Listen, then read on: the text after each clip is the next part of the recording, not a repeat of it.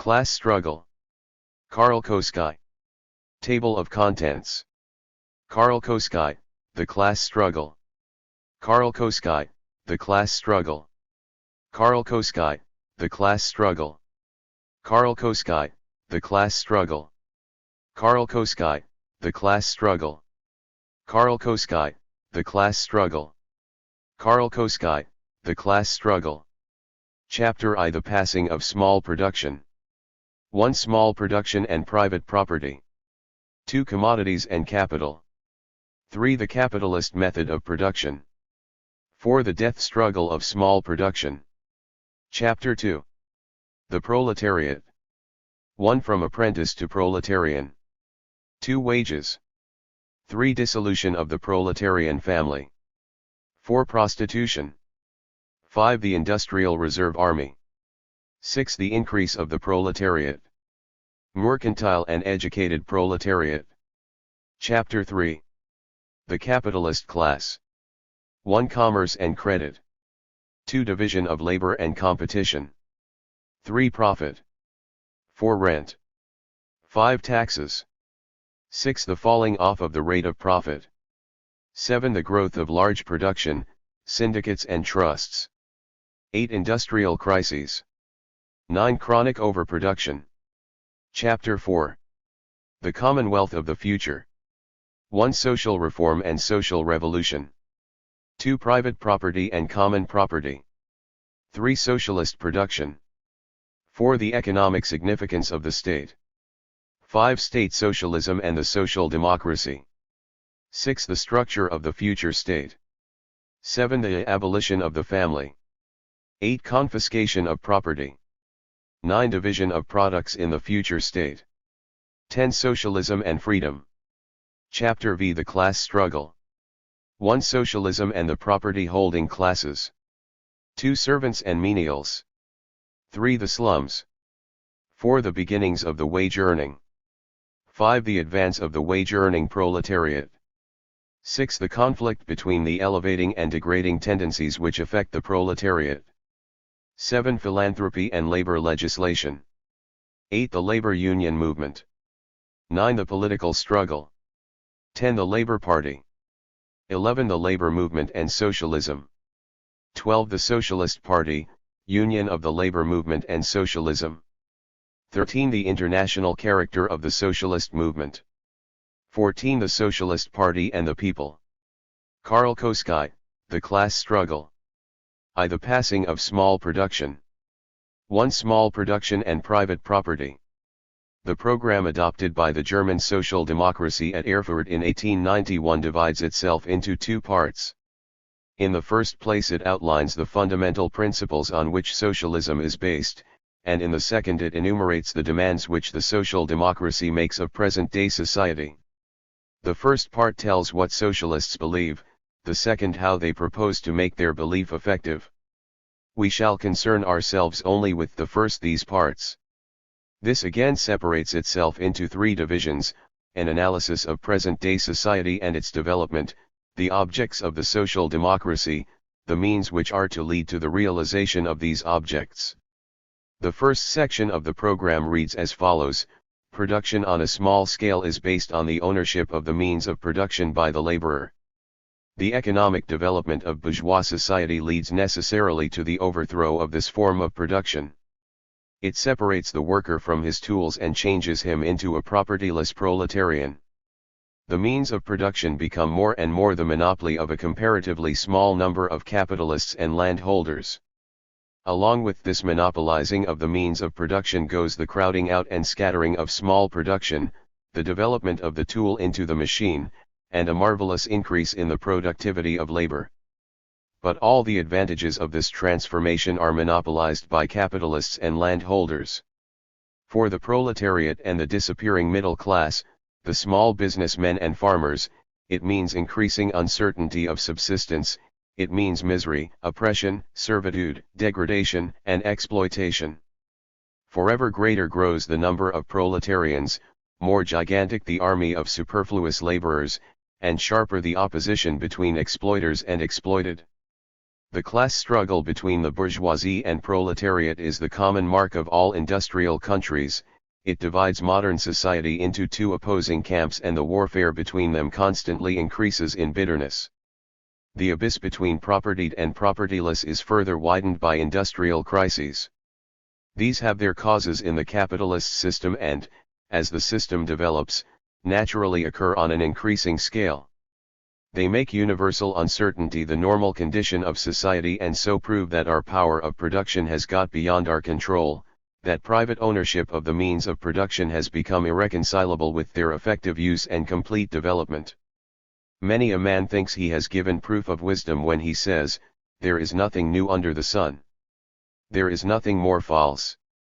Modern science shows that nothing is stationary, that in society, just as in external nature, a continuous development is discoverable.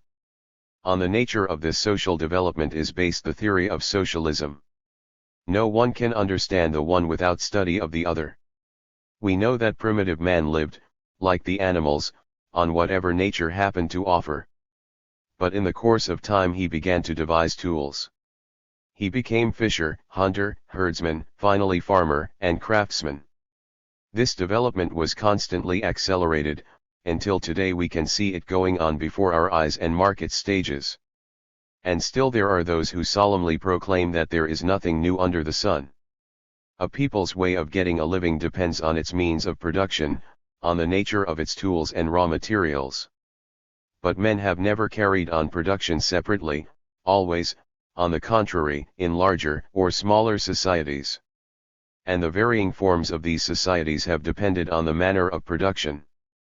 The development of society, therefore, corresponds to a development of the manner of production. The forms of society and the relations of its members are intimately connected with the forms of property which it maintains. Hand in hand with the development of production goes a development of property. So long as labor was performed with comparatively simple tools which each laborer could possess, it went without saying that he owned the product of his toil. But as the means of production have changed, this notion of property right has passed away. We shall examine the course of development which has brought this about. 2. Commodities and capital. The beginnings of capitalist society are to be found in agriculture and handicraft. Originally the agricultural family satisfied all of its own needs. It produced all the food, clothing, and tools for its own members and built its own house. It produced as much as it needed and no more. With the advance in the methods of farming, however, it came about that more was produced than enough to satisfy the immediate needs of the family. This placed the family in a position to purchase weapons, tools, or articles of luxury, which it could not produce itself. Through this exchange products became commodities. A commodity is a product designed for exchange. The wheat the farmer produces for his own consumption is not a commodity, the wheat he produces to sell is a commodity. Selling is nothing more nor less than trading a commodity for another which is acceptable to all, gold, for example.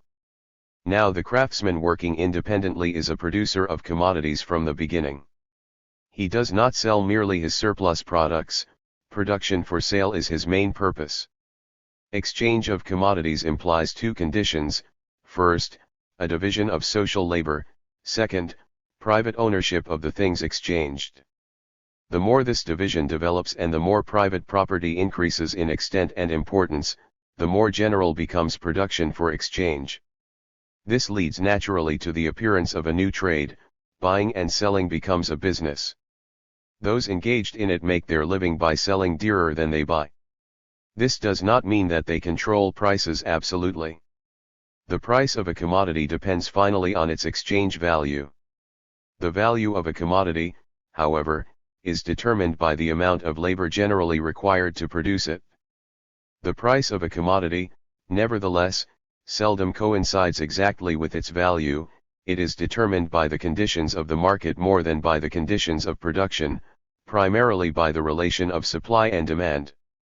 The farmer or craftsman buys for consumption, the tradesman buys to sell. Now money used for this latter purpose is capital. One cannot say of any commodity or sum of money that by its very nature it is capital. That depends on the use to which it is put.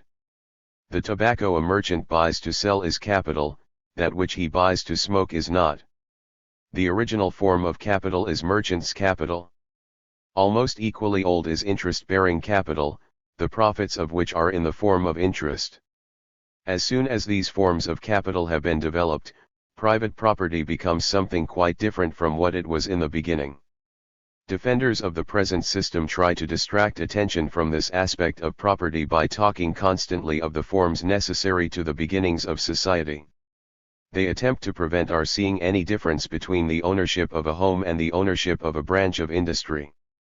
At the stage of economic development now under discussion, the income of the craftsman or laborer depends somewhat on his industry and skill. But it can never go beyond a fixed limit. That of the tradesman, however, is determined only by the amount of his capital. The possibilities of labor are limited, those of capital are unlimited. So we have here a condition that would naturally lead to social development.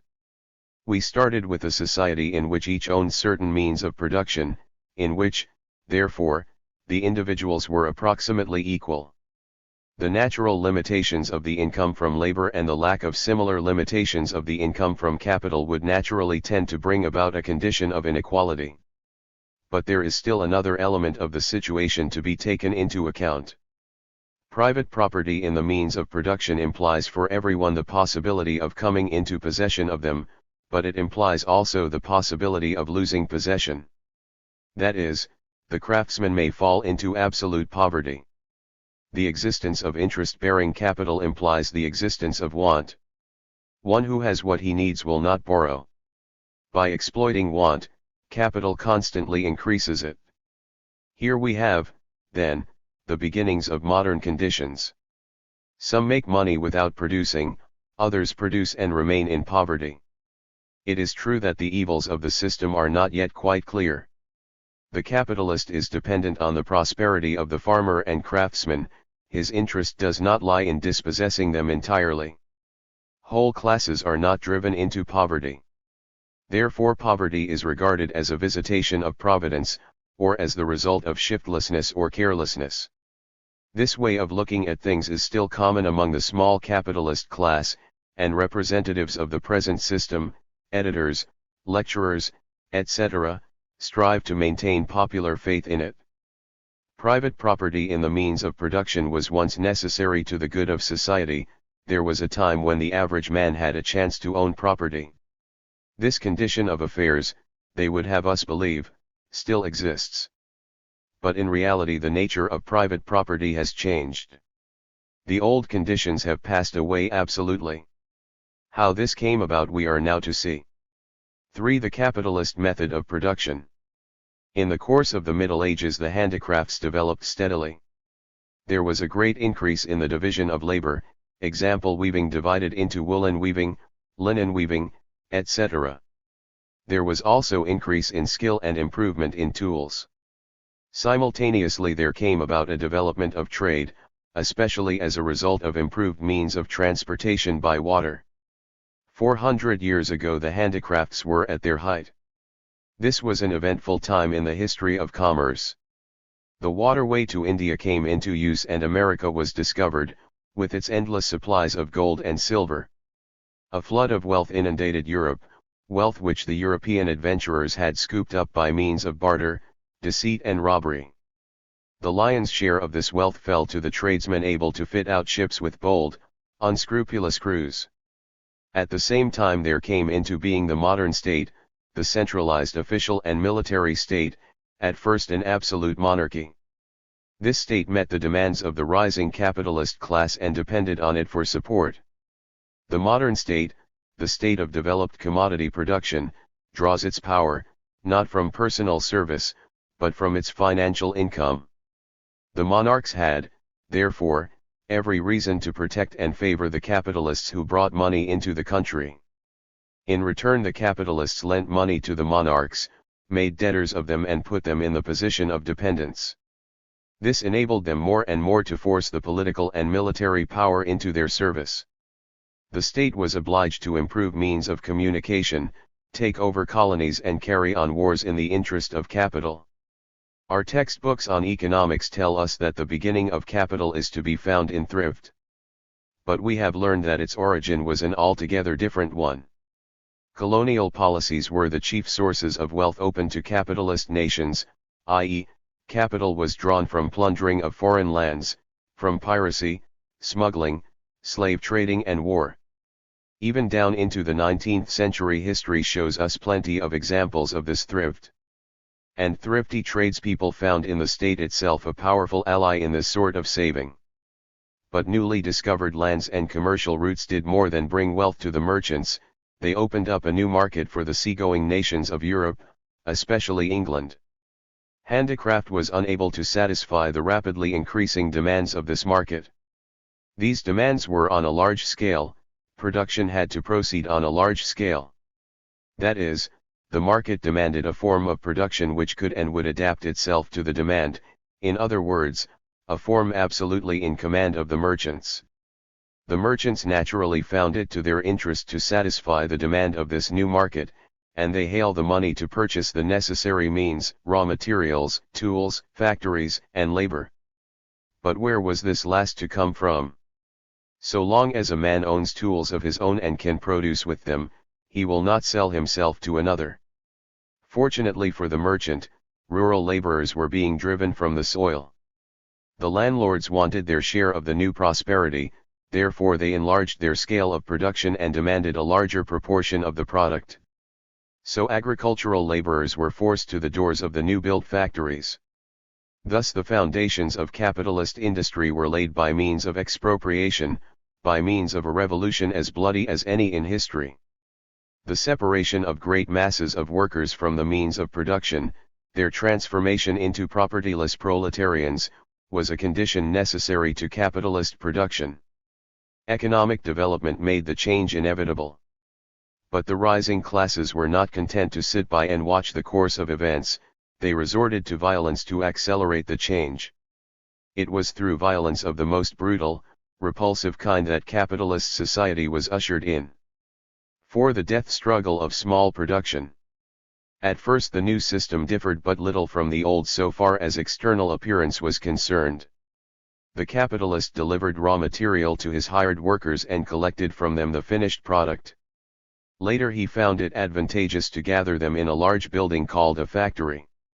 As soon as workers produced together in a factory, it was discovered that a division of labor increased the profits.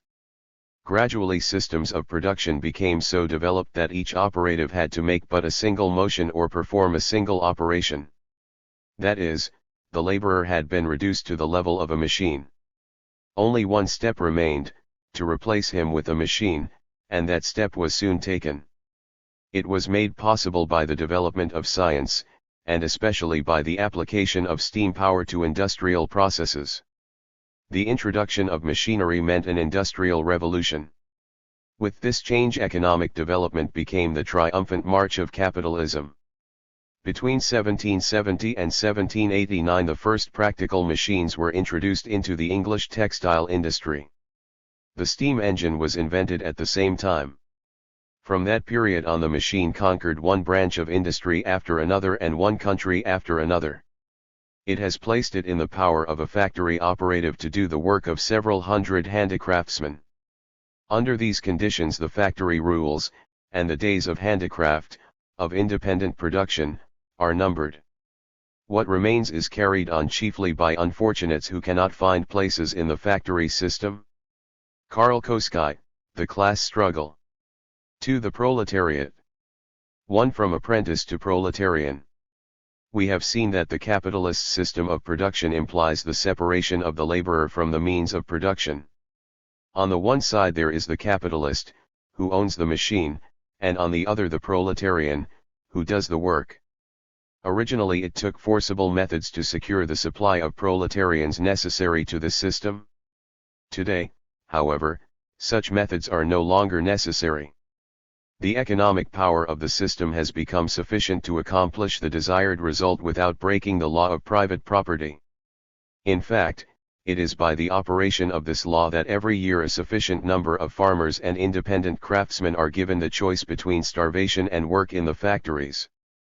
That the number of the proletariat is steadily on the increase is such a palpable fact that no one attempts to deny it, not even those who would make us believe that society today rests on the same basis as it did 100 years ago, and who try to paint the picture of the small producer in rosy colors.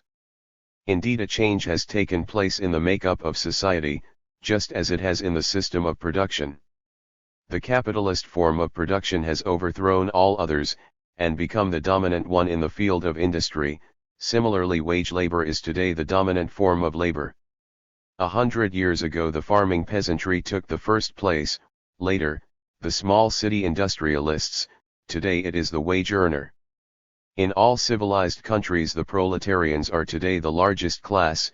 It is their condition and modes of thought that tend to control those of all the other divisions of labor.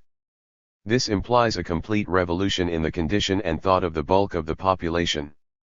The conditions of the proletariat differ radically from those of all former categories of labor. The small farmer, the artisan, the small producers generally, were the owners of the product of their labor by reason of their ownership of the means of production. The product of the labor of the proletarian does not belong to him, it belongs to the capitalist, to the owner of the requisite instruments of production. True enough, the proletarian is paid by the capitalist, but the value of his wages is far below that of his product. When the capitalist in industry purchases the only commodity which the proletarian can offer for sale, that is, his labor power, he does so for the sole purpose of utilizing it in a profitable way. The more the working man produces, the larger the value of his product. If the capitalist were to work his employees only long enough to produce the worth of the wages he pays them, he would clear no profits. But his capital cries for profits and finds in him a willing listener. The longer the time is extended during which the workmen labor in the service of the capitalists, over and above the time needed to cover their wages, the larger is the value of their product, the larger is the surplus over and above the capitalist outlay in wages, and the larger is the percent of exploitation to which these workmen are subjected. This exploitation of labor finds a limit only in the powers of endurance of the working people and in the resistance they may be able to offer to their exploiters. In capitalist production, the capitalist and the wage earner are not fellow workers, as were the employer and employed in previous industrial epochs. The capitalist soon develops into, and remains, essentially a merchant. His activity, in so far as he is at all active, limits itself, like that of the merchant, to the operations of the market. His labors consist in purchasing as cheaply as possible the raw material, labor power, and other essentials, and selling the finished products as dearly as possible. Upon the field of production itself he does nothing except to secure the largest quantity of labor from the workmen for the least possible amount of wages, and thereby to squeeze out of them the largest possible quantity of surplus values. In his relation to his employees he is not a fellow worker, he is only a driver and exploiter. The longer they work, the better off he is not tired out if the hours of labor are unduly extended, he does not perish if the method of production becomes a murderous one. The capitalist is vastly more reckless of the life and safety of his operatives than the master workman of former times. Extension of the hours of labor, abolition of holidays, introduction of night labor, damp and overheated factories filled with poisonous gases, such are the improvements which the capitalist mode of production has introduced for the benefit of the working class. The introduction of machinery increases still further the danger to life and limb for the working man. The machine system fetters him to a monster that moves perpetually with a gigantic power and with insane speed. Only the closest, never flagging attention can protect the working man attached to such a machine from being seized and broken by it. Protective devices cost money, the capitalist does not introduce them unless he is forced to do it. Economy being the much vaunted virtue of the capitalist, he is constrained by it to save room and to squeeze as much machinery as possible into the workshop. What cares he that the limbs of his working men are thereby endangered? Working men are cheap, but large, airy workshops are dear.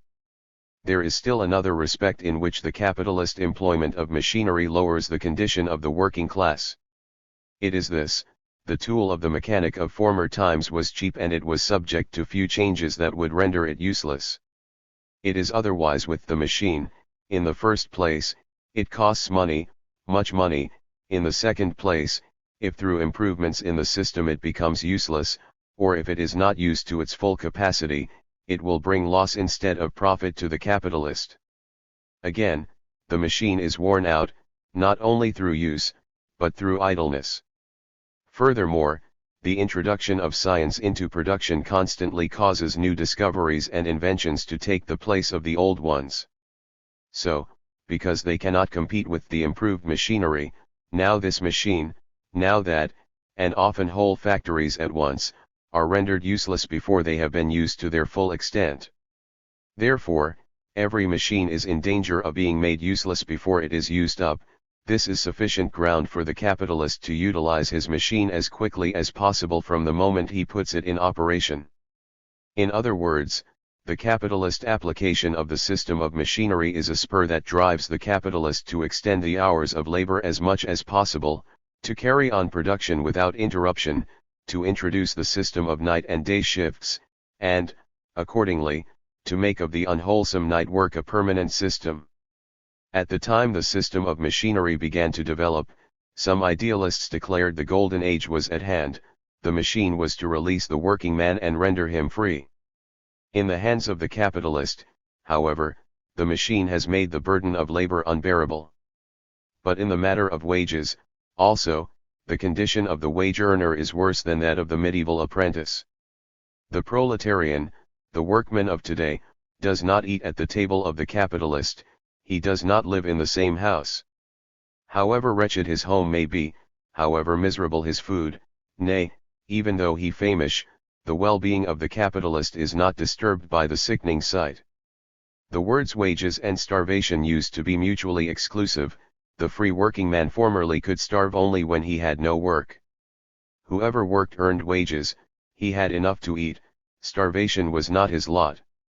For the capitalist system was reserved the unenviable distinction of reconciling these two opposites, wages and starvation, raising starvation wages into a permanent institution, even into a prop of the present social system. 2. Wages.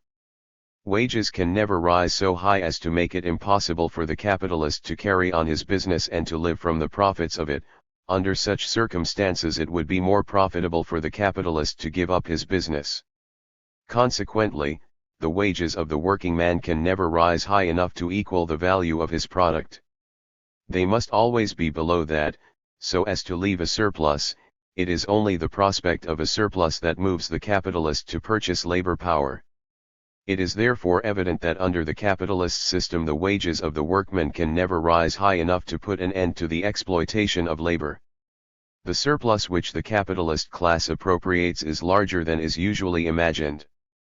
It covers not only the profits of the manufacturer, but many other items that are usually credited to the cost of production and exchange. It covers, for instance, rent, interest on loans, salaries, merchants' profits, taxes, etc. All these have to be subtracted from the surplus, that is, the excess of the value of the product over the wages of the working man. It is evident that this surplus must be a considerable one if a concern is to pay. It is clear that the wages of the working man cannot rise high enough to be even approximately equal to the value of his profit. The capitalist system means under all circumstances the exploitation of the wage workers. It is impossible to abolish this exploitation without abolishing the system itself. And the exploitation must be great even where wages are high. But wages rarely reach the highest point which even these circumstances would permit. More often they are found to be nearer to the lowest possible point. This point is reached when the wages do not supply the workman with even the barest necessities. When the workman not only starves, but starves rapidly, all work is at an end. The wages swing between these two extremes. The less the necessities of the workman, the larger the supply of labor on the market, and the slighter the capacity of the working man for resistance, the lower wages sink. In general, wages must be high enough to keep the working man in a condition to work, or, to speak more accurately, They must be high enough to secure to the capitalist the measure of labor power which he needs. In other words, wages must be high enough, not only to keep the working men in a condition to work, but also in a condition to produce children to replace them. Now industrial development exhibits a tendency, most pleasing to the capitalist, to lower the necessities of the working man and to decrease his wages in proportion. There was a time when skill and strength were requisites for a working man. The period of apprenticeship was long, the cost of training considerable. Now, however, the progress made in the division of labor and the introduction of machinery render skill and strength in production more and more superfluous. They make it possible to substitute unskilled and cheap workmen for skilled ones, and, consequently, to put weak women and even children in the place of men. In the early stages of manufacturing this tendency is already perceptible, but not until machinery is introduced into production do we find the wholesale exploitation of women and children, the most helpless among the helpless. Originally, the wage earner had to earn wages high enough to defray, not only his own expenses, but also those of his family, in order to enable him to propagate himself and to bequeath his labor power to others. Without this process the heirs of the capitalists would find no proletarians ready-made for exploitation. When, however, the wife and young children of the working man are able to take care of themselves, the wages of the male worker can safely be reduced to the level of his own personal needs without the risk of stopping the fresh supply of labor power. The labor of women and children, moreover, affords the additional advantage that these are less capable of resistance than men, and their introduction into the ranks of the workers increases tremendously the quantity of labor that is offered for sale in the market. Accordingly, the labor of women and children not only lowers the necessities of the working man, it also diminishes his capacity for resistance in that it overstocks the market. Owing to both these circumstances it lowers the wages of the working man. 3. Dissolution of the proletarian family. The participation of women in industrial pursuits means the total destruction of the family life of the working man without substituting for it a higher form of the family relation. The capitalist system of production does not in most cases destroy the single household of the working man, but robs it of all but its unpleasant features. The activity of woman today in industrial pursuits does not mean to her freedom from household duties, it means an increase of her former burdens by a new one. But one cannot serve two masters. The household of the working man suffers whenever his wife must help to earn the daily bread. Present society offers, in the place of the individual household which it destroys, only miserable substitutes, soup houses and day nurseries, where crumbs of the physical and mental sustenance of the rich are cast to the lower classes. Socialists are charged with an intent to abolish the family. We do know that every system of production has had a special form of household to which corresponds a special system of family relationship. We do not consider the existing form of the family the highest possible, and we do expect that a new and improved social system will develop a new and higher form of family relationship. But to hold this view is a very different thing from trying to dissolve all family bonds. Those who do destroy the family bonds, who not only mean to, but actually do destroy them right under our eyes, are not the socialists, but the capitalists. Many a slaveholder has in former times torn husband from wife and parents from children, but the capitalists have improved upon the abominations of slavery. They tear the infant from the breast of its mother and compel her to entrust it to strangers' hands. And yet a society in which hundreds of thousands of such instances are a daily occurrence, a society whose upper classes promote benevolent institutions for the purpose of making easy the separation of the mothers from their babies, such a society has the effrontery to accuse the socialists of trying to abolish the family, because they, basing their opinion on the fact that the family has ever been one of the reflexes of the system of production, foresee that further changes in that system must also result in a more perfect family relationship. 4. Prostitution. Hand in hand with the accusation on the subject of family bonds goes the charge that socialists aim at community of wives. This charge is as false as the other.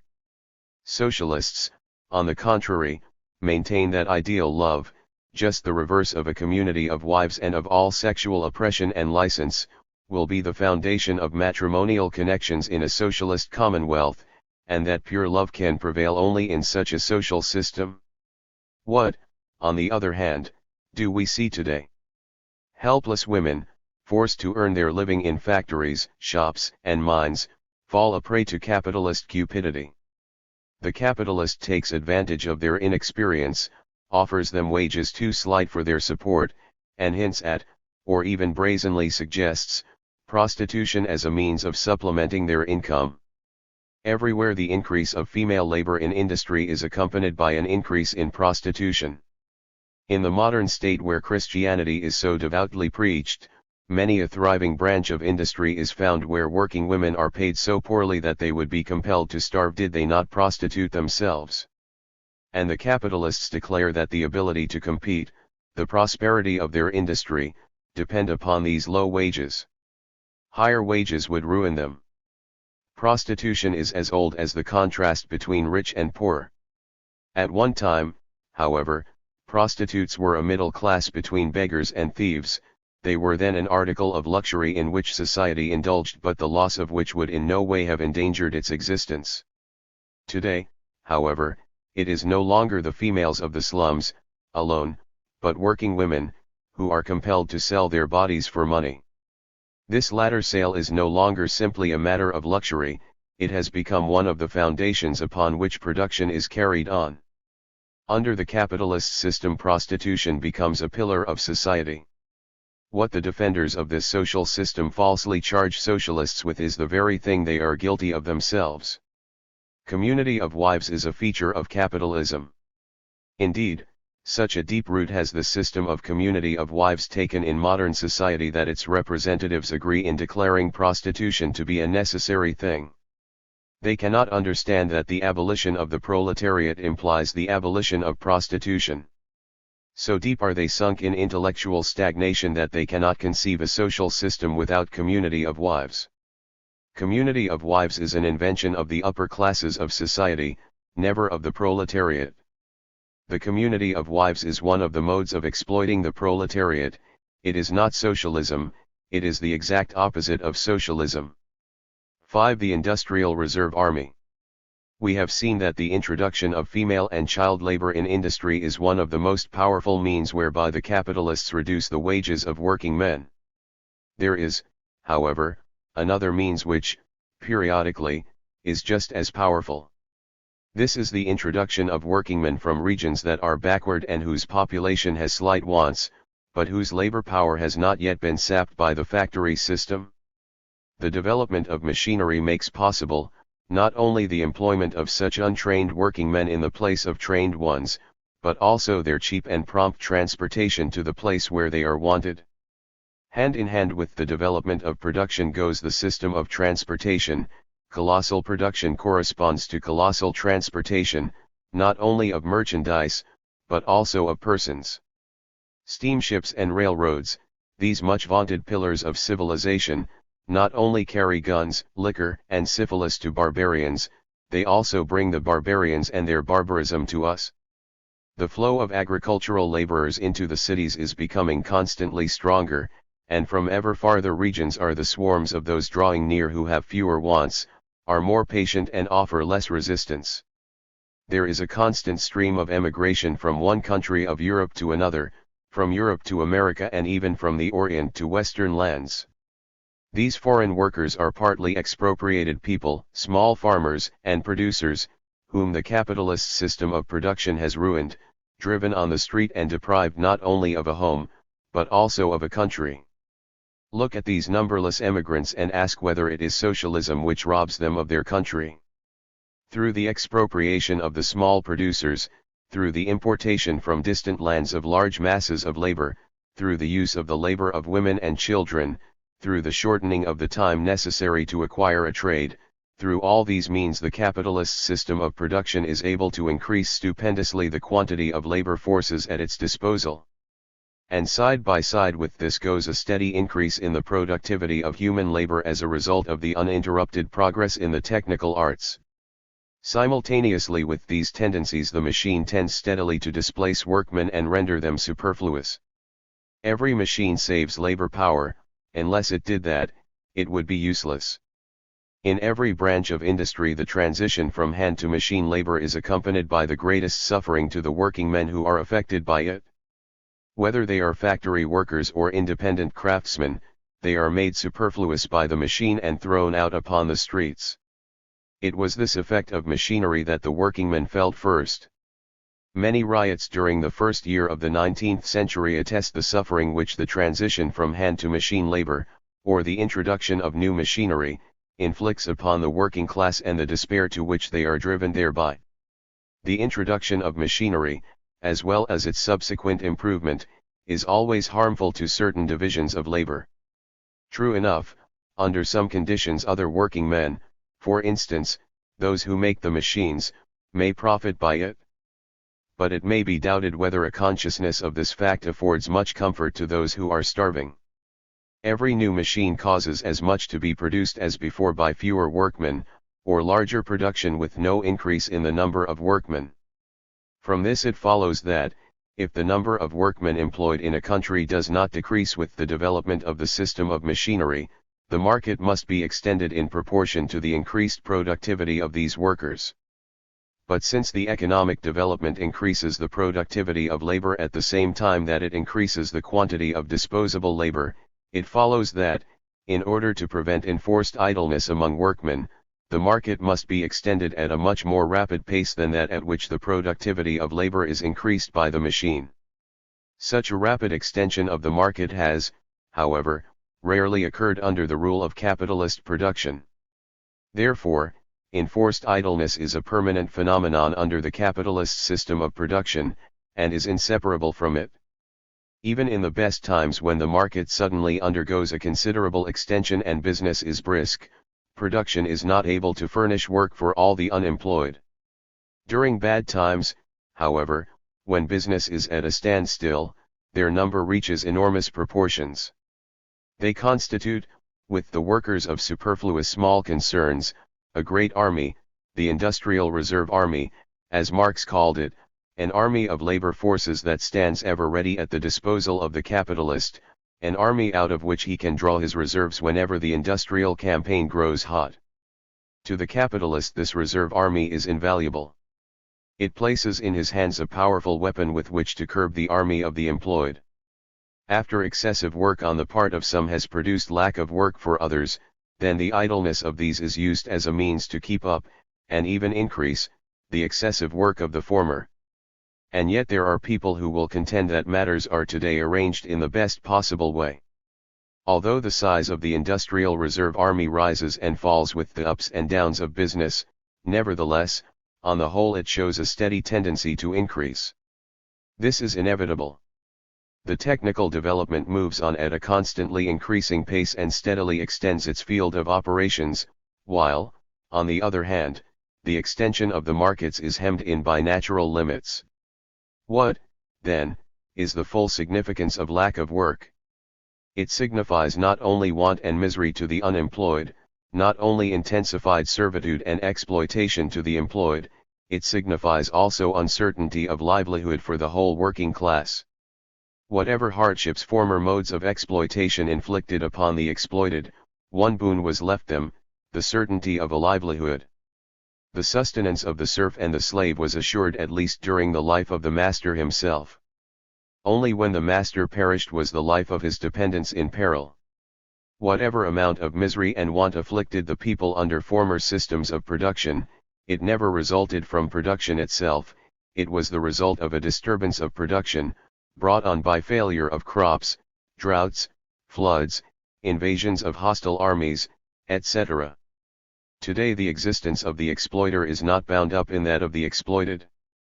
At any moment the workman, with his wife and children, can be thrown upon the street and given over to starvation without the exploiter, whom he has made rich, being the worse for it. The misery of enforced idleness is today rarely the result of a disturbance in production caused by outside influences, it is the necessary result of the development of the present system of production. Just the reverse happens of what occurred under the former systems of production.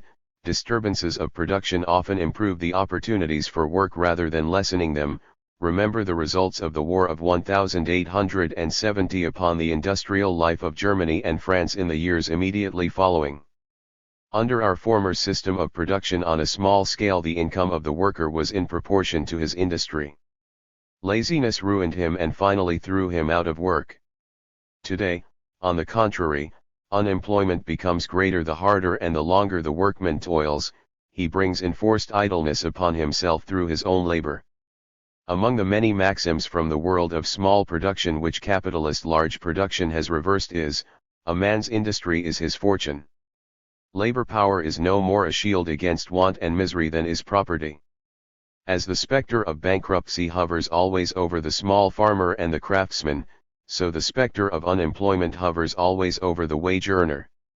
Of all the ills which attend the present system of production, the most trying, that which harrows men's souls deepest and pulls up by the roots every instinct of conservatism, is the permanent uncertainty of a livelihood. This constant uncertainty as to one's own condition undermines one's belief in the permanence of the existing order and one's interest in its preservation. Whoever is kept in eternal fear by the existing order loses all fear of a new one. Excessive work, lack of work, the destruction of the family, these are the gifts that the capitalist system of production brings to the proletariat, and at the same time it forces more and more of the population into proletarian conditions of living. 6. The increase of the proletariat. Mercantile and educated proletariat.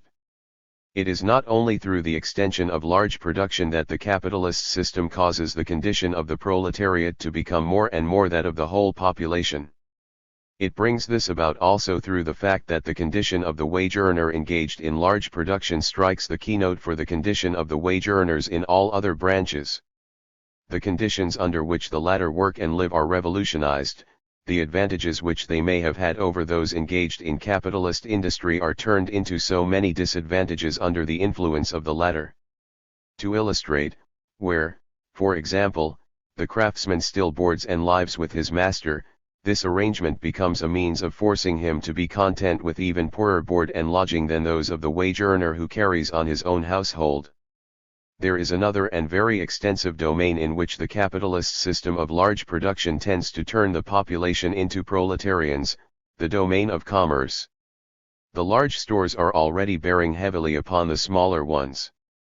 The number of small stores does not, for that reason, diminish. On the contrary, it increases. The small store is the last refuge of the bankrupt small producer. Were the small stores actually crowded out, the ground would be wholly taken from under the feet of the small traders, they would then be thrust forthwith below the class of the proletariat, into the slums, they would be turned into beggars, vagabonds, and candidates for the penitentiary, a wonderful social reform. But it is not in the reduction of the number of small stores, it is in the debasement of their character that the influence of large production manifests itself in commerce. The small trader deals in ever worse and cheaper goods, his life becomes more precarious, more proletarian. In the large stores, on the contrary, there is constant increase in the number of employees, genuine proletarians without prospect of ever becoming independent. Child labor, the labor of women, with its accompaniment of prostitution, excessive work, lack of work, starvation wages, all the symptoms of large production, appear also in increasing quantity in the domain of commerce. Steadily the condition of the employees in this department approaches that of the proletarians in the department of production. The only difference perceptible between the two is that the former preserve the appearances of a better living, which requires sacrifices unknown to the industrial proletarians. There is still a third category of proletarians that has gone far on the road to its complete development, the educated proletarians. Education has become a special trade under our present system. The measure of knowledge has increased greatly and grows daily. Capitalist society and the capitalist state are increasingly in need of men of knowledge and ability to conduct their business, in order to bring the forces of nature under their power.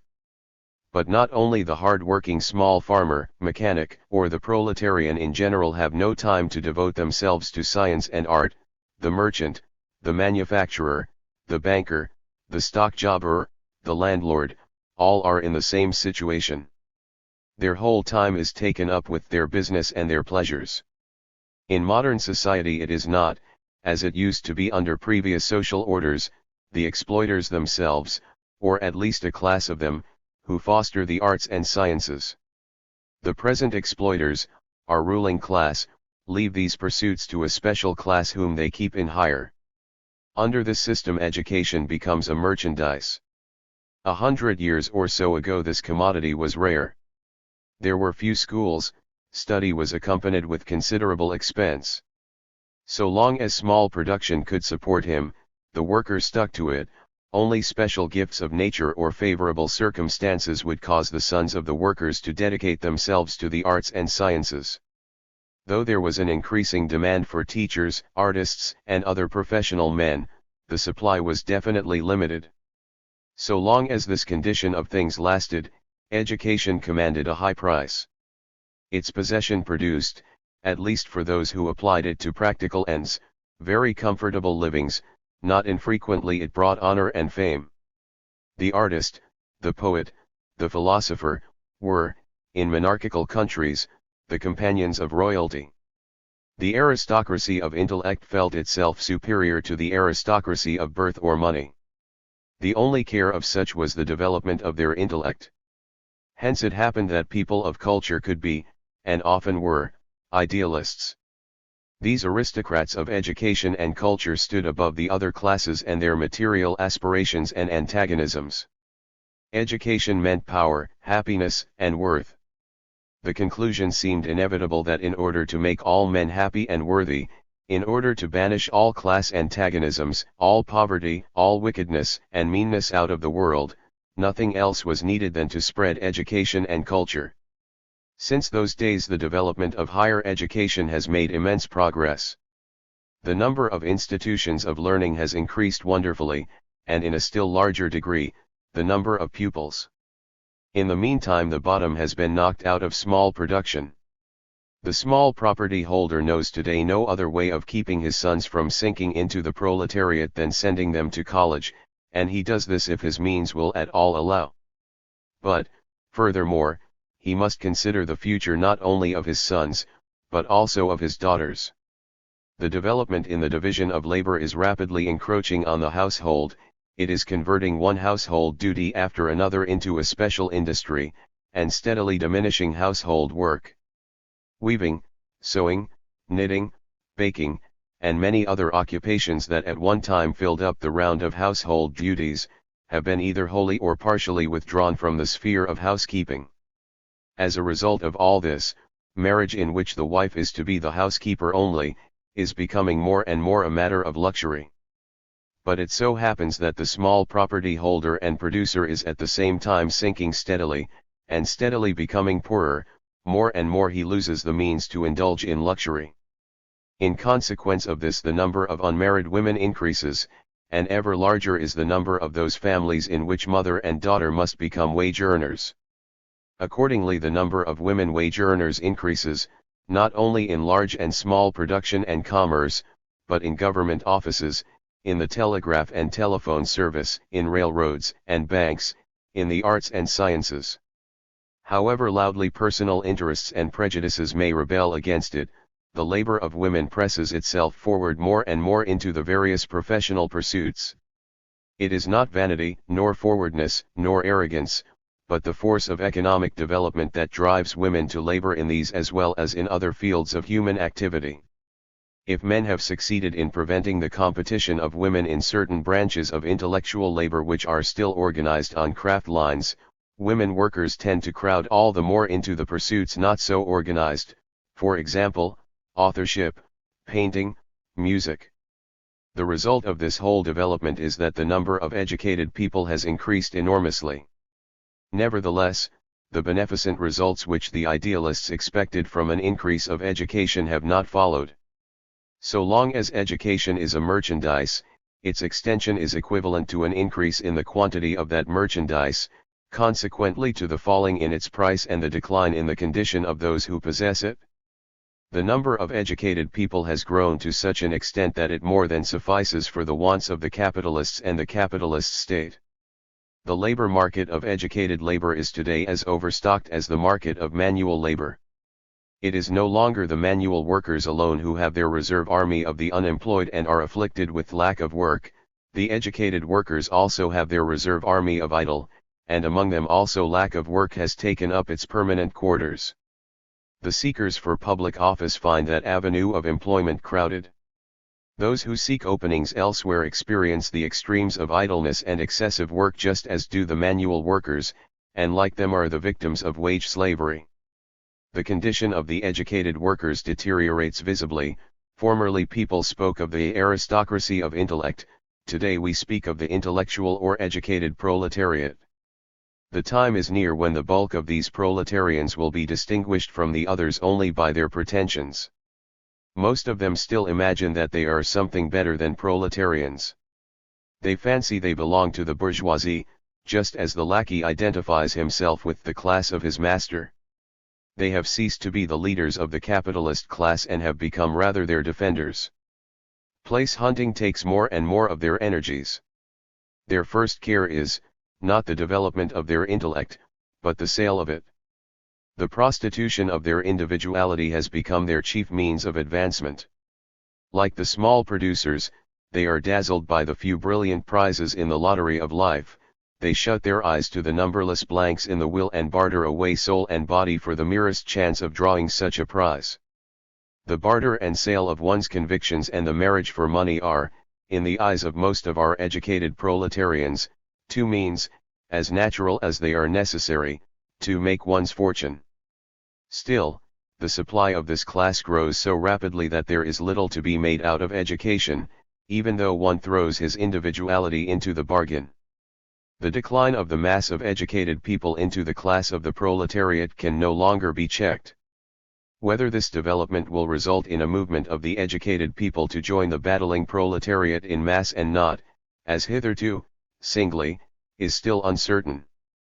This, however, is certain: the fact that the educated people are being forced into the proletariat has closed to the proletarians the only gate through which its members could, by dint of their own unaided efforts, escape into the class above. The possibility of the wage earner becoming a capitalist is, in the ordinary run of events, out of the question. Sensible people do not consider the chance of winning a prize in a lottery or of falling heir to the wealth of some unknown relative when they deal with the condition of the working class. Under certain particularly favorable conditions it has sometimes happened that a workman succeeded, through great privations, in saving up enough to start a little industry of his own, or to set up a little retail shop, or to give his son a chance to study and become something better than his father. But it was always ridiculous to hold out such possibilities to the workman as a means of improving his condition. In the ordinary course of events the working man may thank his stars if he is at all able, even during good times, to lay by enough not to remain empty-handed when work becomes slack. Today, however, to hold out such hopes to working men is more ridiculous than ever. The economic development makes saving not only more difficult, but it renders it impossible for a working man, even if he succeeds in saving something, to pull himself and his children out of the class of the proletariat. To invest his little savings in some small independent industry were for him to fall from the frying pan into the fire. 10 to 1 he will be thrown back to his previous condition, with the bitter experience that the small producer can no longer keep his head above water, an experience which he will have purchased with the loss of his hard-earned savings. Today, whichever way the proletarian may turn, he finds awaiting him the same proletarian conditions of life. These conditions pervade society more and more. In all countries the mass of the population has sunk to the level of the proletariat. To the individual proletarian the prospect has vanished of ever being able, by his own efforts, to pull himself out of the quagmire into which the present system of production has pushed him. The individual proletarian can accomplish his own redemption only with the redemption of his whole class. 3. The capitalist class. 1. Commerce and credit. In countries where the capitalist system of production prevails, the masses of the people are forced down to the condition of proletarians, that is to say, of workers who are divorced from their instruments of production so that they can produce nothing by their own efforts, and, therefore, are compelled to sell the only commodity they possess, their labor power. To this class, also, belong the majority of the farmers, small producers, and traders. The little property they still possess today is but a thin veil, calculated rather to conceal than to prevent their dependence and exploitation. Over against this class we find a small group of property holders, capitalists and landlords, who alone possess the most important means of production and the most important sources of livelihood, the exclusive ownership of which invests them with the power to subjugate the class of propertyless and to exploit them. While the majority of the people sink ever deeper in want and misery, this small group of capitalists and landlords, together with their parasites, appropriate all the tremendous advantages that have been wrung from nature, especially through the progress made by the natural sciences and their practical application. There are three sorts of capital: merchant's capital, interest-bearing capital and industrial capital. The last of these is the youngest. Perhaps it is not as many 100 years old as the other two are thousands. But the youngest of these brothers has grown faster, much faster, than either of his seniors. He has become a giant who has enslaved and forced them into his service. In its classic form, small production was not dependent on commerce. The farmer and the mechanic could acquire the means of production, in so far as they needed any, direct from the producer. Furthermore, they could sell their product directly to the consumer. Commerce, at that stage of economic development, catered chiefly to luxury. It was not then a matter of necessity, either for the promotion of production or for the support of society. Capitalist production, however, is from the very start dependent upon commerce, and vice versa. From a certain stage on, commerce needs capitalist production for its further development. The further the capitalist system of production extends, and the more dominant it becomes, the more requisite is the development of commerce to the whole industrial life. Commerce today no longer caters simply to superfluity and luxury. The whole system of production, yes, even the sustenance of the people, in a capitalist country depends now upon the free and unrestricted action of commerce. This is one of the reasons why war is more devastating than ever. It interrupts commerce, and that has become equivalent to a stoppage of production, to a suspension of economic life, and to an industrial ruin that spreads beyond the field of battle and is not less mischievous than the devastation that takes place there. As important as the development of commerce is that of interest to the capitalist system of production. In the days of the small producer, the money lender was simply a parasite, who profited by the distress or improvidence of others. The money which he lent to others was, as a rule, put to unproductive uses. If, for instance, a nobleman borrowed money, he did so to spend it in pleasure. If a farmer or mechanic borrowed money, it was mainly to pay his taxes or the cost of lawsuits. In those days lending at interest was considered immoral and was everywhere condemned. Under the capitalist system of production this has all changed. Money is now a means whereby to establish a capitalist industry, to buy and to exploit labor power. When today a capitalist raises money in order to establish a factory, or to enlarge one already in existence, it does not follow, provided, of course, that his undertaking prosper, that his previous income will be reduced by the interest on the loan. The loan, on the contrary, helps him to exploit labor power, consequently, to increase his income by an amount larger than the interest he will have to pay. Therefore, under the capitalist system of production, lending has lost its original character. Its role as a means for the exploitation of distress or improvidence is pushed to the rear by a new one, that of fructifying the capitalist system of production, that is to say, of enabling it to develop faster than it otherwise would by the mere hoarding of capital in the vaults of industrial capitalists. The horror once entertained for a lender has come to an end. He now becomes a spotless character and receives a new and euphonious name, creditor. Simultaneously with this metamorphosis, the principal current of interest-bearing capital underwent a change. The money which the lenders heaped up in their vaults flowed formerly out of those reservoirs, through 1,000 channels, into the hands of the non-capitalists. Today, on the contrary, the vaults of the lenders, the institutions of credit, have become the reservoirs into which there flow, through 1,000 channels, money from non-capitalists, and out of which this money is then conveyed to the capitalist.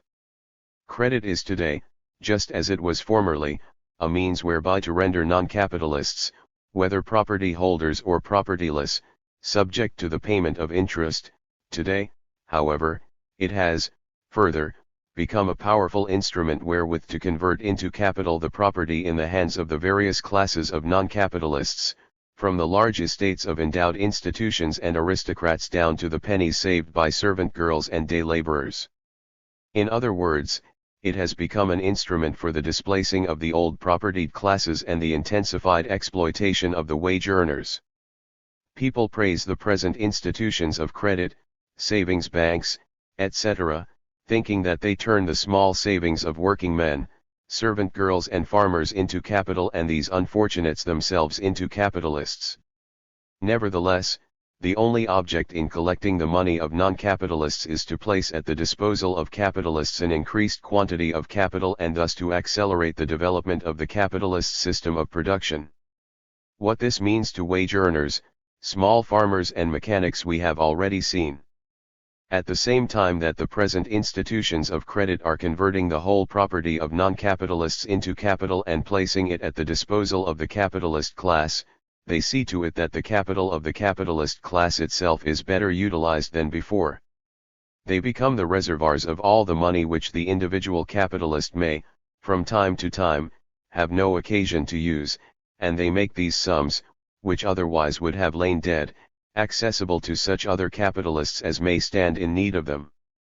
Furthermore, they make it possible to convert merchandise into money before it is sold, and thereby diminish the quantity of capital formerly needed in a given business undertaking. Through all these means the quantity and power of the capital at the disposal of the capitalist class is enormously increased. Hence it is that credit has now become one of the most powerful levers of the capitalist system of production. Next to the great development of machinery and the creation of the reserve army of unemployed labor, credit is the principal cause of the rapid development of the present system. Credit is, however, much more sensitive than commerce to any disturbance. Every shock it receives is felt throughout the economic organization. Many political economists have looked upon credit as a means whereby people without any, or with little, property could be turned into capitalists. But, as its name indicates, credit rests upon the confidence of him who gives, in him who takes, credit. The more the latter possesses, the greater is the security that he offers, and the greater is the security that he enjoys. Consequently, credit is only a means whereby more money may be furnished to the capitalists than they possess, thereby to increase their preponderance and to draw sharper the social antagonisms, instead of to weaken or remove them. To sum up, credit is not only a means whereby to develop the capitalist system of production more rapidly, and to enable it to turn to use every favorable opportunity, it is also a means whereby to promote the downfall of small production, and, lastly, it is a means to render modern industry more and more complicated and liable to disturbance, to carry the feeling of uncertainty into the ranks of the capitalists themselves and to make the ground upon which they move ever more uncertain. 2. Division of labor and competition. While, on the one hand, the industrial development draws commerce and credit in ever close relation with industry, it brings about, on the other hand, an increased division of labor. The various functions which the capitalist has to fulfill in the industrial life, divide more and fall to the part of separate undertakings and institutions. Formerly, it was the merchant's function not only to buy and sell goods, but to store them, and often to carry them to far distant markets. He had to assort his goods, display them, and render them accessible to the individual purchaser. Today there is a division of labor not between wholesale and retail trade only, we find also large undertakings for the transportation and the storing of goods.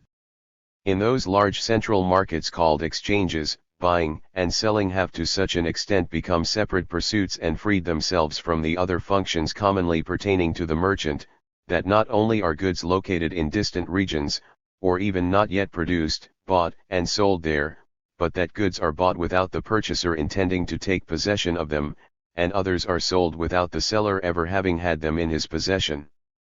In former days a capitalist could not be conceived without the thought of a large safe into which money was collected and out of which he took the funds which he needed to make payments.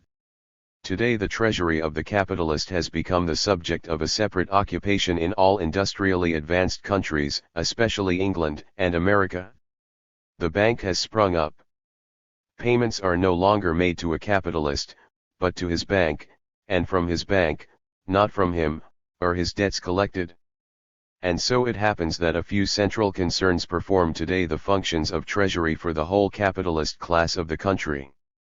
But although the several functions of the capitalist thus become the functions of separate undertakings, they do not become independent of each other except in appearance and legal form. Economically, they remain as closely bound to and dependent upon each other as ever. The functions of any of these undertakings could not continue if those of any of the others with which they are connected were to be interrupted. The more commerce, credit, and industry become interdependent and the more the separate functions of the capitalist class are assumed by separate undertakings, the greater is the dependence of one capitalist upon another.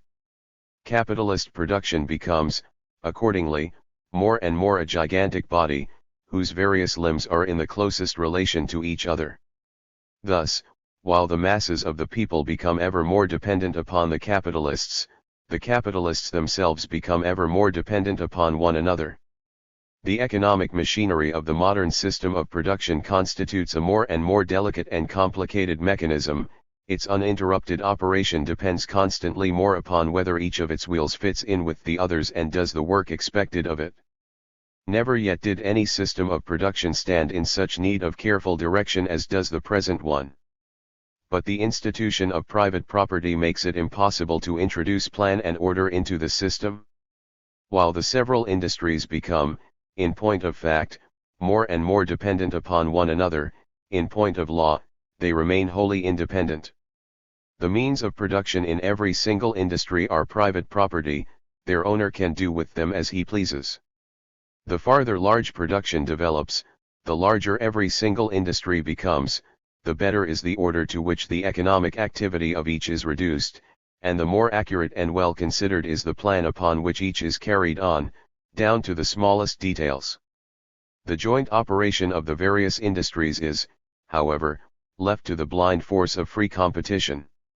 It is at the expense of a prodigious waste of power and of materials and under stress of constantly increasing economic crises that free competition keeps the industrial mechanism in motion. The process goes on, not by putting everyone in his place, but by crushing everyone who stands in the way. This is what is called the survival of the fittest in the struggle for existence. The fact is, however, that competition crushes, not so much the truly unfit, as those who happen to stand in the wrong place, and who lack either the special qualifications or, what is more important, the capital to survive. But competition is no longer satisfied with crushing those who are unequal to the struggle for existence. The destruction of every one of these draws in its wake the ruin of numberless others who were economically connected with the bankrupt concern, wage earners, creditors, etc. Every man is the architect of his own fortune. So runs a favorite proverb. This proverb is an heirloom from the days of small production, when the fate of every single breadwinner, at most that of his family also, depended upon his own personal qualities. Today the fate of every member of a capitalist community depends less and less upon his own individuality, and more upon a thousand circumstances that are wholly beyond his control. Competition no longer brings about the survival of the fittest. 3. Profit. Whence does the capitalist class derive its income? The gains of merchants and lenders' capital consisted originally of the portions which they withheld from the property of those dependent on them, who might represent any of the various classes. It is otherwise with industrial capital. It so happens that in proportion as the capitalist system of production develops, the industrial form of capital overshadows all others and forces them into its service. Furthermore, it can do this only in so far as it returns to them a part of the surplus value which it has drawn from the workers. As a result of this development, the surplus produced by the proletarians becomes more and more the only source from which the whole capitalist class draws its income. As the small industrialist and the small farmer are disappearing and their influence upon modern society is felt ever less, so also are disappearing the old forms of merchants and interest-bearing capital, both of which made their gains by exploiting the non-capitalist classes. Already there are nations without independent artisans and small farmers. England is an instance in point. But no one can conceive of a single modern state without large production. Whoever desires to understand the modern forms of capital must proceed from the industrial form that capital has assumed. The real and increasingly important source from which flow capitalist gains is to be found in the surplus value produced by capital industry. We have in the preceding chapter become acquainted with the surplus value which the industrial proletarian produces and the industrial capital appropriates. We have also seen how the amount of the surplus value produced by the individual laborer increases at a more rapid rate than does his wage. This is brought about by the increase in the amount of labor, introducing labor-saving machinery and cheaper forms of labor. At the same time there is an increase in the number of proletarians. So the amount of the surplus accruing to the capitalist class swells constantly more and more. Unfortunately, however, life's unalloyed enjoyment is not the lot of mortal man. However distasteful it may be to him, the capitalist is compelled to divide with the landowner and the state. And the share claimed by each of these increases from year to year. For rent. When one speaks of the classes which are steadily becoming the sole property holders and exploiters, the monopolists of the instruments of production, distinction must be made between the capitalists and landlords. The land is a peculiar means of production. It is the most necessary of all, without it no human activity is possible, even the sailor and the aeronaut need a point of departure and a landing place. Furthermore, it is a means of production that cannot be increased at pleasure. For all this it must be noted that as yet it has but rarely happened that every inch of ground in any state was actually occupied or used productively by its inhabitants. Even in China there are still wide stretches of unproductive land. In medieval Europe each farmer possessed his buildings and parcel of land. Water, forest, and pasture were municipal property, and there was enough land so that each might be given possession of any which he reduced to cultivation. Then came the development of commodity production. The products of the land now had a exchange value. As a result the land also became, as it were, a product. It had a value. As soon as this occurred the communities began to limit their numbers and take measures to ensure the perpetual possession of lands. They became close corporations. But another class, the feudal lords, were also yearning for the communal property. And in regions where farming on a large scale had developed they succeeded in driving the small farmers from the soil. In the course of events practically all land became the private property of a few. Thus a monopoly has come into existence, and a monopoly of an altogether extraordinary sort. The earth's surface is held by a few, not only against the propertyless proletarian class, but against part of the capitalist class itself. A part of the industrial capitalist class may for a time monopolize a branch of industry, but its monopoly is never absolute or permanent. In these respects the land monopolists have the advantage, their monopoly may be both absolute and lasting. This form of capitalism is most highly developed in England, where a small number of families have possession of all the land. Whoever needs land obtains the use of it only by paying rent. As a rule the capitalist cannot buy land for a factory or dwelling. Thus a part of his profit always goes to the landlord. In most parts of the world, however, the line is not so sharply drawn.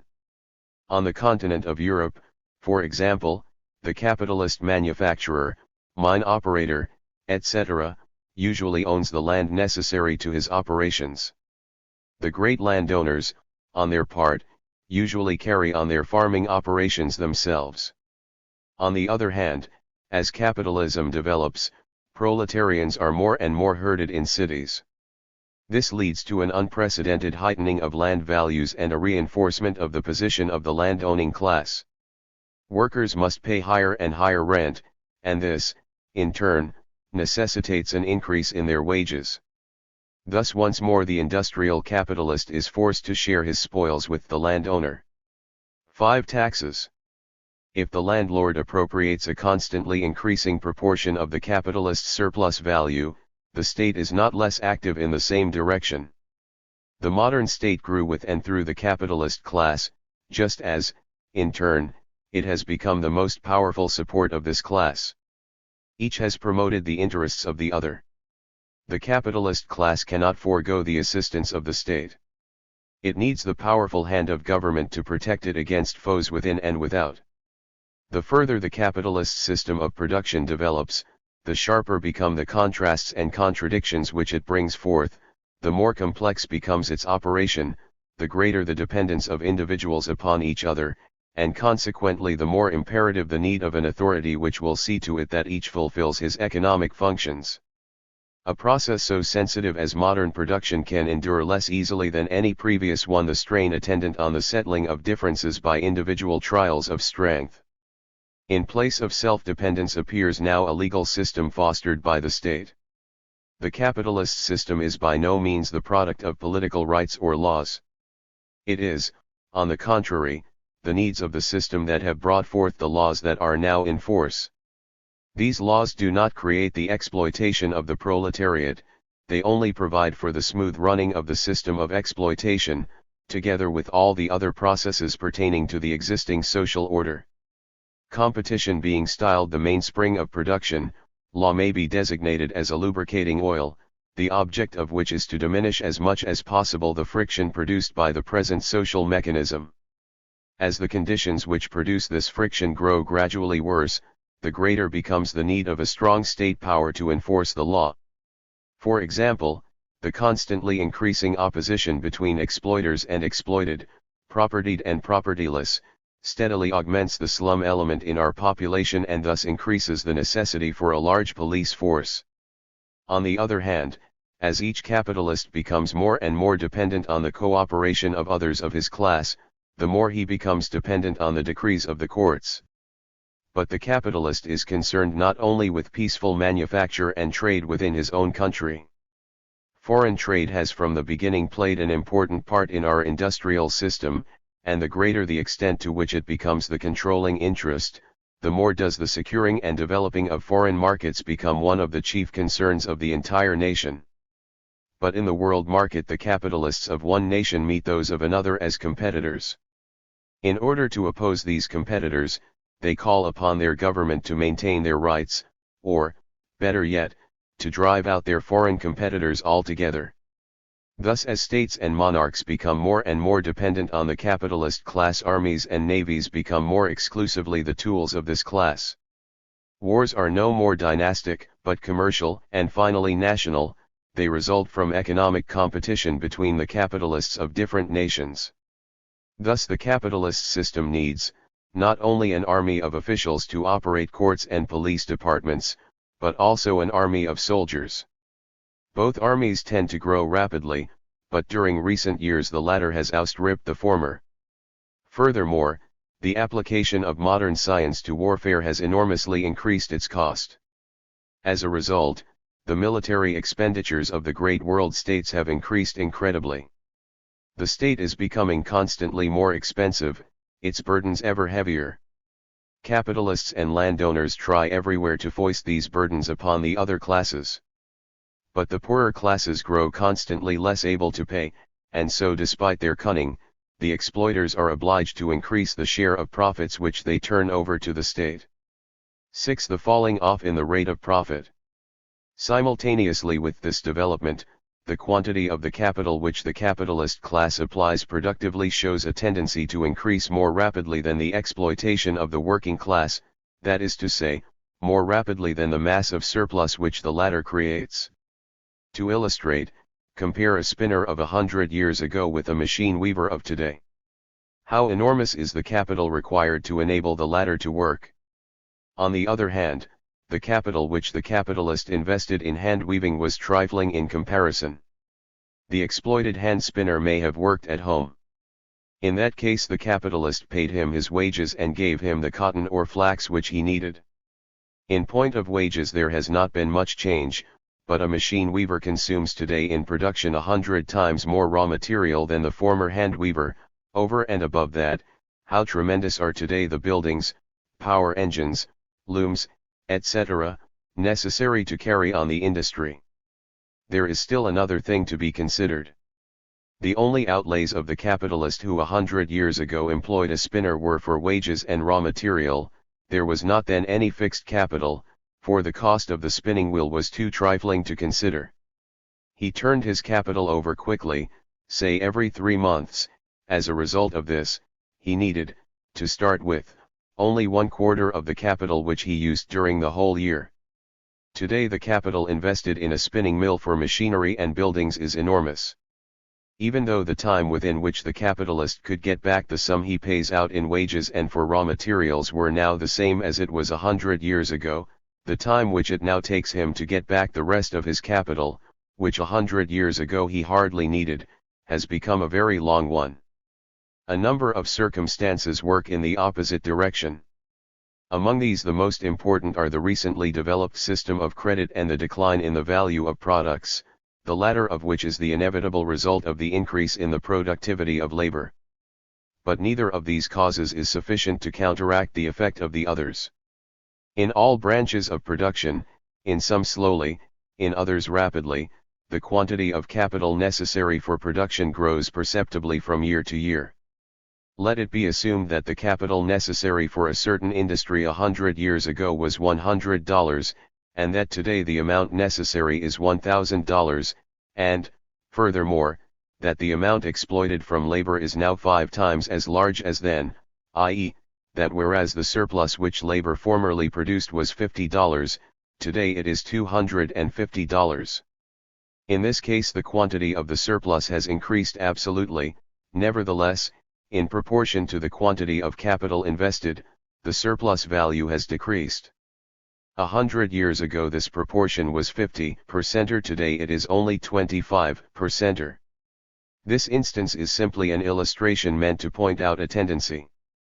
The total amount of surplus yearly produced in this, as a capitalist country, increases rapidly, but still more rapidly grows the total amount of capital invested by the capital class in their establishments. If now it be considered that taxation and rent carry off yearly an ever larger portion of the capitalist surplus, the phenomenon may be explained that the quantity of surplus that will accrue to a certain amount of capital tends steadily to diminish, notwithstanding that the amount of exploitation of labor tends steadily to increase. Accordingly, profit, that is to say, the portion of the surplus produced by labor which a capitalist retains, shows a tendency to decline in proportion to the quantity of capital he invests. Or, to put it another way, in the course of the development of the capitalist system of production, the profit which a given quantity of capital yields tends to go down. This, of course, holds good only on the average and during long periods of time. An evidence of this downward tendency of profit is the steady decline of interest. It happens, therefore, that while the exploitation of the working man tends to rise, the rate of capitalist profit has a tendency to sink. This fact is one of the most remarkable contradictions of the capitalist system of production, a system that bristles with contradictions. Some there are who have concluded from this sinking of profits that the capitalist system of exploitation will put an end to itself, that capital will eventually yield so little profit that starvation will force the capitalists to look for work. This conclusion would be correct, if, as the rate of profits sank, the quantity of invested capital remained the same. This, however, is by no means the case. The total quantity of capital in all capitalist nations grows at a more rapid pace than the rate of profit declines. The increase of capital is a prerequisite to the sinking of profit, and if a capitalist's investment has increased from 1 million to 2, and from 2 million to 4, his income is not reduced when the rate of profit sinks from 5% to 4, and from 4 to 3. The decline of the rate of profit, and likewise of interest, in no way implies a reduction of the income of the capitalist class, for the mass of surplus that flows into its hands grows constantly larger, the decline diminishes solely the income of those capitalists who are not able correspondingly to increase their capital. In the course of industrial development, it takes a constantly increasing amount of capital to support its owner with the dignity of his class. The quantity of capital requisite to free its owner from labor, and to enable him to live on the labor of others, becomes constantly larger. The sum which 50 years ago was a considerable fortune is today an insignificant pittance. The decline of profit and interest does not bring on the downfall, but the narrowing of the capitalist class. Every year small capitalists are expelled from it and consigned to the same death struggle in which the small dealer, the small producer, the small farmer, the small concerns generally, are engaged, a death struggle that may be more or less protracted, but which will finally end for them, or for their children, with downfall into the proletariat. Their efforts to escape their fate only hasten their ruin. One often wonders at the large number of simpletons whom any knave can allure to entrust him with their money upon the promise of high interest. Those people are, as a rule, not the fools they seem. Fraudulent undertakings are the last straws at which sinking capitalists grasp, in the desperate hope of making their small capital remunerative. It is not so much greed as the fear of poverty that blinds them. 7. The growth of large production. Syndicates and trusts. Side by side with the competitive struggle between individual and capitalist production rages the competitive struggle between large and small capitalists. Every day brings forth a new invention or a new discovery which increases the productivity of labor. Each of these renders useless, to a smaller or greater extent, former machines and compels the introduction of new ones, often also the enlargement of establishments. The capitalist, who, at such a pinch, has not the requisite capital at his command, becomes, sooner or later, unable to hold his own in the competitive struggle and goes down, or is forced, at considerable loss, to invest his capital in some smaller industry not yet seized upon by more powerful capitalists than himself. In this way competition in large industry causes overstocking of capital in small industry, and thereby renders the competition between the small capitalists all the more fierce and their ruin all the more rapid. The industries conducted on a large scale constantly expand. Establishments that once counted their workmen by hundreds become giant concerns that employ thousands of hands. Day by day the small business establishments disappear, the industrial development instead of increasing, steadily decreases the number of individual enterprises. Nor is this all. The industrial development leads steadily to the concentration of more and more capitalist undertakings into a single hand, be that the hand of a single capitalist, or of a combination of capitalists who legally constitute one person, the syndicate, the trust. The paths that lead to this are manifold. One of them is opened by the anxiety of the capitalist to exclude competition. Competition has been shown to be the mainspring of the modern system of production, indeed, it is the mainspring of all production of merchandise, i.e., production for sale. Nevertheless, however necessary competition is for the production of merchandise in general, there is no capitalist but is anxious to see his own goods free from competition in the market. If he is the sole possessor of goods for which there is a demand, if he has a monopoly of them, he can send their prices far above their actual value, then those who need his goods will be wholly dependent upon him. Where several sellers of the same goods appear in the market, they can establish a monopoly only by combining in such a way that they virtually become one seller. Such combines, rings, syndicates, trusts, are the sooner and more easily brought about the smaller the number of competitors whose conflicting interests are to be harmonized. In so far as the capitalist system expands the market and increases the number of competitors in it, it makes difficult the formation of monopolies in production and commerce. But in every branch of capitalist industry the moment arrives, sooner or later, when its further development implies the lessening of the number of establishments engaged in it. From that moment on the march is rapid toward the syndicate and the trust. The time when, in a given country, the syndicate can ripen into a trust may be hastened through the protection of its domestic market against foreign competitors by a high tariff. In such a case the number of competitors is diminished and the domestic producers can more easily come together, establish a monopoly, and, thanks to protection of home industry, fleece the national consumer to their heart's content. During the last 20 years the number of trusts, through which the price and production of certain wares is regulated, has increased greatly, especially in protected countries, such as the United States, France, and Germany. The trust, once formed, the several concerns that have combined constitute virtually only one concern. Under the guidance of a single head. The articles most necessary for the development of production, such as coal and iron, are the ones that become the first subjects of syndicates and trusts.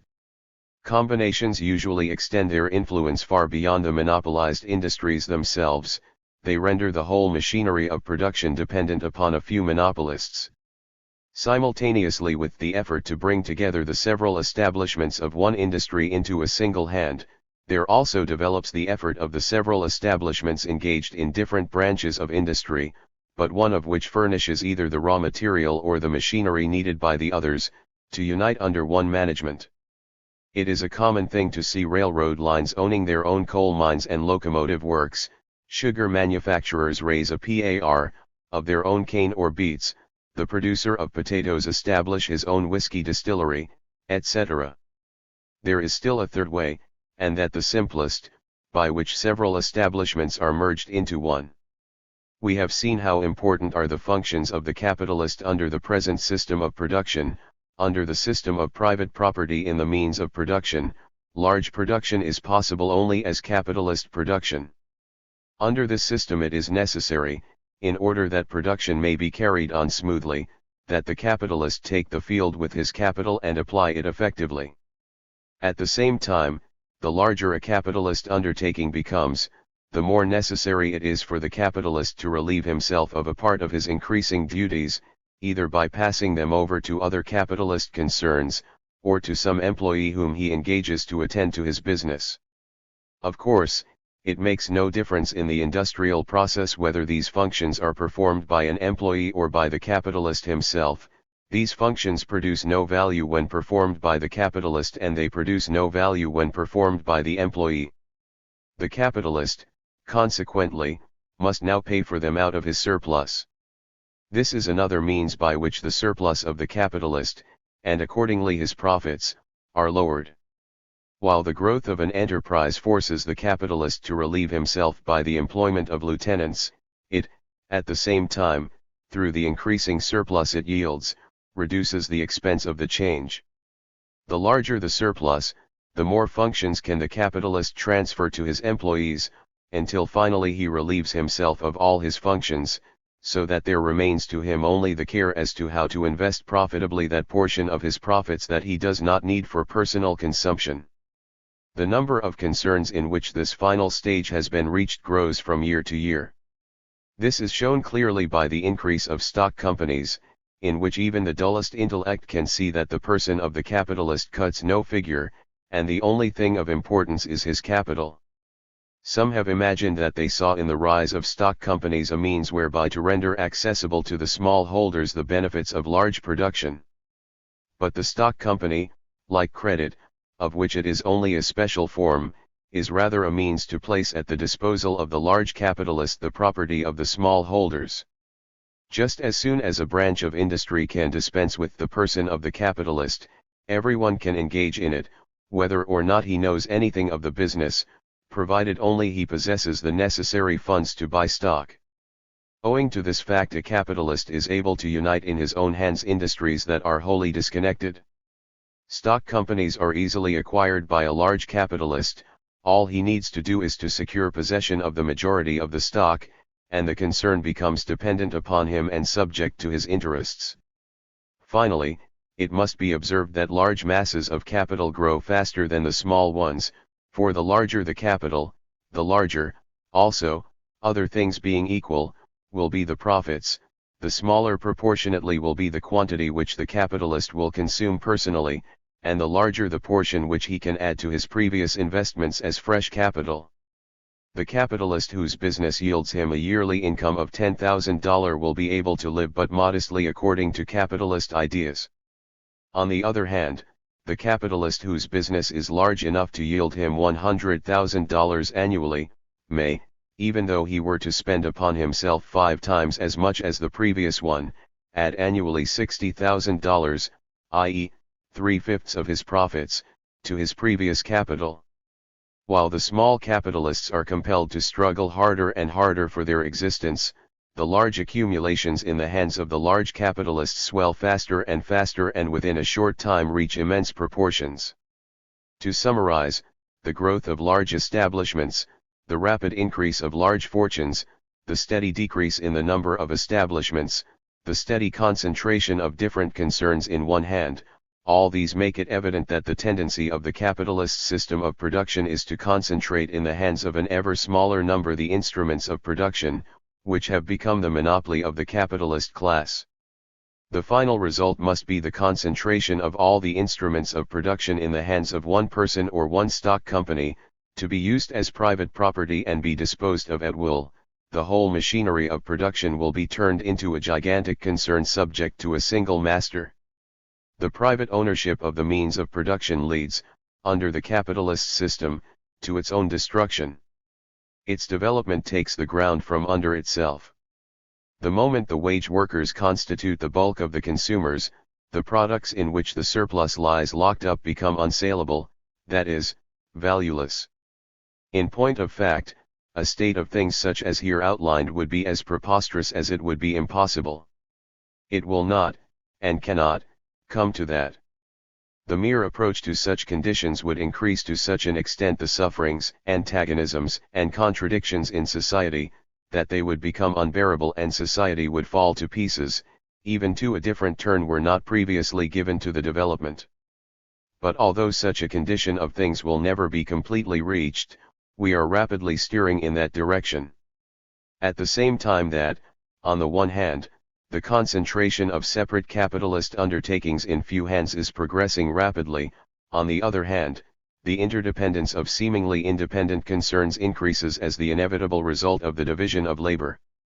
This mutual dependence becomes, however, constantly more one-sided, for the small capitalists grow ever more dependent on the big ones.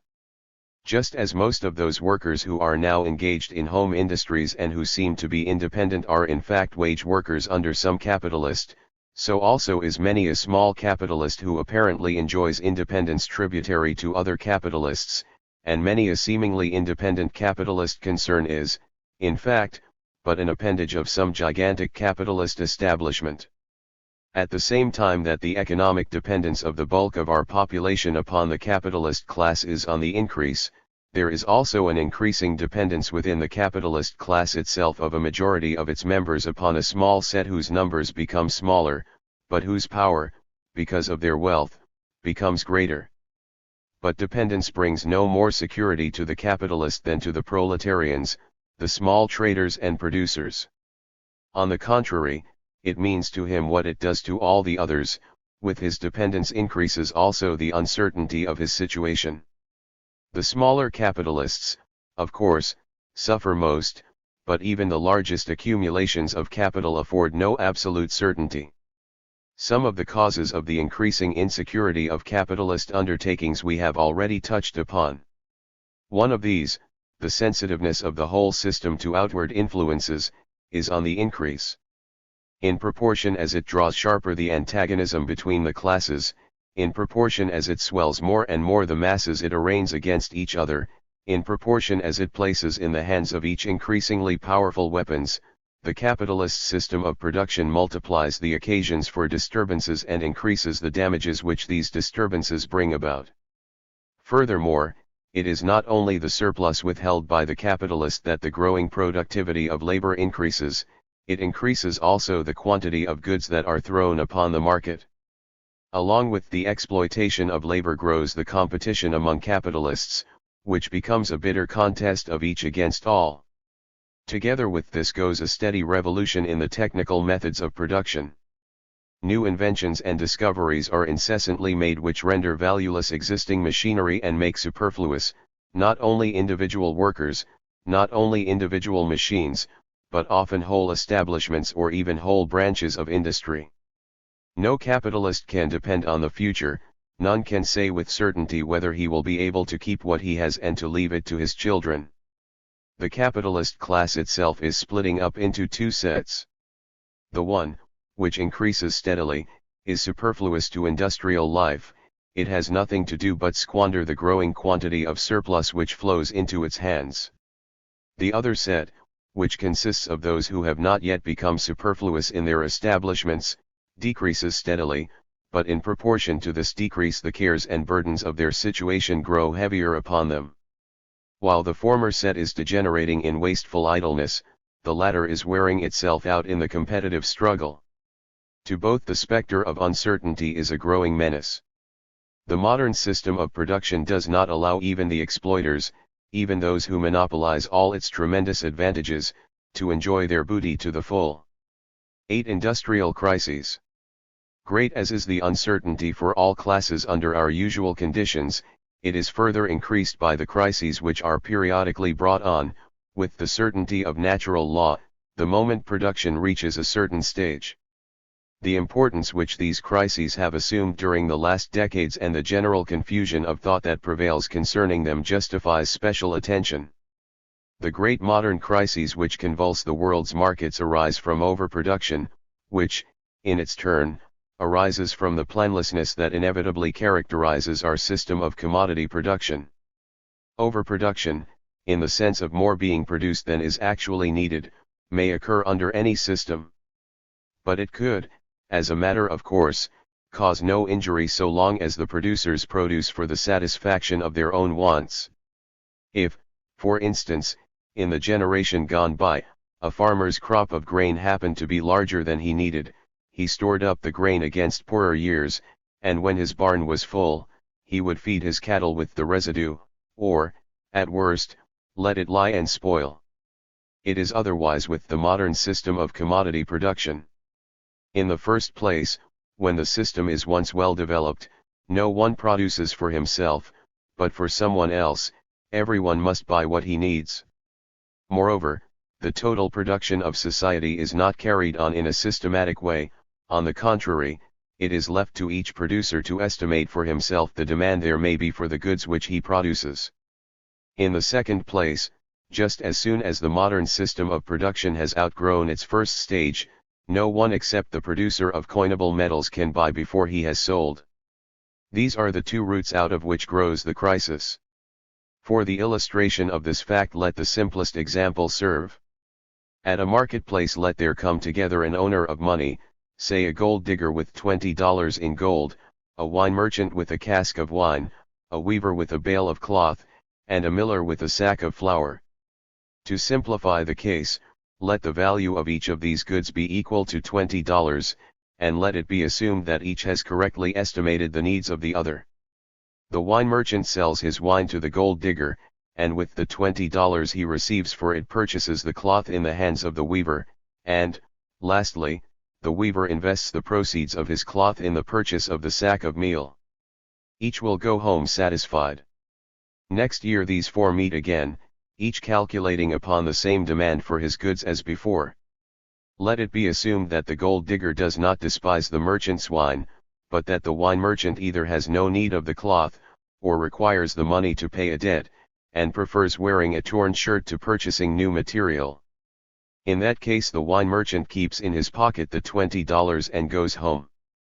In vain does the weaver wait for a customer, and for the same reason that he waits, the miller is also disappointed. The weaver's family may be hungry, he may crave the flour in the miller's hands, but he has produced cloth for which there is no demand, and for the same reason that the cloth has become superfluous, the flour also is rendered superfluous. Neither the weaver nor the miller has any money, neither can purchase what he wants, what they have produced now appears as excessive production. Furthermore, the same is the case with all other goods which have been produced for their use and which they stand in need of. To carry the illustration a little further, the table produced by the joiner and needed by the miller is overproduced. The essential features of an industrial crisis are all present in this illustration. Of course, in reality, the crisis does not manifest itself at such a primitive stage of production. At the first stage of production of merchandise, production for sale, every producer produces more or less for self-consumption.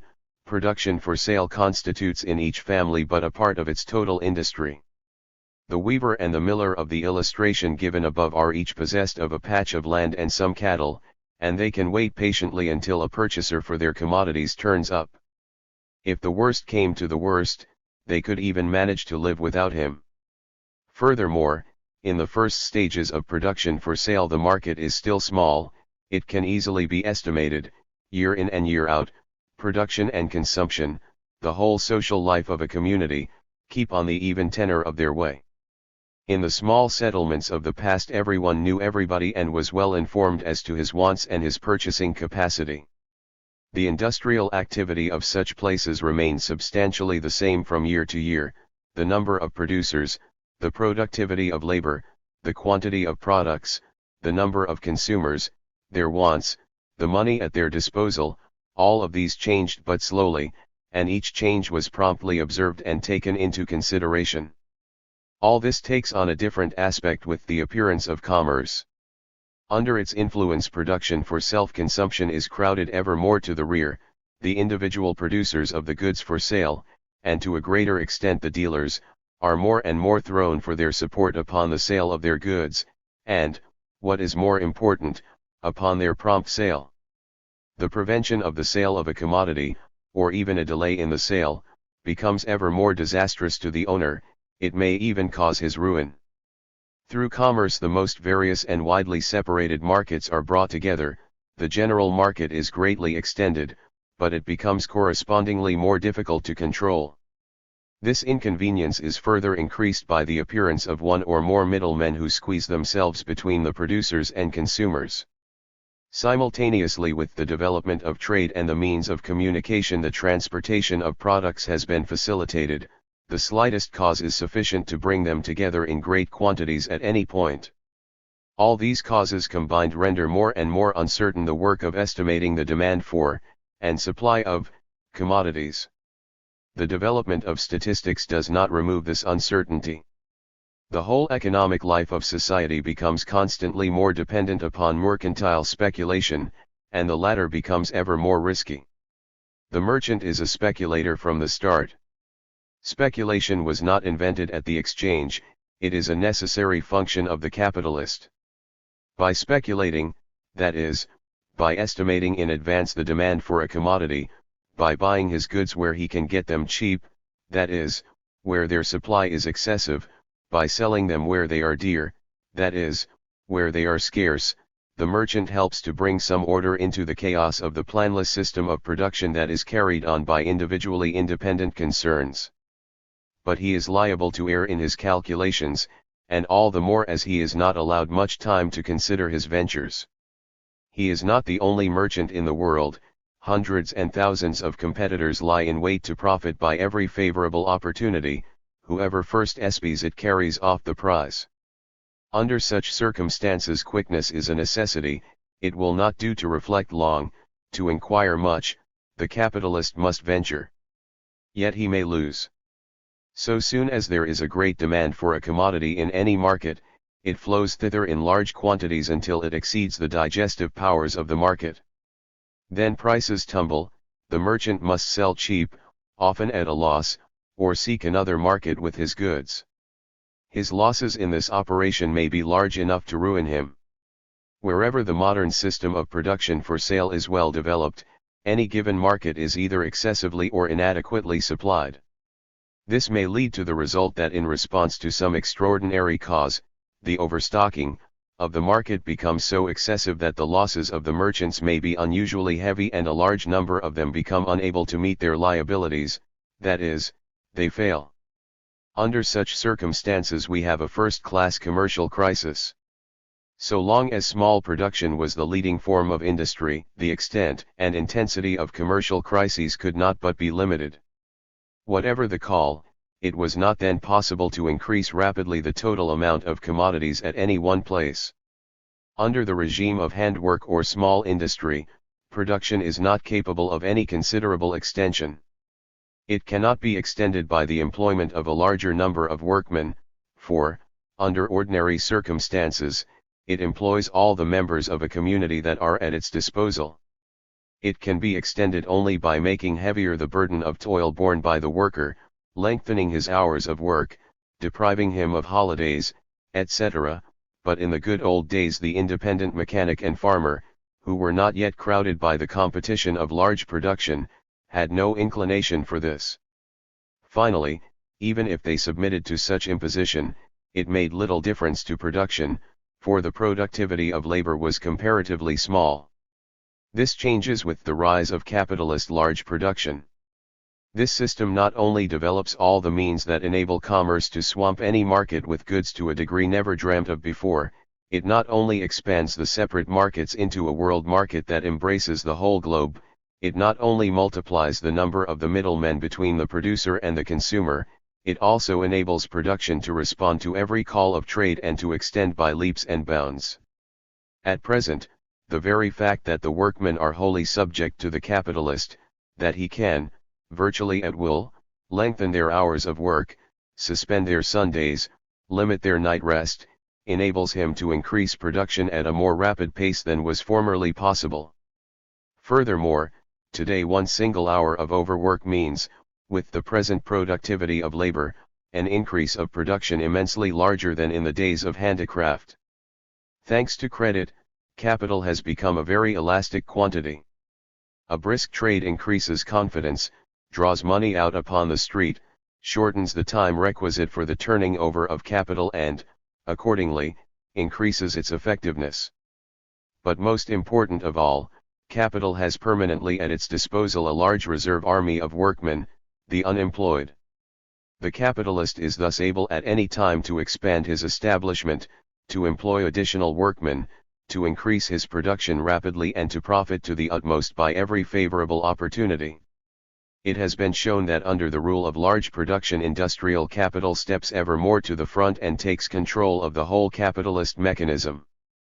But within the circle of capitalist production itself special branches of industry take the lead, as for instance the iron and spinning industries. The moment any of these receives a special impetus, be it through the opening of new markets in China, or the undertaking of extensive railroad lines, not only does it expand rapidly, but it imparts the impetus it has received to the whole industrial organism. Capitalists enlarge their establishments, start new ones, increase the consumption of raw and auxiliary materials and employ new hands. Simultaneously within this, rent, profit and wages go up. The demand for goods increases, all industries begin to feel the industrial prosperity. At such times it looks as if every undertaking must prosper, confidence becomes blind, credit grows boundless. Whoever has money seeks to turn it into capital to make it profitable. Industrial giddiness takes possession of all. In the meantime, production has greatly increased and the originally increased demand upon the market has been satisfied. Nevertheless, production does not stop. One producer does not know what the other is about, and even if, in a lucid interval, misgivings may arise in the mind of some capitalist, they are soon smothered by the necessity of profiting by the opportunity in order not to be left behind in the competitive race. The devil takes the hindmost. In the meantime, the disposal of the increased quantity of goods becomes ever more difficult, the warehouses fill up.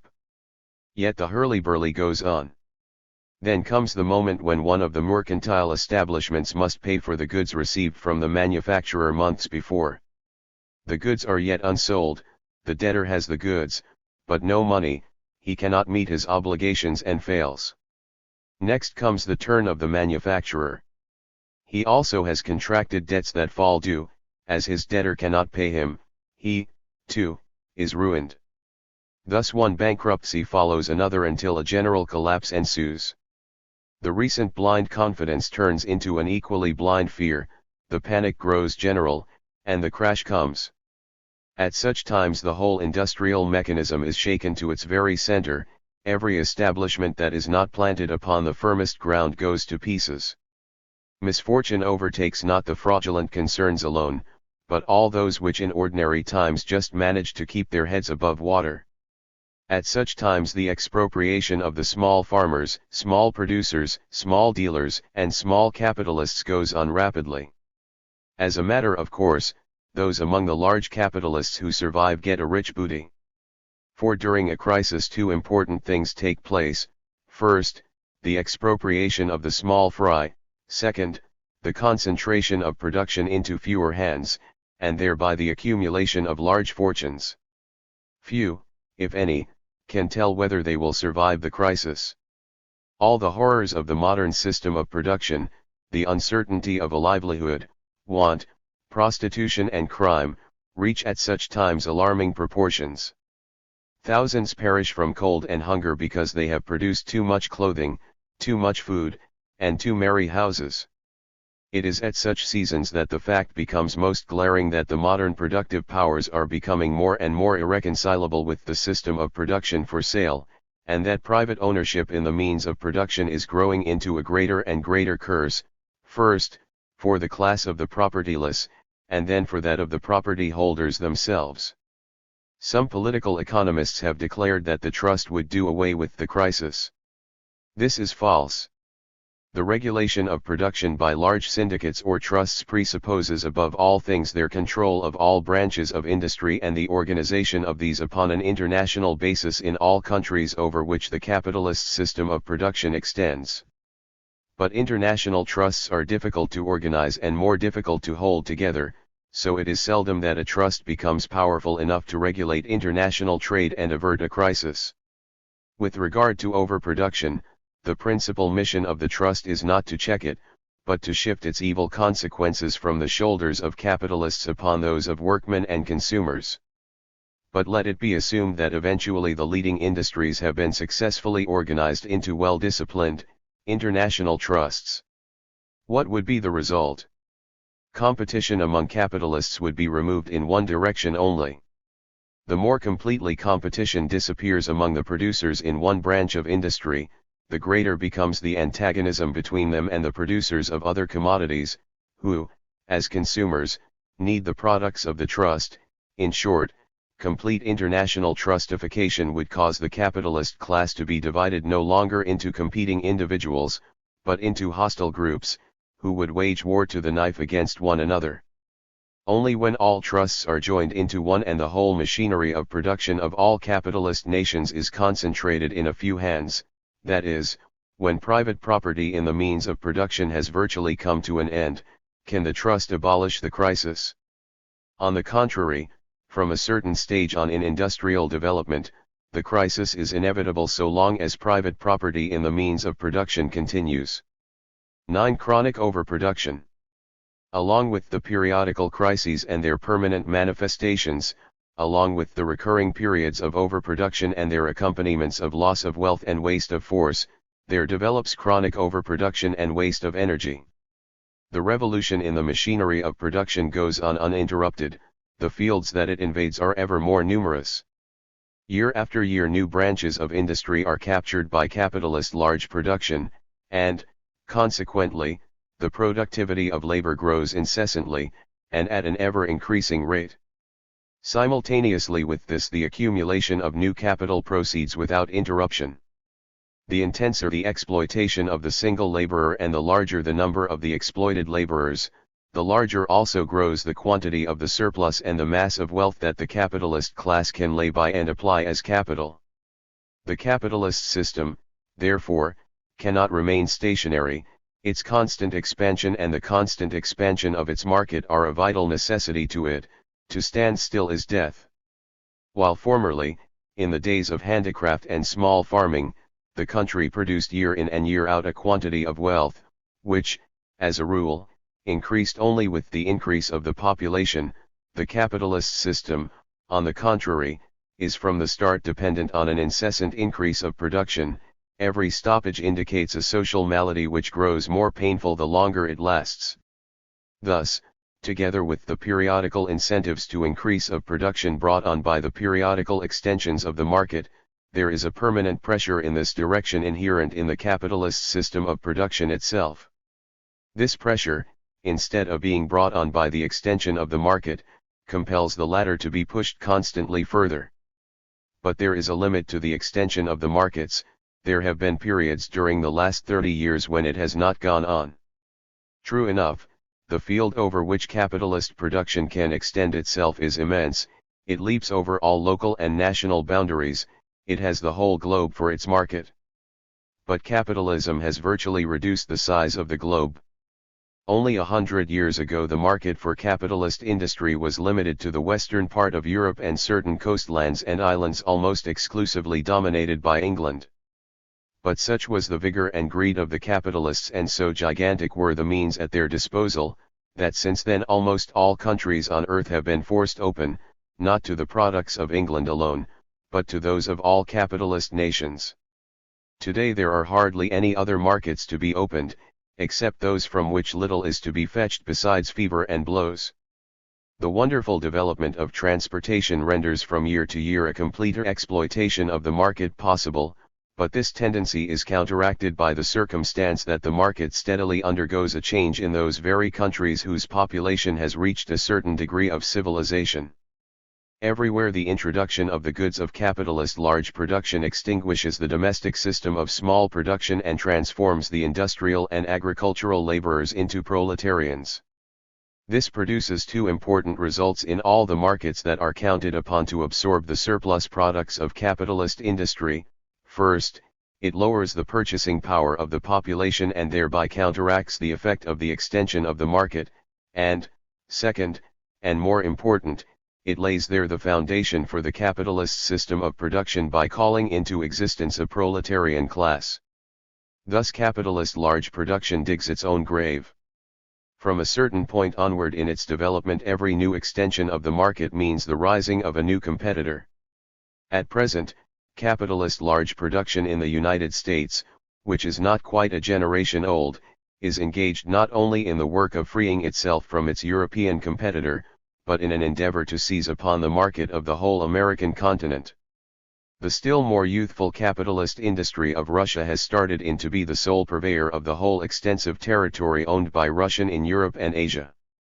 The East Indies, China, Japan, Australia are developing into industrial states that sooner or later will be able to supply their own wants. In short, the moment is drawing near when the markets of the industrial countries can no longer be extended and will begin to contract. But this would mean the bankruptcy of the whole capitalist system. For some time past the extension of the market has not kept pace with the requirements of capitalist production.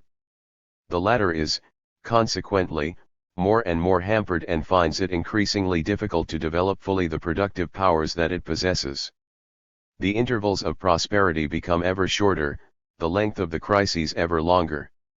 Hence the quantity of the means of production that either cannot be turned to sufficient use or is forced to remain wholly unused, is on the increase, the quantity of wealth that goes to waste is greater and greater, the quantity of labor power compelled to lie idle is ever more appalling.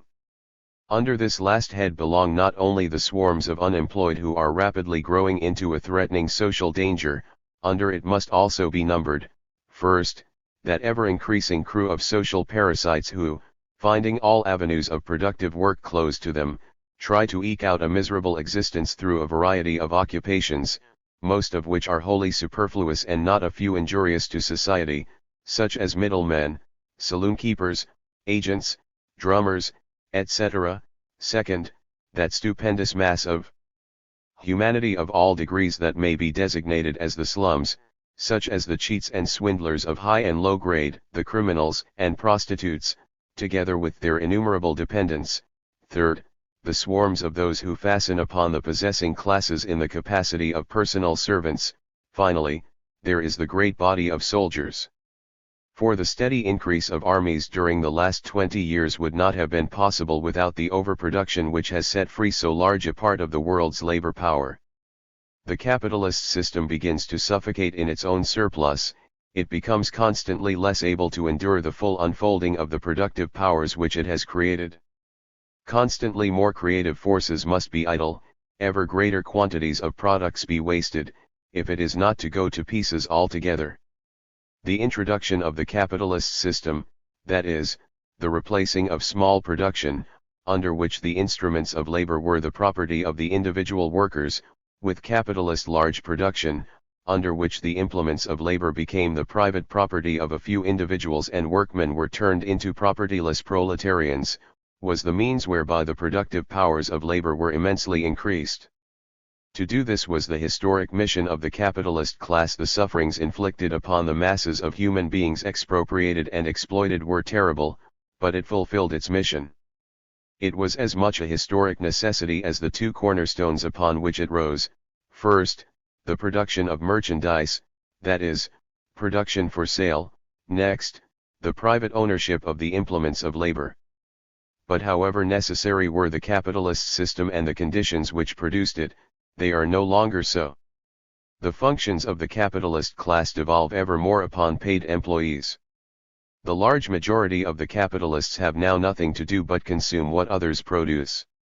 The capitalist today is as superfluous a human being as the feudal lord had become 100 years ago. Nay, more. Like the feudal lord of the 18th century, the capitalist class has today become a hindrance to further development. Private ownership in the implements of labor has long ceased to secure to each producer the product of his labor and to guarantee him freedom. Today, on the contrary, society is rapidly drifting to the point where the whole population of capitalist nations will be deprived of both property and freedom. What was once a foundation stone of society has become a means of tearing up all foundations, instead of a means of spurring society on to the highest development of its productive powers. It has become a means of compelling society more and more to waste its powers of production. So private property in the means of production has changed from what it originally was into its opposite, not only for the small producer, but for society as a whole. From a motive power of progress it has become a cause of social degradation and bankruptcy. Today there is no longer any question as to whether the system of private ownership in the means of production shall be maintained. Its downfall is certain. The only question to be answered is, shall the system of private ownership in the means of production be allowed to pull society with itself down into the abyss, or shall society shake off that burden and then, free and strong, resume the path of progress which the evolutionary law prescribes to it? Karl Kautsky, The Class Struggle. For the Commonwealth of the Future. 1. Social Reform and Social Revolution. Private ownership in the instruments of production, once the means of securing to the producer the ownership of his product, has today become the means of expropriating the farmer, the artisan, and the small trader, and of placing the non-producers, capitalists and landlords, in possession of the products of labor. Only the conversion of private ownership of the means of production, the land, mines, raw materials, tools, machines, and the means of transportation and communication, into social ownership and the conversion of commodity production into socialist production, carried on for and by society, can production on a large scale and the ever-increasing productivity of social labor be changed from a source of misery and oppression for the exploited classes, into one of well-being and harmonious development. Article 5, Erfurt Program. The productive forces that have been generated in capitalist society have become irreconcilable with the very system of property upon which it is built. The endeavor to uphold this system of property renders impossible all further social development, condemns society to stagnation and decay, a decay that is accompanied by the most painful convulsions. Every further perfection in the powers of production increases the contradiction that exists between these and the present system of property. All attempts to remove this contradiction, or even to soften it down, without interfering with property, have proved vain, and must continue so to prove as often as attempted.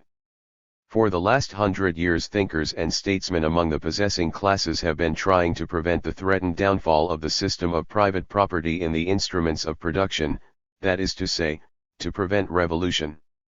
Social reform is the name they give to their perpetual tinkerings with the industrial mechanism for the sake of removing this or that ill effect of private property in the means of production, at least of softening its edge, without touching private property itself. During the last 100 years manifold cures have been recommended and tried. It is now hardly possible to imagine any new recipe in this line. All the so-called latest panaceas of our social quacks which are to heal the old social evils quickly, without pain and without expense, are, upon closer inspection, discovered to be but a revival of old devices, all of which have been tried before in other places and found worthless. We pronounce these reforms inoperative in so far as they propose to remove the growing contradictions between the powers of production and the existing system of property and at the same time strive to uphold and confirm the latter. But we do not mean that the social revolution, the abolition of private property in the means of production, will be accomplished of itself, that the irresistible, inevitable course of evolution will do the work without the assistance of man, nor yet that all social reforms are worthless and that nothing is left to those who suffer from the contradiction between the modern powers of production and the system of property but idly to fold their arms and patiently to wait for its abolition. When we speak of the irresistible and inevitable nature of the social revolution, we presuppose that men are men and not puppets, that they are beings endowed with certain wants and impulses, with certain physical and mental powers which they will seek to use in their own interest. Patiently to yield to what may seem unavoidable is not to allow the social revolution to take its course, but to bring it to a standstill. When we declare the abolition of private property in the means of production to be unavoidable, we do not mean that some fine morning the exploited classes will find that, without their help, some good fairy has brought about the revolution. We consider the breakdown of the present social system to be unavoidable, because we know that the economic evolution inevitably brings on conditions that will compel the exploited classes to rise against this system of private ownership. We know that this system multiplies the number and the strength of the exploited, and diminishes the number and strength of the exploiting classes, and that it will finally lead to such unbearable conditions for the mass of the population that they will have no choice but to go down into degradation or to overthrow the system of private property. Such a revolution may assume many forms, according to the circumstances under which it takes place. It is by no means necessary that it be accompanied with violence and bloodshed. There are instances in history when the ruling classes were either so exceptionally clear-sighted or so particularly weak and cowardly that they submitted to the inevitable and voluntarily abdicated. Neither is it necessary that the social revolution be decided at one blow, such probably was never the case. Revolutions prepare themselves by years or decades of economic and political struggle. They are accomplished amidst constant ups and downs sustained by the conflicting classes and parties. Not infrequently they are interrupted by long periods of reaction.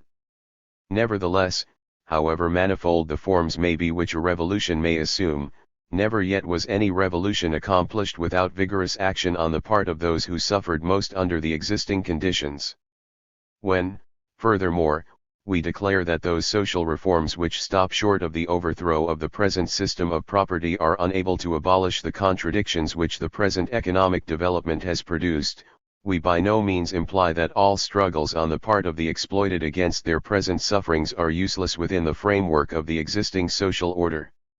Nor do we claim that they should patiently endure all the ill treatment and all the forms of exploitation which the capitalist system may decree to them, or that so long as they are at all exploited, it matters little how. What we do mean is that the exploited classes should not overrate the social reforms, and should not imagine that through them the existing conditions can be rendered satisfactory. The exploited classes should carefully examine all the social reforms that are offered to them. 9/10 of the proposed reforms are not only useless, but positively injurious to the exploited classes. Most dangerous of all are those which, aiming at the salvation of the threatened social order, shut their eyes to the economic development of the last century. The working men who take the field in favor of such schemes waste their energies in a senseless endeavor to revive the dead past. Many are the ways in which the economic development may be influenced, it may be hastened and it may be retarded, its results may be made more, or less, painful. Only one thing is impossible: to stop its course, or turn it back. When, for instance, in the early stages of capitalism, the workers destroyed the machines, opposed woman's labor, and so on, their efforts were useless, and could not be otherwise. They arrayed themselves against a development that nothing could resist. Since then they have hit upon better methods whereby to shield themselves as much as possible against the injurious effects of capitalist exploitation.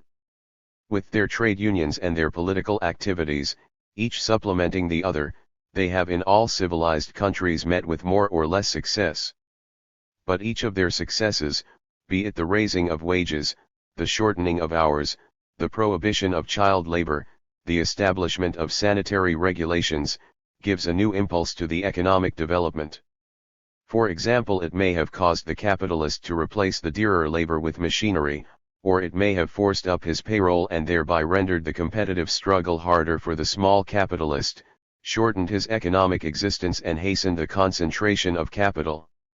Accordingly, however justifiable, or even necessary, it may be for the workmen to establish labor organizations to better their condition by lowering the hours of work and securing other equally wholesome changes, it would be a profound error to imagine that such reforms could delay the social revolution. Equally mistaken is the notion that one cannot admit the usefulness of social reforms without admitting that it is necessary to preserve society upon its present basis. On the contrary, reforms may be supported from the revolutionary standpoint and because, as has been shown, they hasten the course of events and because, so far from doing away with the suicidal tendencies of the capitalist system, they rather strengthen them. The turning of the people into proletarians. The concentration of capital in the hands of a few, who rule the whole economic life of capitalist nations, none of these cruel and revolting effects of the capitalist system can be checked by any reform that is based upon the existing system of property, however far-reaching such reform may be.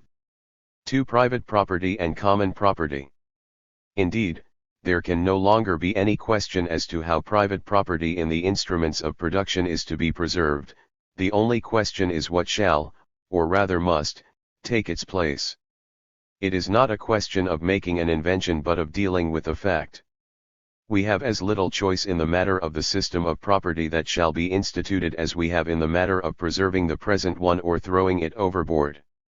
The same economic development that forces on us the question, what shall we put in the place of the system of private ownership in the means of production, brings with it the conditions that answer the question.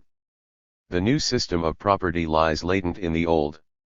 To become acquainted with it we must turn, not to our personal leanings and desires, but to the facts that surround us. Whoever understands the conditions that are requisite for the present system of production knows what system of property those conditions will demand when the existing system of property ceases to be possible. Private property in the instruments of production has its root in small production. Individual production makes individual ownership necessary. Large production, on the contrary, means cooperation, social production. In large production the individual does not work alone, but a large number of workers, the whole commonwealth, work together to produce a whole. Accordingly, the modern instruments of production are extensive and powerful. It has become wholly impossible that every single worker should own his own instruments of production. Once the present stage is reached by large production, it admits of but two systems of ownership.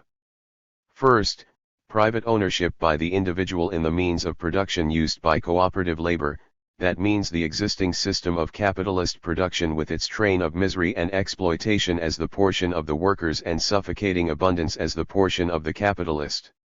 Second, ownership by the workers in common of the instruments of production, that means a cooperative system of production and the extinction of the exploitation of the workers, who become masters of their own products and who themselves appropriate the surplus of which, under our system, they are deprived by the capitalist.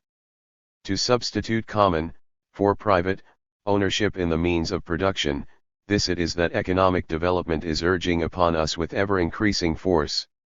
3. Socialist production. The abolition of the present system of production means substituting production for use for production for sale. Production for use may be of two forms. First, individual production for the satisfaction of individual wants, and second, social or cooperative production for the satisfaction of the wants of a commonwealth. The first form of production has never been a general form of production. Man has always been a social being, as far back as we can trace him. The individual has always been thrown upon cooperation with others in order to satisfy some of his principal wants. Others had to work for him and he, in turn, had to work for others. Individual production for self-consumption has always played a subordinate part. Today it hardly deserves mention. Until the present system of production was developed, cooperative production for common use was the leading form. It is as old as production itself. If any one system of production could be considered better adapted than any other to the nature of man, then cooperative production must be pronounced the natural one. In all probability, for every 1,000 years of production for sale, cooperative production for use numbers tens of thousands. The character, extent, and power of cooperative societies have changed along with the instruments and methods of production which they adopted. Nevertheless, whether such a commonwealth was a horde or a tribe or any other form of community, they all had certain essential features in common. Each satisfied its own wants, at least the most vital ones, with the product of its own labor. The instruments of production were the property of the community. Its members worked together as free and equal individuals according to some plan inherited or devised, and administered by some power elected by themselves. The product of such cooperative labor was the property of the community and was applied either to the satisfaction of common wants, whether these were occasioned by production or consumption, or were distributed among the individuals or groups which composed the community. The well-being of such self-supporting communities or societies depended upon natural and personal conditions. The more fertile the territory they occupied, the more diligent, inventive, and vigorous their members, the greater was the general well-being. Droughts, freshets, invasions by more powerful enemies, might afflict, or even destroy, them, but there was one visitation they were free from, the fluctuations of the market. With this they were either wholly unacquainted, or they knew it only in connection with articles of luxury. Such cooperative production for use is nothing less than communistic or, as it is called today, socialist production. Production for sale can be overcome only by such a system. Socialist production is the only system of production possible when production for sale has become impossible. This fact does not, however, imply that it is necessary to revive the dead past or to restore the old forms of community property or communal production. These forms were adapted to certain means of production. They were, and continue to be, inapplicable to more highly developed instruments of production. It was for that reason that they disappeared almost everywhere in the course of economic development at the approach of the system of production for sale, and wherever they did resist the latter, their effect was to interfere with the development of productive powers. As reactionary and hopeless as were the efforts to resist the system of production for sale, would be today any endeavor to overthrow the present by a revival of the old communal system. The system of socialist production which has become necessary, owing to the impending bankruptcy of our present system of production for sale, will and must have certain features in common with the older systems of communal production, insofar, namely, as both are systems of cooperative production for use.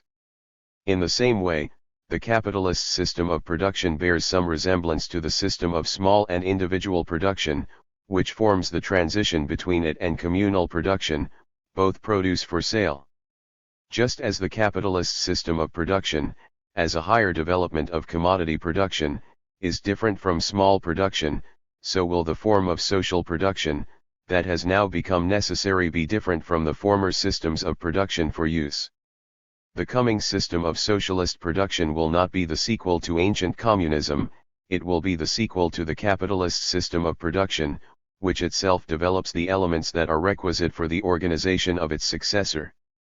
It brings forth the new people whom the new system of production needs. But it also brings forth the social organization which, as soon as the new people have mastered it, will become the foundation stone of the new system of production.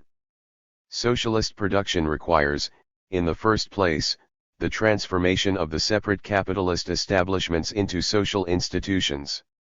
This transformation is being prepared for by the circumstance that the personality of the capitalist is steadily becoming more and more superfluous in the present mechanism of production. In the second place, it requires that all the establishments requisite for the satisfaction of the wants of the Commonwealth be united into one large concern.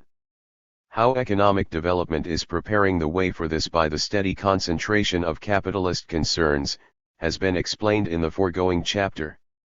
What must be the size of such a self-sufficing Commonwealth? As the Socialist Republic is not an arbitrary creation of the brain, but a necessary product of economic development, the size of such a Commonwealth cannot be predetermined. It must conform to the stage of social development out of which it grows. The higher the development that has been reached, the greater the division of labor that has been perfected, the more intercourse has developed between the producers, the larger will be the size of the Commonwealth.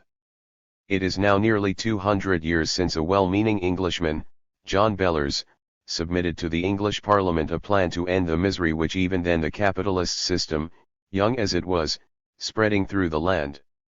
He proposed the establishment of communities that should produce everything that they needed, industrial as well as agricultural products. According to his plan, each community needed only from 200 to 300 workmen.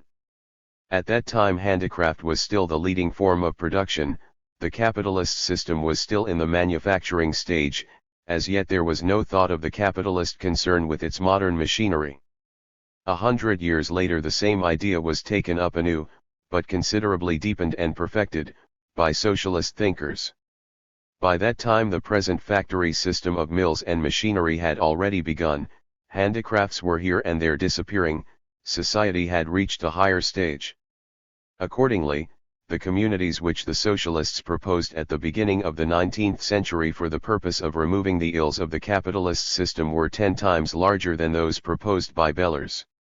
In comparison with the economic conditions of the time of Bellers, those which Fourier knew seemed wonderfully advanced, but from the point of view of a generation later these, in their turn, had become trivial. The machine was restlessly revolutionizing social life, it had expanded capitalist undertakings to such an extent that some of them already embraced whole nations in their operations, it had brought the several undertakings of a country into greater dependence upon one another so that they virtually constituted one industry, and it constantly tends to turn the whole economic life of capitalist nations into a single economic mechanism. The division and subdivision of labor is carried on further and further, the several industries apply themselves more and more to the production of special articles only, and what is more, to their production for the whole world, and the size of these establishments, some of which count their workmen by thousands, becomes constantly larger.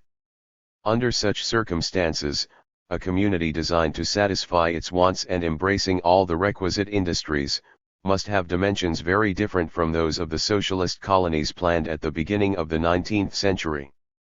Among the social organizations in existence today there is but one that has the requisite dimensions, that can be used as the requisite field, for the establishment and development of the socialist or cooperative commonwealth, and that is the modern state.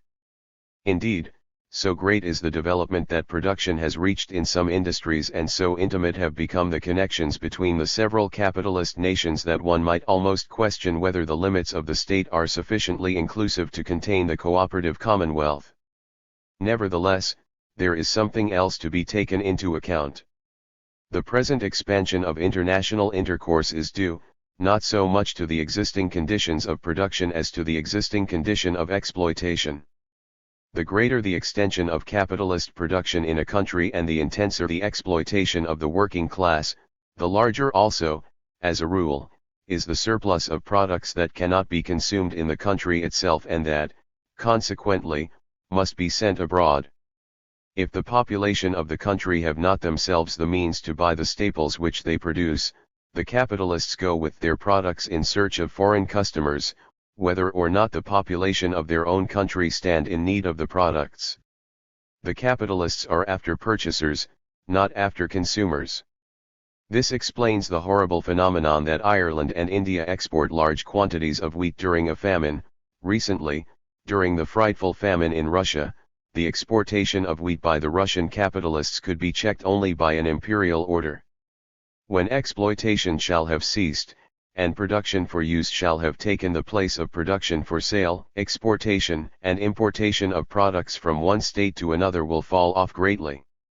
The existing commerce between the several nations will not entirely disappear. The division of labor has been carried on so far, the market which certain giant industries require for their products has become so extensive, and, on the other hand, so many commodities, supplied only by international commerce, coffee, for instance, have become necessities, that it seems impossible for any cooperative commonwealth, even though coextensive with a nation, to satisfy all its wants with its own products. Some sort of exchange of products between one nation and another is sure to continue. Such exchange will not, however, endanger the economic independence and safety of the several nations so long as they produce all that is actually necessary and exchange with one another superfluities only. A cooperative commonwealth coextensive with the nation could produce all that it requires for its own preservation. This dimension would by no means be unalterable. The modern nation is but a product and tool of the capitalist system of production. It grows with that system, not only in power, but also in extent. The domestic market is the safest for the capitalist class of every country. It is the easiest to maintain and to exploit. In proportion as the capitalist system develops, so also grows the pressure on the part of the capitalist class in every nation for an extension of its political boundaries. The statesmen who maintain that modern wars are no longer manifestations of dynastic, but of national, aspirations was not far from the truth, provided one understands by national aspirations the aspirations of the capitalist class. Nothing so much injures the vital interests of the capitalists of any nation as a reduction of their territory. The capitalist class of France would long ago have pardoned Germany the $1,250,000,000 which she demanded as an indemnity for the war of 1870, but can never pardon the annexation of Alsace-Lorraine. All modern nations feel the necessity of extending their boundaries.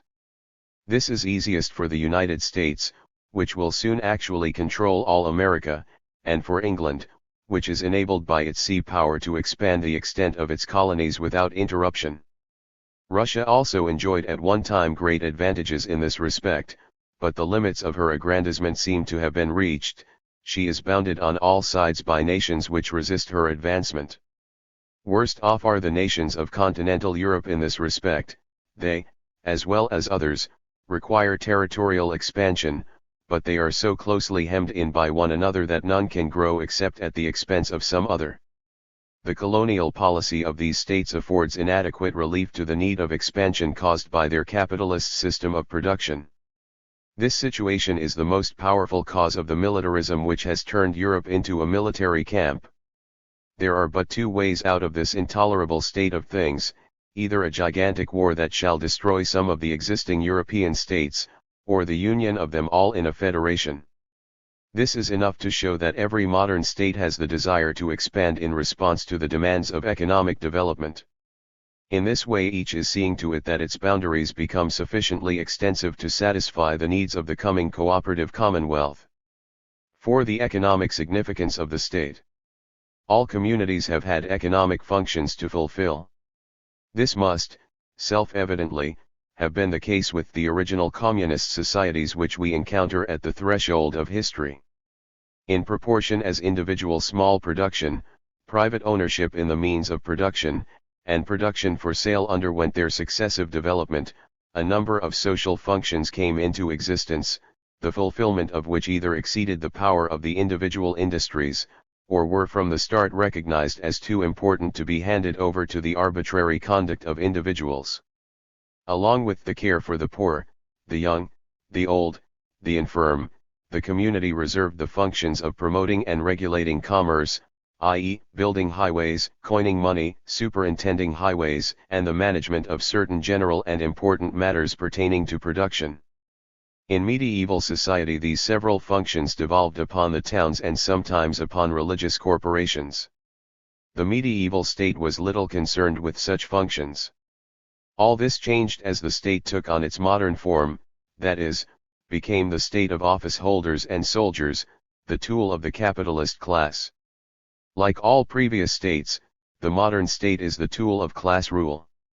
It could not, however, fulfill its mission and satisfy the needs of the capitalist class without either dissolving, or depriving of their independence, those economic institutions which lay at the foundation of the pre-capitalist social system, and taking upon itself their functions. Even in places where the modern state tolerated the continuance of medieval organizations, these fell into decay and became less and less able to fulfill their functions. These functions became, however, broader and broader with the development of the capitalist system. They grew with such rapidity that the state was gradually compelled to assume even those functions which it cares least to trouble itself about. For instance, the necessity of taking over the whole system of charitable and educational institutions has become so pressing upon the state that it has in most cases surrendered to this necessity. From the start it assumed the function of coining money. Since then, forestry, care of the water supply, building of roads, come constantly more under its jurisdiction. There was a time when the capitalist class, in its self-confidence, imagined it could free itself from the economic activities of the state should only watch over their safety at home and abroad, keep the proletarians and foreign competitors in check, but keep its hands off the whole economic life. The capitalist class had good reasons for desiring this. However great the power of the capitalists, the power of the state had not always shown itself as subservient as they wished. Even where the capitalist class had virtually no competitor with whom to dispute the overlordship, and where, accordingly, the power of the state showed itself friendly, the office holders often became disagreeable friends to deal with. The hostility of the capitalist class to the interference of the state in the economic life of a country came to the surface first in England, where it received the name of the Manchester School. The doctrines of that school were the first weapons with which the capitalist class took the field against the socialist labor movement. It is therefore no wonder that the opinion took hold of many a socialist working man that a supporter of the Manchester School and a capitalist were one and the same thing, and that, on the other hand, socialism and the interference of the state in the economic affairs of a country were identical. No wonder that such workingmen believed that to overthrow the Manchester School was to overthrow capitalism itself. Nothing less true. The Manchester teaching was never anything more than a teaching which the capitalist class played against the working man or the government whenever it suited its purposes, but from the logical practice of which it has carefully guarded itself. Today the Manchester School no longer influences the capitalist class. The reason of its decline was the increasing force with which the economic and political development urged the necessity of the extension of the functions of the state. These functions grew from day to day. Not only do those which the state assumed from the start become ever larger, but new ones are born of the capitalist system itself, of which the former generations had no conception and which affect ultimately the whole economic system. Formerly, statesmen were essentially diplomats and jurists. Today they must, or should, be economists. Treaties and privileges, ancient researches, and matters of precedent, are of little use in the solution of modern political problems. Economic principles have become the leading arguments. What are today the chief matters with which statesmen concern themselves? Are they not finance, colonial affairs, tariff, protection and insurance of workingmen? Nor is this all. The economic development forces the state, partly in self-defense, partly for the sake of better fulfilling its functions, partly also for the purpose of increasing its revenues, to take into its own hands more and more functions or industries. During the Middle Ages the rulers derived their main income from their property in land. Later, during the 16th, 17th, and 18th centuries, their treasuries derived large accessions from the plundering of church and other estates. On the other hand, the need of money frequently compelled the rulers to sell their land to the capitalists. In most European countries even now, however, very considerable survivals of the former state ownership of land can be found in the domains of the Crown and the state mines. Furthermore, the development of the military system added arsenals and wharves, the development of commerce added post offices, railroads, and telegraphs. Finally, the increasing demand for money on the part of the state has given birth, in European countries, to all manner of state monopolies.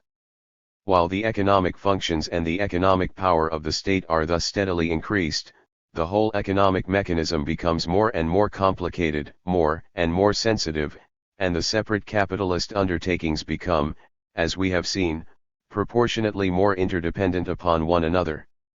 Along with all this grows the dependence of the capitalist class upon the greatest of all their establishments, the state or government. This increased dependence and interrelation increases also the disturbances and disorders which afflict the economic mechanism, for relief from all of which, the largest of existing economic powers, the state or government, is, with increasing frequency, appealed to by the capitalist class. Accordingly, in modern society the state is called upon more and more to step in and take a hand in the regulation and management of the economic mechanism, and ever stronger are the means placed at its disposal and employed by it in the fulfillment of this function. The economic omnipotence of the state, which appeared to the Manchester School as a socialist utopia, has developed under the very eyes of that school into an inevitable result of the capitalist system of production itself. 5. State socialism and the social democracy. The economic activity of the modern state is the natural starting point of the development that leads to the cooperative commonwealth. It does not, however, follow that every nationalization of an economic function or of an industry is a step towards the cooperative commonwealth, and that the latter could be the result of a general nationalization of all industries without any change in the character of the state. The theory that this could be the case is that of the state socialists. It arises from a misunderstanding of the state itself. Like all previous systems of government, the modern state is preeminently an instrument intended to guard the interests of the ruling class. This feature is in no wise changed by its assumption of features of general utility which affect the interests not of the ruling class alone, but of the whole body politic. The modern state assumes these functions often simply because otherwise the interests of the ruling class would be endangered with those of society as a whole, but under no circumstances has it assumed, or could it ever assume, these functions in such a manner as to endanger the overlordship of the capitalist class.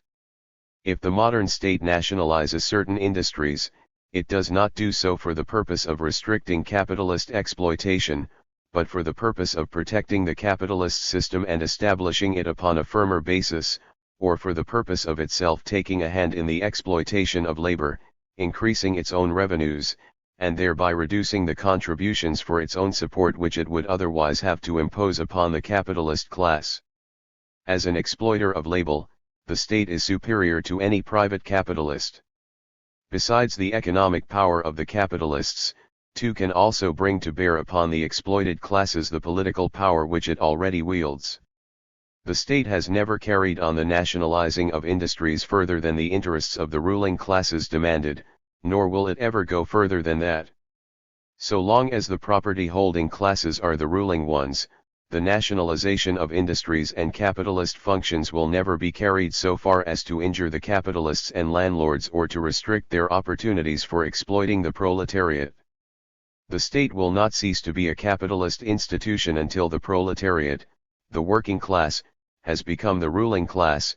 Not until then will it become possible to turn it into a cooperative commonwealth. From the recognition of this fact is born the aim which the Socialist Party has set before it, to call the working class to conquer the political power to the end that, with its aid, they may change the state into a self-sufficing cooperative commonwealth. Socialists are frequently reproached with having no fixed aims, with being able to do nothing but criticize and with not knowing what to put in place of that which they would overthrow. Nevertheless, the fact remains that none of the existing parties has so well marked and clear an aim as the Socialist Party. It may, indeed, be questioned whether the other political parties have any aims at all. They all hold to the existing order, although they all see that it is untenable and unendurable. Their programs contain nothing except a few little patches by which they hope and promise to make the untenable tenable and the unendurable endurable. The Socialist Party, on the contrary, does not build on hopes and promises, but upon the unalterable necessity of economic development. Whoever declares these aims to be false should show in what respect the teachings of socialist political economy are false. he should show that the theory of development from small to large production is false, that production is carried on today as it was 100 years ago, that things are today as they have always been. Only he who could prove this is justified in the belief that things will continue as they are. But whoever is not feather-brained enough to believe that social conditions remain always the same, cannot reasonably suppose that the present conditions will continue forever. Can any other party than the Socialist Party point out to him what will and must take their place? All other political parties live only in the present, from hand to mouth. The Socialist Party is the only one which has a definite aim in the future, the only one whose present policy is dictated by a general, consistent purpose. Because they neither can nor will see, because they stubbornly persist in stargazing, they declare offhand that the Socialists know not what they want except to destroy the existing order. 6. The structure of the future state. It is not our purpose to meet all the objections, misconceptions, and misstatements with which the capitalist class strives to combat socialism. It is profitless to attempt to enlighten malice and stupidity. Socialists could wear themselves to the bone in such an undertaking and never have done. There is, however, one objection that should be met. It is important enough to merit thorough treatment, and its removal will make clearer the point of view and purpose of socialism. Our opponents declare that the cooperative commonwealth cannot be considered practicable and cannot be the object of the endeavors of intelligent people until the plan is presented to the world in a perfected form, and has been tested and found feasible. They claim that no sensible mall would start to build a house before he had perfected his plan, and before experts had approved of it, that least of all would he pull down his only dwelling before he knew what else to put in its place. Socialists are, accordingly, told that they must come out with their plan of a future state. If they refuse, it is a sign that they themselves have not much confidence in it. This objection sounds very plausible, so plausible, indeed, that even among socialists themselves many are of the opinion that the exposition of some such plan is necessary. Indeed, some plan seemed a necessary prerequisite as long as the laws of social evolution were unknown, and it was believed that social forms could be built up at will, like houses. People speak even today of the social edifice. Social evolution is a modern science. Formerly, economic development proceeded so slowly that it was barely noticeable.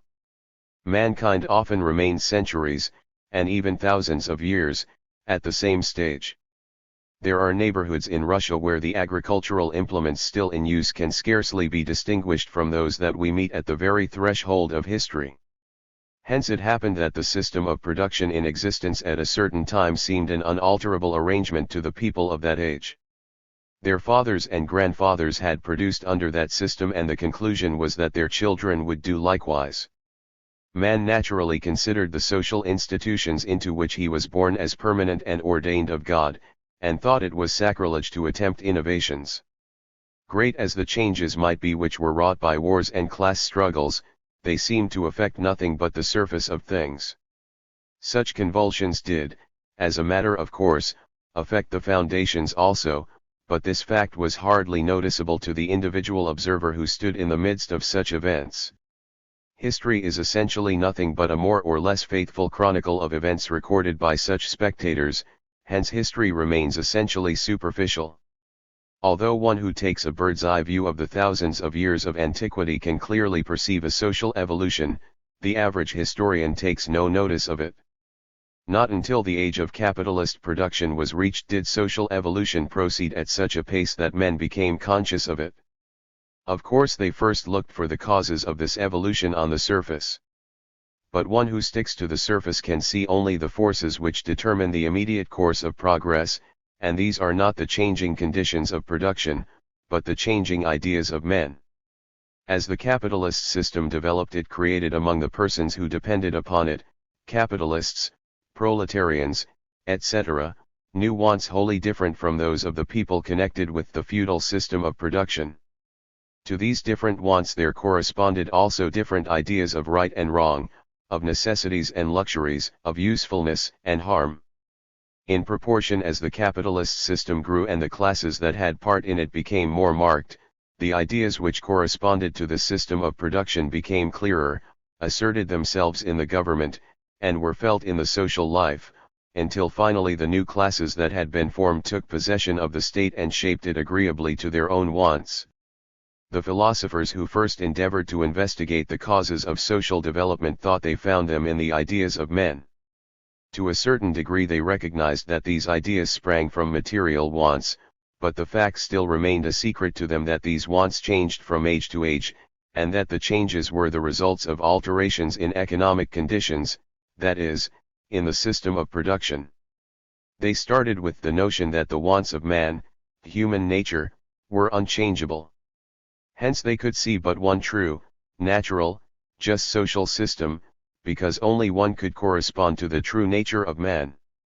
All other social forms they pronounced the result of mental aberrations which came about only because mankind did not realize sooner what they needed.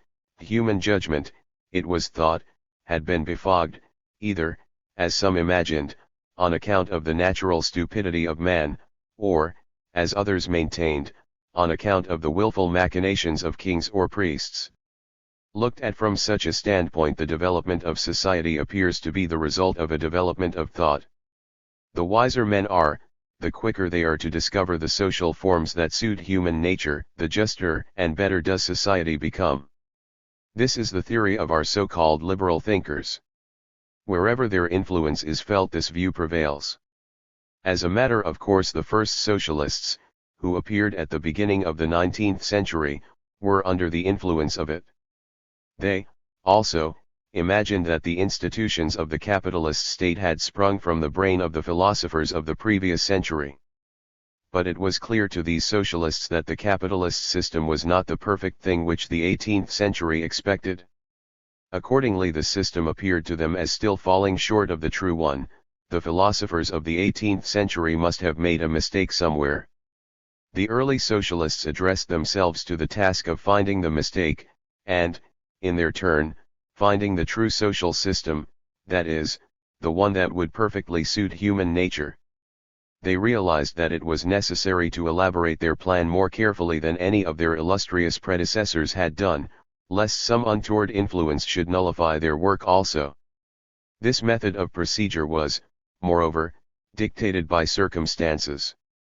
The early socialists did not stand, as did their predecessors, in the presence of a social system near its downfall, nor did they have, as did their predecessors, the encouragement of a mighty class whose interests demanded the overthrow of the existing order.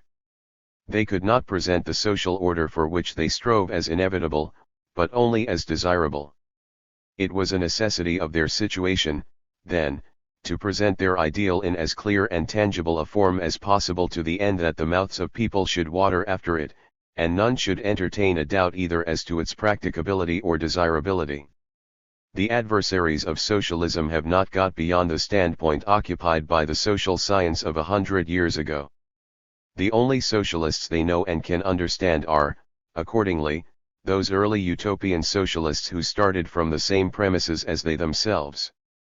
The adversaries of socialism look upon the socialist commonwealth just as they would upon a capitalist enterprise, a stock company, for example, which is to be started, and they refuse to take stock before it is shown in a prospectus that the concern will be practicable and profitable. Such a conception may have had its justification at the beginning of the 19th century. Today, however, the socialist commonwealth no longer needs the endorsement of these gentlemen. The capitalist social system has run its course, its dissolution is now only a question of time. Irresistible economic forces lead with the certainty of doom to the shipwreck of capitalist production. The substitution of a new social order for the existing one is no longer simply desirable, it has become inevitable.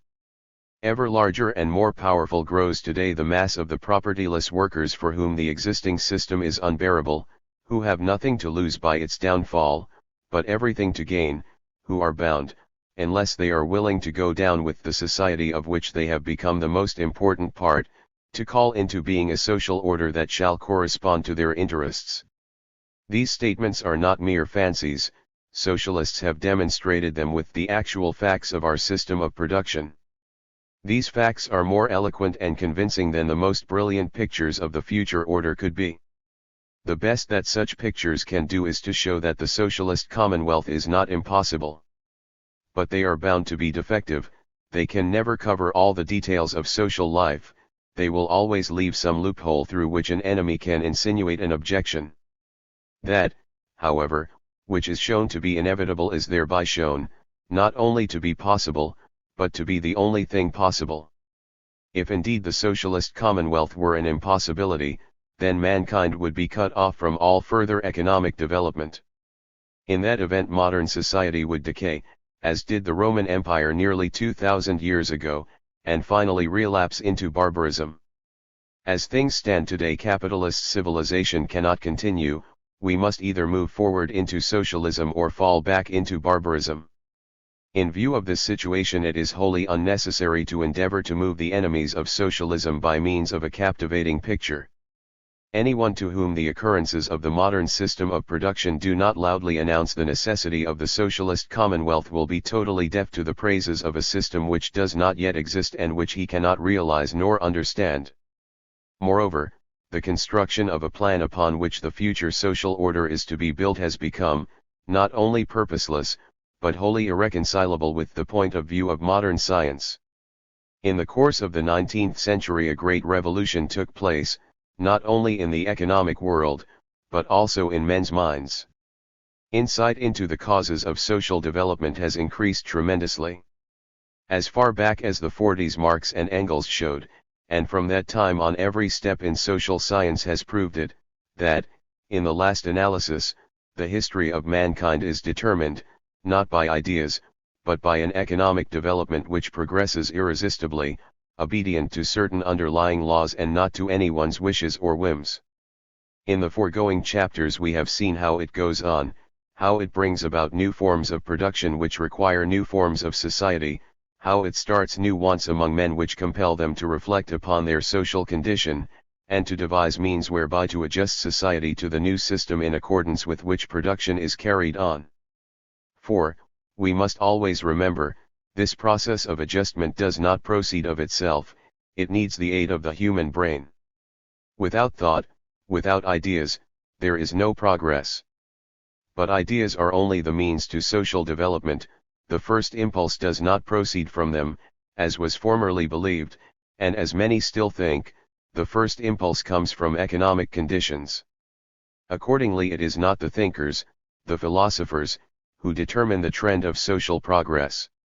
What the thinkers can do is to discover, to recognize, the trend, and this they can do in proportion to the clearness of their understanding of the conditions which preceded, but they can never themselves determine the course of social evolution. And even the recognition of the trend of social progress has its limits. The organization of social life is most complex. Even the dearest intellect finds it impossible to probe it from all sides and to measure all the forces at work in it with sufficient accuracy to enable him to foretell accurately what social forms will result from the joint action of all these forces.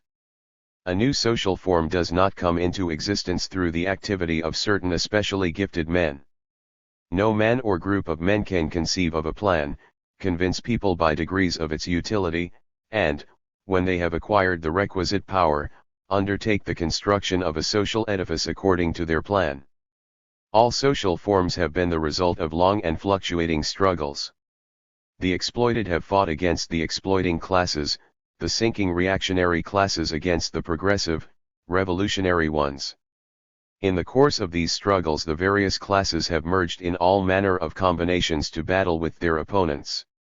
The camp of the exploited at times contains both revolutionary and reactionary elements. The camp of the revolutionists may contain at times both exploiters and exploited. Within a single class different factions are frequently formed according to the intellect, the temperament, or the station of individuals or whole sections. And, finally, the power wielded by any single class has never been permanent. Each has risen or fallen as its understanding of the surrounding conditions, the compactness and size of its organization, and its importance in the mechanism of production increased or diminished. In the course of the fluctuating struggles of these classes the older social forms, which had become untenable, were pushed aside for new ones. The social order which took the place of the old was not always immediately the best possible. In order to have made it so, the revolutionary class of each epoch would have had to be in possession of the sole political power and the most perfect understanding of their social conditions. As long as this was not the case, mistakes were inevitable. Not infrequently a new social order proved itself partially, if not wholly, as untenable as the one overthrown. Nevertheless, the stronger the pressure of economic development, the clearer became its demands and the greater the ability of the revolutionary classes to do what was required of them. The institutions of the revolutionary class which were in opposition to the demands of economic development fell into decay and were soon forgotten. But those which had become necessary quickly struck root and could not be exterminated by the upholders of the former system. It is in this way that all new social orders have arisen. Revolutionary periods differ from other periods of social development only by virtue of the fact that during them the phenomena of development proceed at an unusually rapid pace. The genesis of a social institution is, it thus appears, very different from that of a building. Previously perfected plans are not applicable to the construction of the former. In view of this fact, sketching plans for the future social state is about as rational as writing in advance the history of the next war. The course of events is, however, by no means independent of the individual. Everyone who is active in society affects it to a greater or less extent. A few individuals, especially prominent through their capacity or social position, may exercise great influence upon the whole nation. Some may promote the development of society by enlightening the people, organizing the revolutionary forces and causing them to act with vigor and precision. Others may retard social development for many years by turning their powers in the opposite direction. The former tend, by the promotion of the social evolution, to diminish the sufferings and sacrifices that it demands. The latter, on the contrary, tend to increase these sufferings and sacrifices. But no one, whether he be the mightiest monarch or the wisest and most benevolent philosopher, can determine at will the direction that the social evolution shall take or prophesy accurately the new forms that it will adopt. Few things are, therefore, more childish than to demand of the socialist that he draw a picture of the commonwealth which he strives for. This demand, which is made of no other party than the Socialist Party, is so childish that it would not deserve much attention were it not for the fact that it is the objection against socialism which its adversaries raise with soberest men. Never yet in the history of mankind has it happened that a revolutionary party was able to foresee, let alone determine, the forms of the new social order which it strove to usher in. The cause of progress gained much if it could as much as ascertain the tendencies that led to such a new social order, to the end that its political activity could be a conscious, and not merely an instinctive, one. No more can be demanded of the Socialist Party. At the same time, never yet was there a political party that looked so deeply into the social tendencies of its times, and so thoroughly understood them as the Socialist Party. This is due, not so much to the Socialist Party's merit, as to its good fortune. It owes its superiority to the fact that it stands upon the shoulders of capitalist political economy, the first that ever undertook a scientific investigation of social relations and conditions. One result of this investigation was that the revolutionary classes which overthrew the feudal system of production had a much clearer conception of their social mission and suffered much less from self-deception than any other revolutionary class before them. But the thinkers in the ranks of the Socialist Party have carried the investigations of the social relations much further, they have gone much deeper than any capitalist economist. Capital, Karl Marx's great work, has become the lodestar of modern economic science. As far as the work of Karl Marx stands above the works of Quesnay, Adam Smith, and Ricardo, just so far stand the socialists of today above the revolutionary classes that appeared at the close of the 18th and the beginning of the 19th century in point of clearness of vision and certainty of purpose. If the socialists decline to lay before the public a prospectus of the future commonwealth, the bourgeois writers can find in this fact no reason to mock or to conclude that we do not know what we are after. The Socialist Party has a clearer insight into the future than had the pathfinders of the present social order. We have said that a thinker may be able to discover the tendencies of the economic development of his day, but that it is impossible for him to foresee the social forms in which that development will ultimately find expression. A glance at existing conditions will prove the correctness of this view. The tendencies of the capitalist system of production are the same in all countries where it prevails, and yet how different are the political and social forms in England from those in France, those in France from those in Germany, and those in the United States from any of these. Again, the historical tendencies of the labor movement, which has been brought on by the existing system of production, are everywhere identical, and yet we see that the forms under which this movement manifests itself are different in each country. The tendencies of the capitalist system of production are today well known. Nevertheless, no one would venture to foretell what forms it will take in 10, 20, or 30 years, provided, of course, that it endures that long. And yet some demand of the socialists a detailed description of the social forms that are to come into existence after the present system of production. It does not follow, however, from the refusal of the socialists to draw up a plan of the future state and the measures which must lead up to it that they consider useless or harmful all thought about the socialist society. The useless and harmful thing is the making of positive propositions for bringing in and organizing the socialist society. Propositions for the shaping of social conditions can be made only where the field is fully under control and well understood. For this reason the Socialist Party can make positive propositions only for the existing social order. Suggestions that go beyond that cannot deal with facts, but must proceed from suppositions. They are, accordingly, fantasies and dreams which remain at best without result.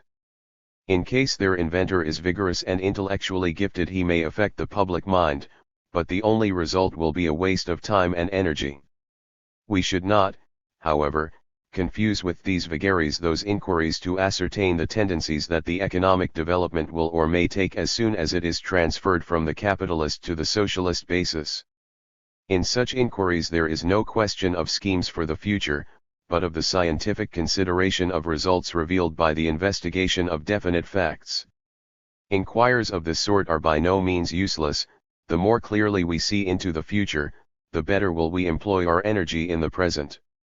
The most noted thinkers of the Socialist Party have undertaken such inquiries. The works of Karl Marx and Friedrich Engels contain the results of many investigations of this sort. August Bebel has given in his book on Woman under Socialism the result of his work in this field. Similar inquiries every thinking socialist has probably carried on in private, for everyone who has placed before himself a great goal realizes the need of clearness in regard to the conditions under which he can reach it. The most widely divergent views have been formed and expressed by persons of different position, temperament, insight into economic questions and acquaintance with other non-capitalistic, especially communistic, forms of society. But such differences in the manner of looking at things in no way disturb the compactness and unity of the Socialist Party.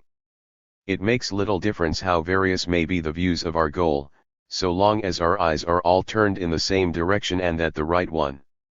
We might close this chapter here. But so many false notions about the socialist commonwealth have been inherited from the utopians or invented by ignorant men of letters, that this course would have the appearance of an evasion. Therefore we shall take up certain of them in order to show how the tendencies of our economic development might work themselves out in a socialist community. V. The class struggle. 1. Socialism and the property-holding classes. The last paragraphs of our Declaration of Principles reads as follows. This social transformation means the liberation, not only of the proletariat, but of the whole human race. Only the working class, however, can bring it about. All other classes, despite their conflicting interests, maintain their existence on the basis of the private ownership of the means of production, and therefore have a common motive for supporting the principles of the existing social order. The struggle of the working class against capitalist exploitation is necessarily a political struggle. The working class cannot develop its economic organization and wage its economic battles without political rights. It cannot accomplish the transfer of the means of production to the community as a whole without first having come into possession of political power. To make this struggle of the workers conscious and unified, to keep its one great object in view, this is the purpose of the Socialist Party. In all lands where capitalist production prevails, the interests of the working class are identical. With the development of world commerce and production for the world market, the position of the workers in each country becomes increasingly dependent on that of the workers in other countries. The liberation of the working class is, therefore, a task in which the workers of all civilized lands are equally concerned. Being conscious of this fact, the Socialist Party proclaims its solidarity with the class-conscious workers of all lands. The Socialist Party, accordingly, struggles, not for any class privileges, but for the abolition of classes and class rule, for equal rights and equal duties for all, without distinction of sex or race. In conformity with these principles, it opposes in present-day society, not only the exploitation and oppression of wage workers, but also every form of exploitation and oppression, be it directed against a class, a party, a sex, or a race. The introductory sentence of the first of these paragraphs needs little explanation. We have already shown that the triumph of socialism is in the interest of our entire social development. In a certain sense, it is even in the interest of the owning and exploiting classes. These, like their victims, suffer from the contradictions of the modern method of production. Some of them degenerate in idleness, others wear themselves out in the ceaseless race for profits, while over them all hangs the Damocles sword of bankruptcy. But observation teaches us that the great majority of the owners and exploiters are bitterly opposed to socialism. Can this be due simply to lack of knowledge and insight?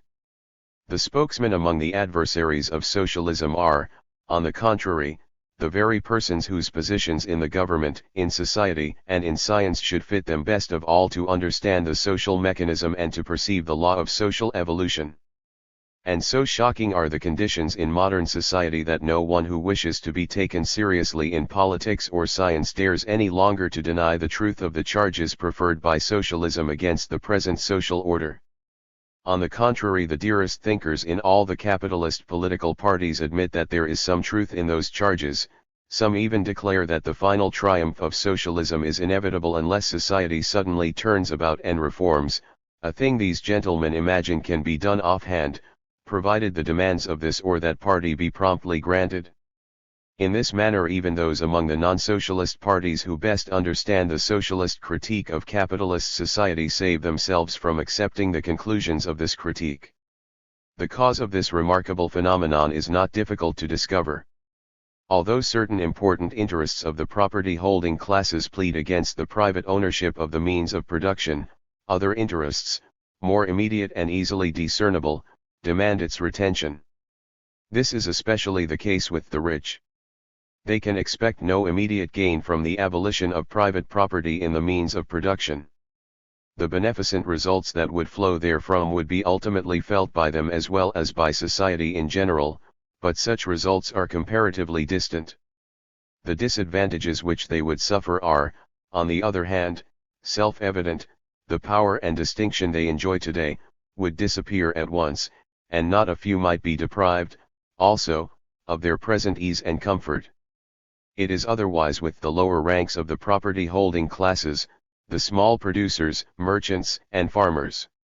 These have nothing to lose in point of power and distinction, and they can only gain in point of ease and comfort by the introduction of the socialist system of production.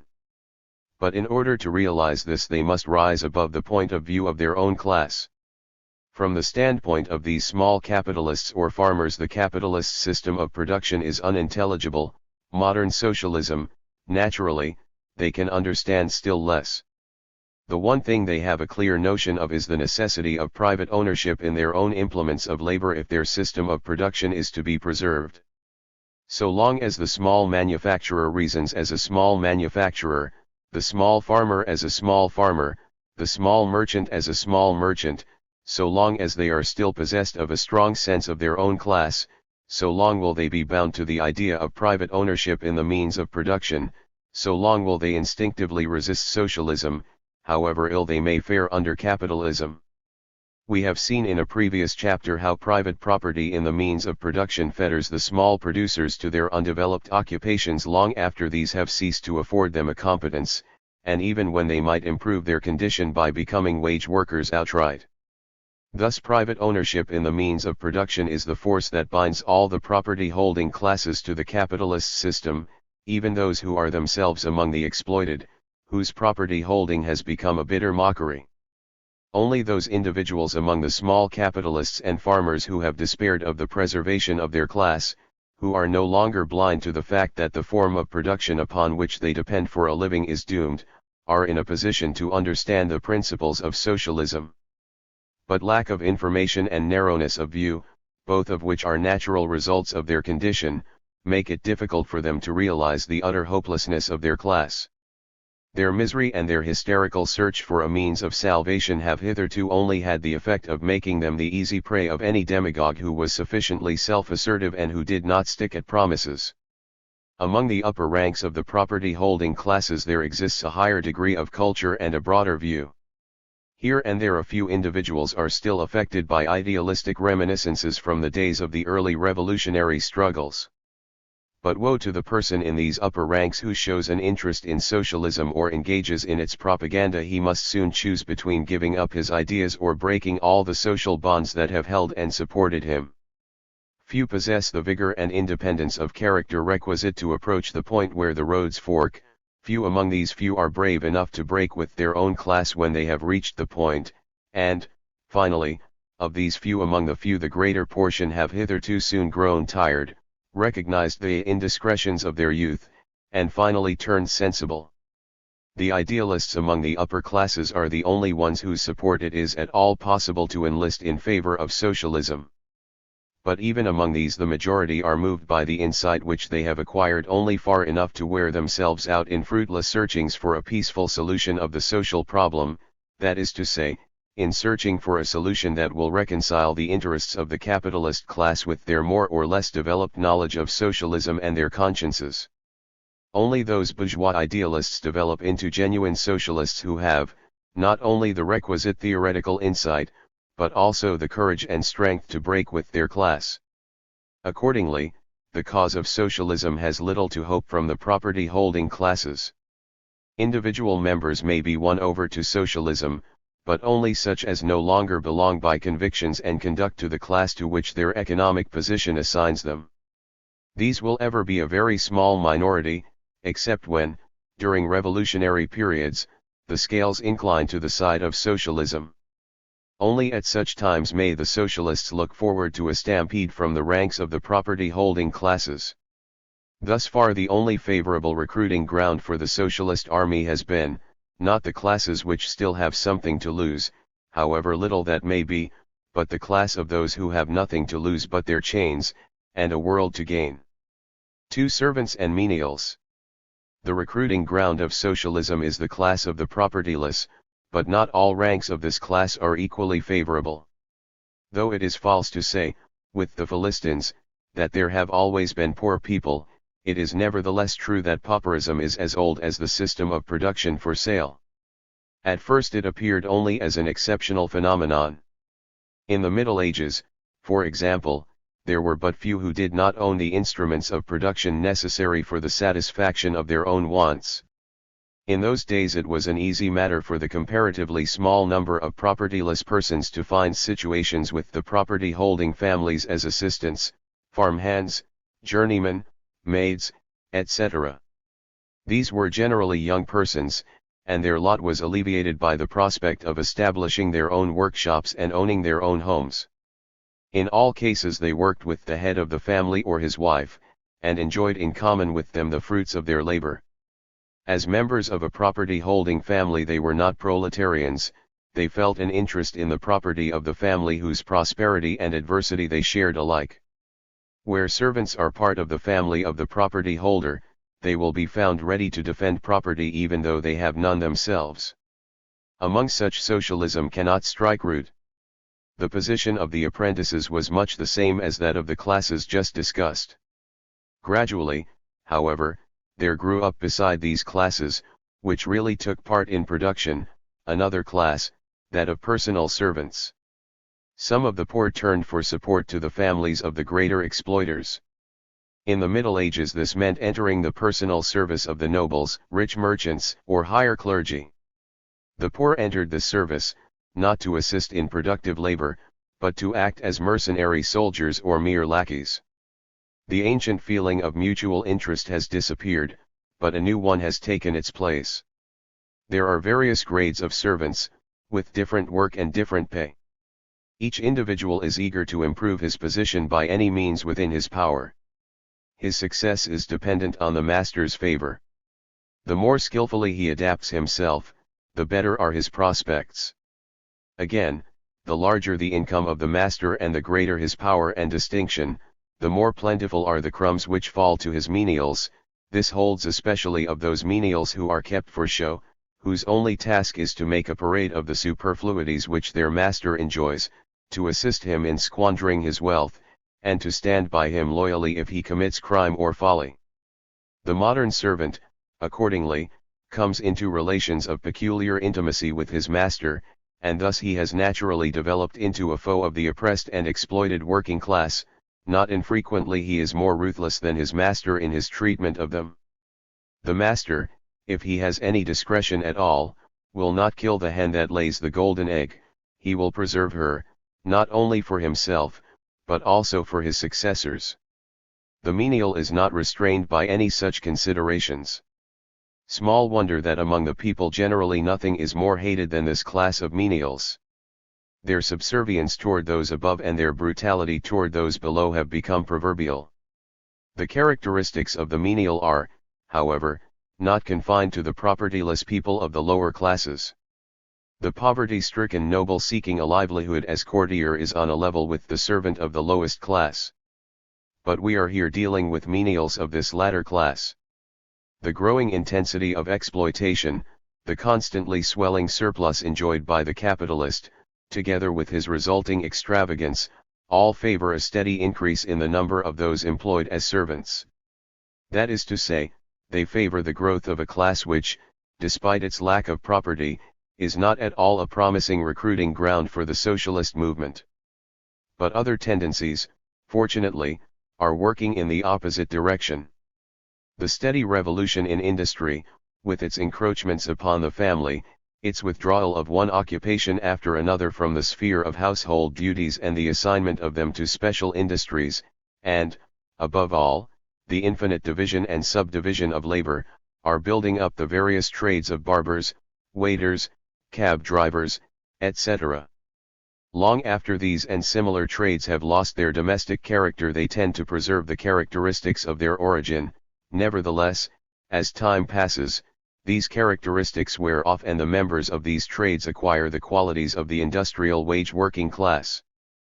3. The slums. However numerous the class of menials may be, it has not, as a rule, been able to absorb the whole number of those left propertyless. The unemployable, children, old people, sick and cripples have been from the beginning unable to earn a living by entering into service. To these were added at the beginning of modern times a large number who could work but found nothing to do. For them there was nothing but to beg, steal, or prostitute themselves. They were compelled either to perish or to throw overboard all sense of shame, honor and self-respect. They prolong their existence only by giving precedence to their immediate wants over their regard for their reputations. That such a condition cannot but exercise the most demoralizing and corrupting influence is self-evident. Furthermore, the effect of this influence is intensified by the fact that the unemployed poor are utterly superfluous to the existing order. Their extinction would relieve it of an undesirable burden. A class that has become superfluous, that has no necessary function to fulfill, must degenerate. And beggars cannot even raise themselves in their own estimation by indulging in the self-deception that they are necessary to the social system. They have no recollection of a time when their class performed any useful services, they have no way of forcing society to support them as parasites. They are only tolerated. Humility is, consequently, the first duty of the beggar and the highest virtue of the poor. Like the menials, this class of the proletariat is servile toward the powerful, it furnishes no opposition to the existing social order. On the contrary, it ekes out its existence from the crumbs that fall from the tables of the rich. Why should it wish to abolish its benefactors? Furthermore, beggars are not themselves exploited, the higher the degree of exploitation, the larger the incomes of the rich, all the more have the beggars to expect. Like the menial class, they are partakers in the fruits of exploitation, they have no motive for wishing to put an end to the system. But though this section of the proletariat has never offered any resistance to the system of exploitation, still it cannot be regarded as a bulwark of the system. Cowardly and unprincipled, it soon deserts its benefactors when power and wealth have slipped from their hands. This class has never taken the lead in any revolutionary movement. But it has always been on hand during social disturbances, ready to fish in troubled waters. Occasionally it has given the last kick to a falling class.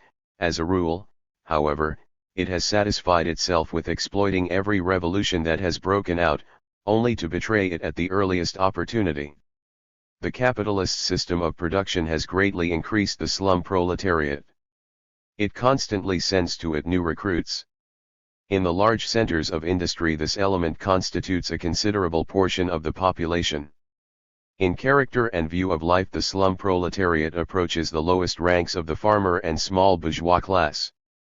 Like these, it has despaired of its own power and seeks to save itself through aid received from above. For the beginnings of the wage-earning proletariat. It was from the last-mentioned classes that capitalism drew its first supply of wage labor. It needed not so much skilled workers as docile ones. And since the slum proletariat and the sections of the population most closely related to it had already learned obedience and humility, they were well fitted to supply the demand. With workers from this source, capitalism could develop without opposition. They were easily exploited to the limit. They would work long hours amidst almost intolerable conditions. Whoever wishes to learn of the deplorable state of the proletariat during the early days of modern industry has but to read Frederick Engels' classic work on the working class of England. 5. The advance of the wage-earning proletariat. At the time of the beginning of modern industry, the term proletariat implied absolute degeneracy. And there are persons who believe this is still the case. But even in the earliest days there was the beginning of a great gulf between the working class proletariat and the slum proletariat. The slum proletariat has always been the same, whether in modern London or ancient Rome. The modern laboring proletariat is an absolutely unique phenomenon. Between these two there is, first of all, the difference that lies in the fact that the first is a parasite and the second the most important root of modern social life. Far from receiving alms, the modern working proletarians support the whole structure of our society.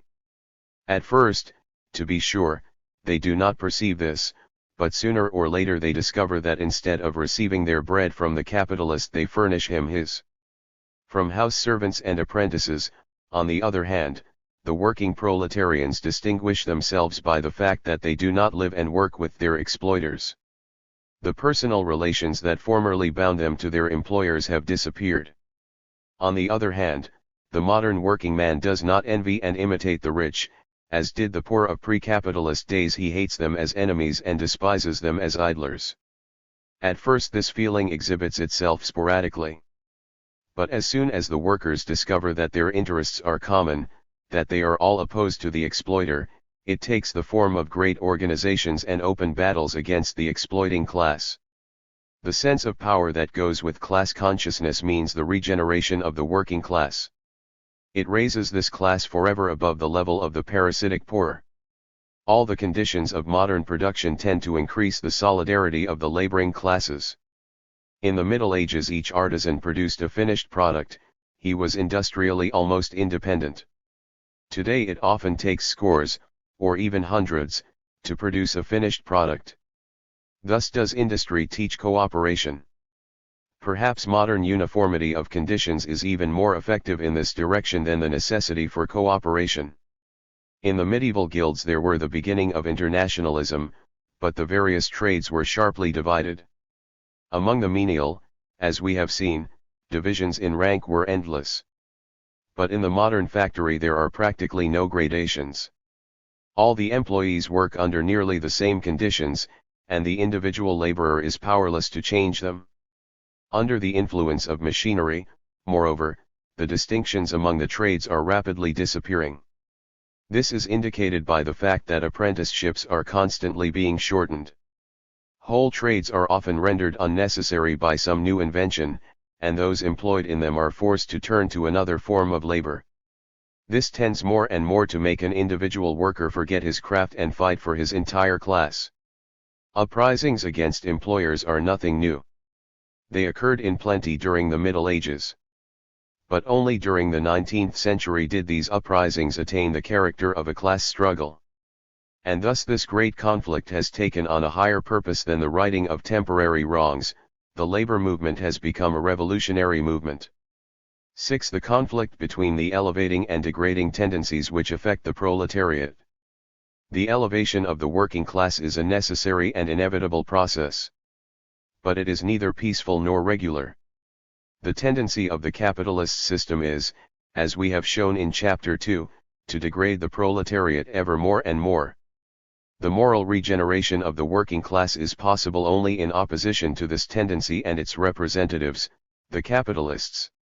It cannot come about except through the new tendency developed in the working class by the modern conditions of labor. But the two tendencies, the one upward and the other downward, vary constantly in different places and at different periods. They depend on the condition of the market, the organization of industry, the development of machinery, the insight of the capitalists and workers, etc., etc. All of these conditions vary from year to year in all the numerous branches of industry. But fortunately for human development, there comes a time in the history of every section of the proletariat when the elevating tendencies gain the upper hand.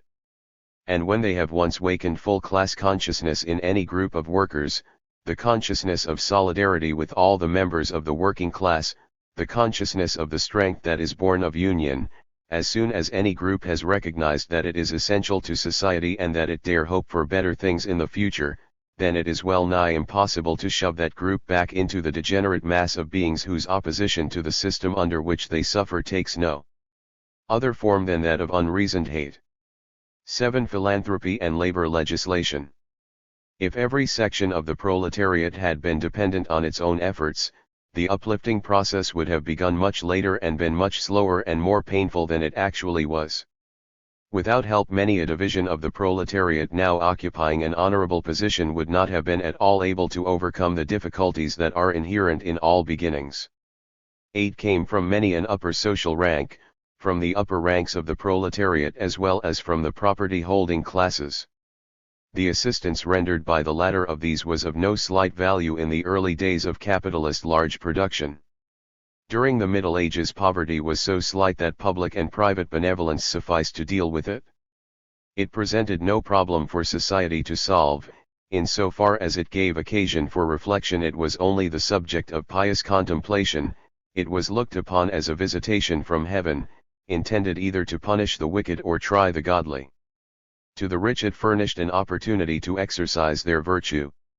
With the growth of the capitalist system, however, the number of the unemployed increased, and poverty assumed tremendous proportions. The spectacle of a large pauper class, which was as novel as it was dangerous, drew upon it the attention of all thoughtful and kindly disposed persons. Primitive means for the distribution of charity proved inadequate. To care for all the poor was soon felt to be a work that greatly exceeded the powers of the community.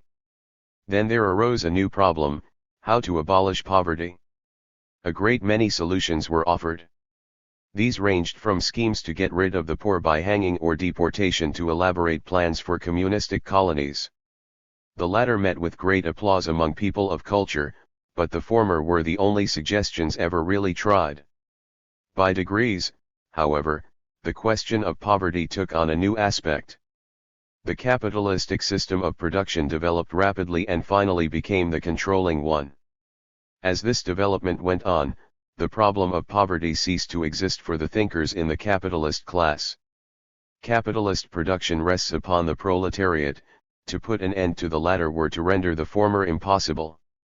Colossal poverty is the foundation of colossal wealth. He who would eliminate the poverty of the masses assails the wealth of the few.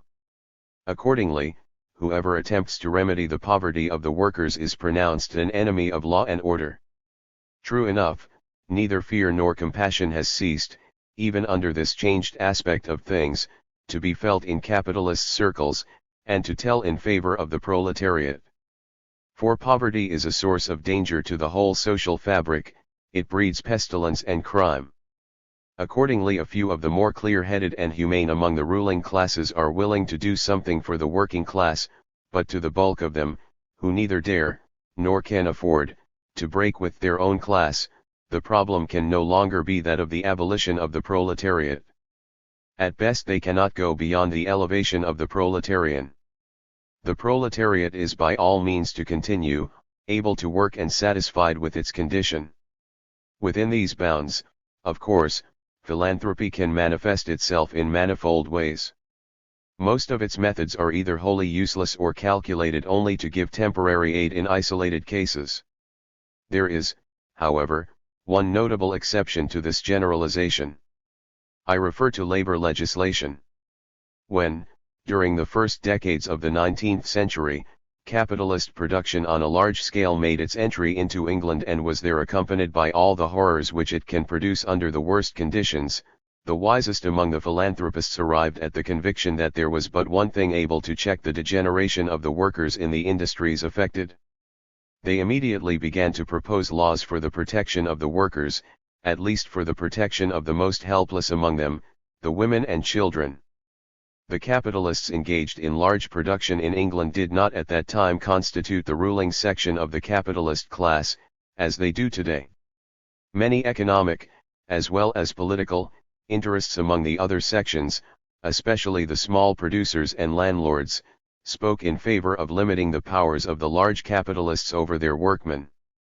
The movement in this direction was favored also by the consideration that unless the large capitalists were restrained, the working class, which was the foundation of English industry, would inevitably perish. This was a consideration which could not fail to influence every member of the ruling class intelligent enough to see further than his own immediate interests. Added to this there was the support of a few large capitalists who realized that they had sufficient means to adapt themselves to the proposed laws and who saw that their less wealthy competitors would be ruined by them. In spite of all this, and notwithstanding the fact that the working class itself set in motion a powerful movement in favor of factory laws, it took a hard fight to obtain the first slight factory legislation and subsequently to extend it.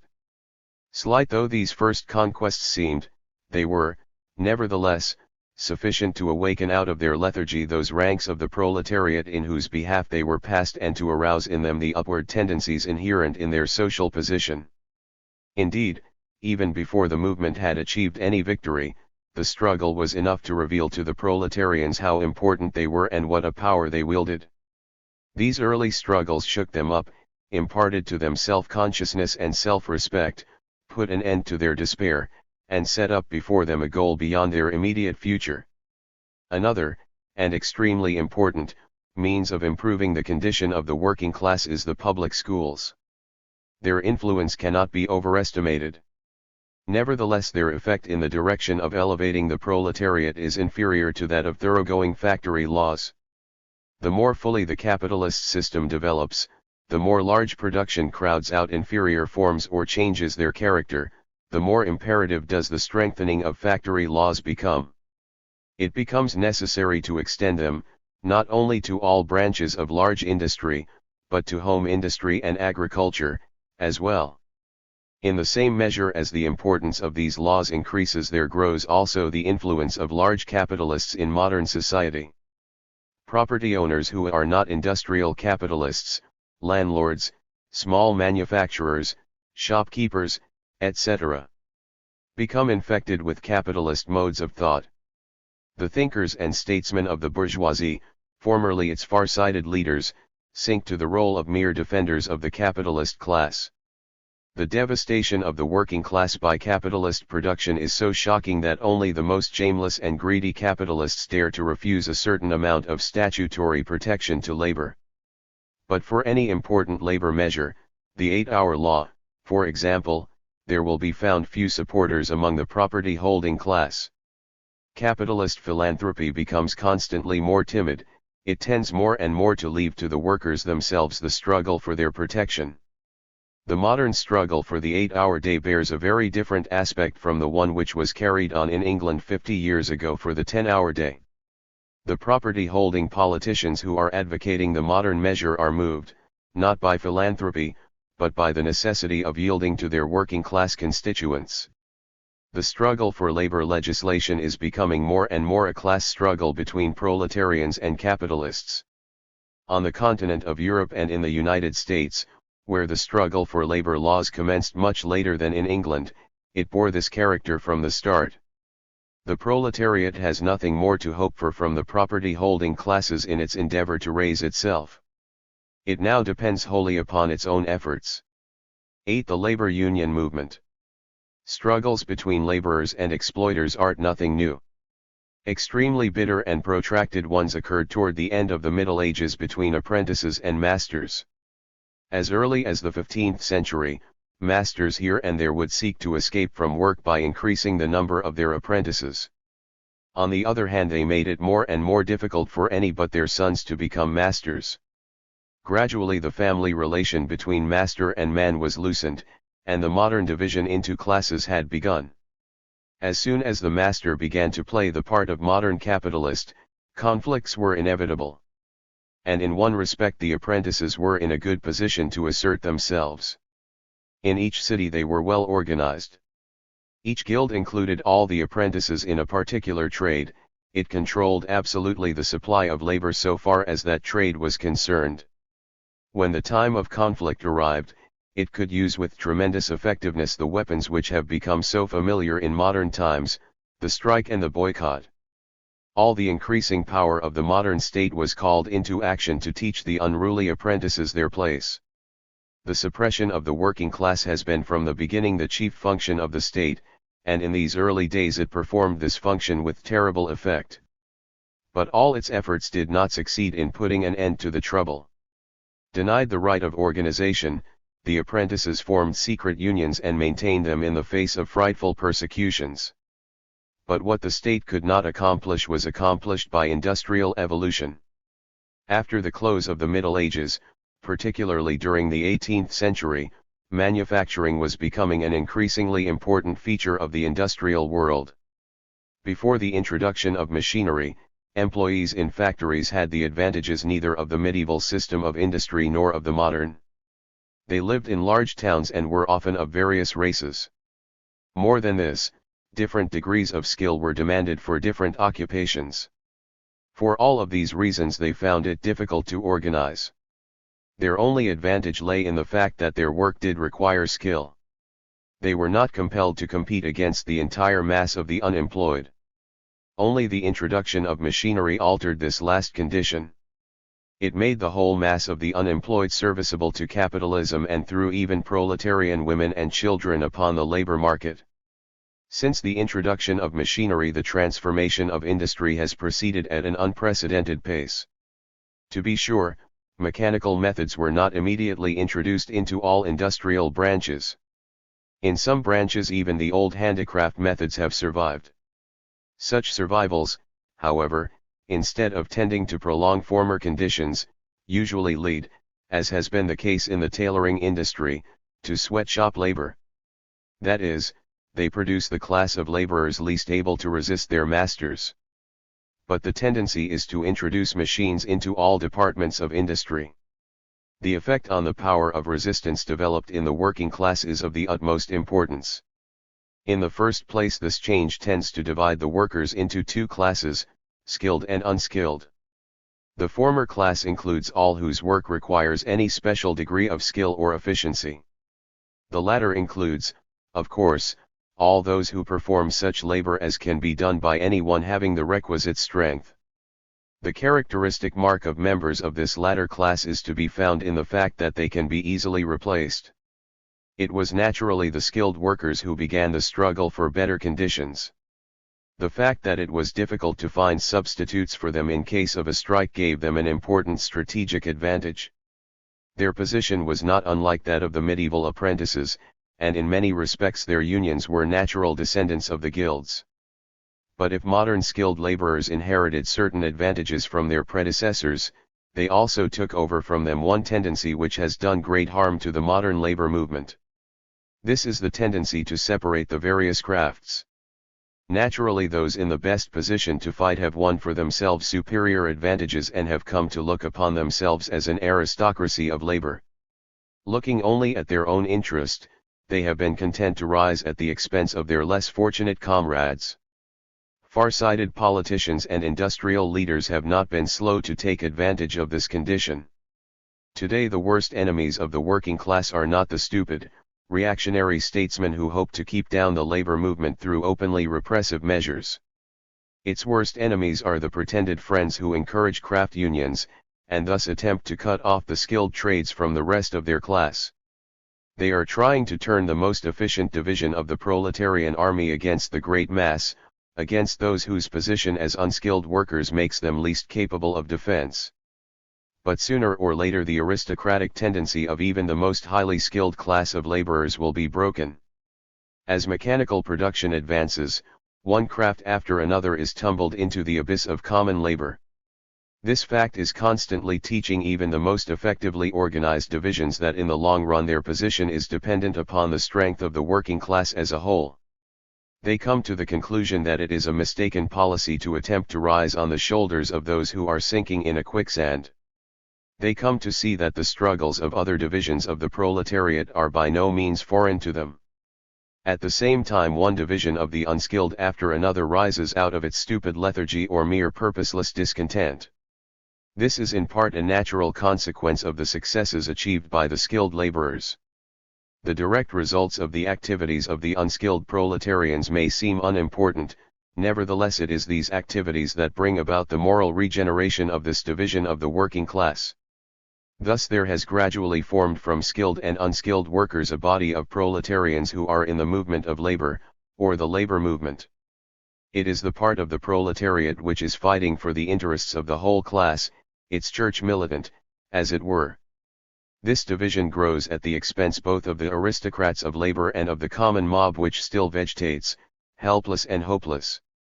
We have already seen that the laboring proletariat is constantly increasing. We know, further, that it tends more and more to set the pace in thought and feeling for the other working classes. We now see that in this growing mass of workers the militant division increases not only absolutely, but relatively. No matter how fast the proletariat may grow, this militant division of it grows still faster. But it is precisely this militant proletariat which is the most fruitful recruiting ground for socialism. The socialist movement is nothing more than the part of this militant proletariat which has become conscious of its goal. In fact, these two, socialism and the militant proletariat, tend constantly to become identical. In Germany and Austria their identity is already an accomplished fact. 9. The political struggle.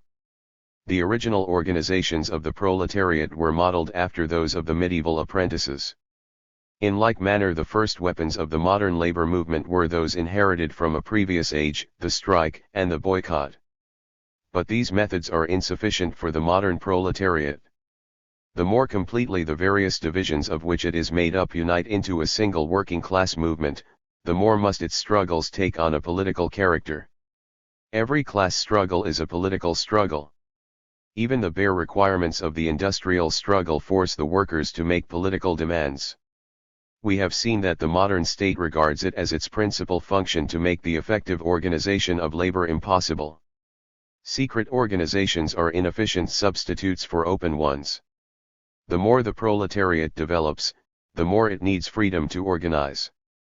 But this freedom is not alone sufficient if the proletariat is to have adequate organizations. The apprentices and journeymen of previous periods found it easy to act together. The various cities were industrially independent. In any given city the number of those engaged in any trade was comparatively small. They usually lived on one street and spent their leisure time at the same tavern. Each one was personally acquainted with all the rest. Today conditions are radically different. In every industrial center there are gathered thousands of working men. A single individual can know personally only a few of his comrades. To make this great mass feel its common interests, to induce it to act as one in an organization, it is necessary to have means of communicating with large numbers. A free press and the right of assemblage are absolutely essential. The free press is made especially necessary by the development of modern means of communication. It is possible now for a capitalist to import strike breakers from far-lying districts. Unless the workers can organize unions covering the entire nation, or even the entire civilized world, they are powerless. But this cannot be done without the aid of the press. On this account, wherever the working class has endeavored to improve its economic position, it has made political demands, especially demands for a free press and the right of assemblage. These privileges are to the proletariat the prerequisites of life, they are the light and air of the labor movement. Whoever attempts to deny them, no matter what his pretensions, is to be reckoned among the worst enemies of the working class. Occasionally someone has attempted to oppose the political struggle to the economic, and declared that the proletariat should give its exclusive attention either to the one or the other. The fact is that the two cannot be separated. The economic struggle demands political rights, and these will not fall from heaven. To secure and maintain them, the most vigorous political action is necessary. The political struggle is, on the other hand, in the last analysis, an economic struggle. Often, in fact, it is directly and openly economic, as when it deals with tariff and factory laws. The political struggle is merely a particular form of the economic struggle, in fact, its most inclusive and vital form. The interest of the working class is not limited to the laws which directly affect it, the great majority of laws touch its interests to some extent. Like every other class, the working class must strive to influence the state authorities, to bend them to its purposes. Great capitalists can influence rulers and legislators directly, but the workers can do so only through parliamentary activity. It matters little whether a government be republican in name. In all parliamentary countries it rests with the legislative body to grant tax levies. By electing representatives to parliament, therefore, the working class can exercise an influence over the governmental powers. The struggle of all the classes which depend upon legislative action for political influence is directed, in the modern state, on the one hand toward an increase in the power of the parliament, and on the other toward an increase in their own influence within the parliament. The power of parliament depends on the energy and courage of the classes behind it and on the energy and courage of the classes on which its will is to be imposed. The influence of a class within a parliament depends, in the first place, on the nature of the electoral law in force. It is dependent, further, upon the influence of the class in question among the voters, and, lastly, upon its aptitude for parliamentary work. A word must be added on this last point. The bourgeoisie, with all sorts of talent at its command, has hitherto been able to manipulate parliaments to its own purpose. Therefore, small capitalists and farmers have in large numbers lost all faith in legislative action. Some of these have declared in favor of the substitution of direct legislation for legislation by representatives, others have denounced all forms of political activity. This may sound very revolutionary, but in reality it indicates nothing but the political bankruptcy of the classes involved. The proletariat is, however, more favorably situated in regard to parliamentary activity. We have already seen how the modern method of production reacts on the intellectual life of the proletariat, how it has awakened in them a thirst for knowledge and given them an understanding of great social problems. So far as their attitude toward politics is concerned, they are raised far above the farmers and small capitalists. It is easier for them to grasp party principles and act on them uninfluenced by personal and local motives. Their conditions of life, moreover, make it possible for them to act together in great numbers for a common end. Their regular forms of activity accustom them to rigid discipline. Their unions are to them an excellent parliamentary school, they afford opportunities for training in parliamentary law and public speaking. The proletariat is, therefore, in a position to form an independent party. It knows how to control its representatives. Moreover, it finds in its own ranks an increasing number of persons well fitted to represent it in legislative halls. Whenever the proletariat engages in parliamentary activity as a self-conscious class, parliamentarism begins to change its character. It ceases to be a mere tool in the hands of the bourgeoisie. This very participation of the proletariat proves to be the most effective means of shaking up the hitherto indifferent divisions of the proletariat and giving them hope and confidence. It is the most powerful lever that can be utilized to raise the proletariat out of its economic, social, and moral degradation. The proletariat has, therefore, no reason to distrust parliamentary action. On the other hand, it has every reason to exert all its energy to increase the power of parliaments in their relation to other departments of government and to swell to the utmost its own parliamentary representation. Besides freedom of the press and the right to organize, the universal ballot is to be regarded as one of the conditions prerequisite to a sound development of the proletariat. 10. The Labour Party. In the first place, the ballot was useful to the working class only because it now and then made various sections of the bourgeoisie dependent on it for favors.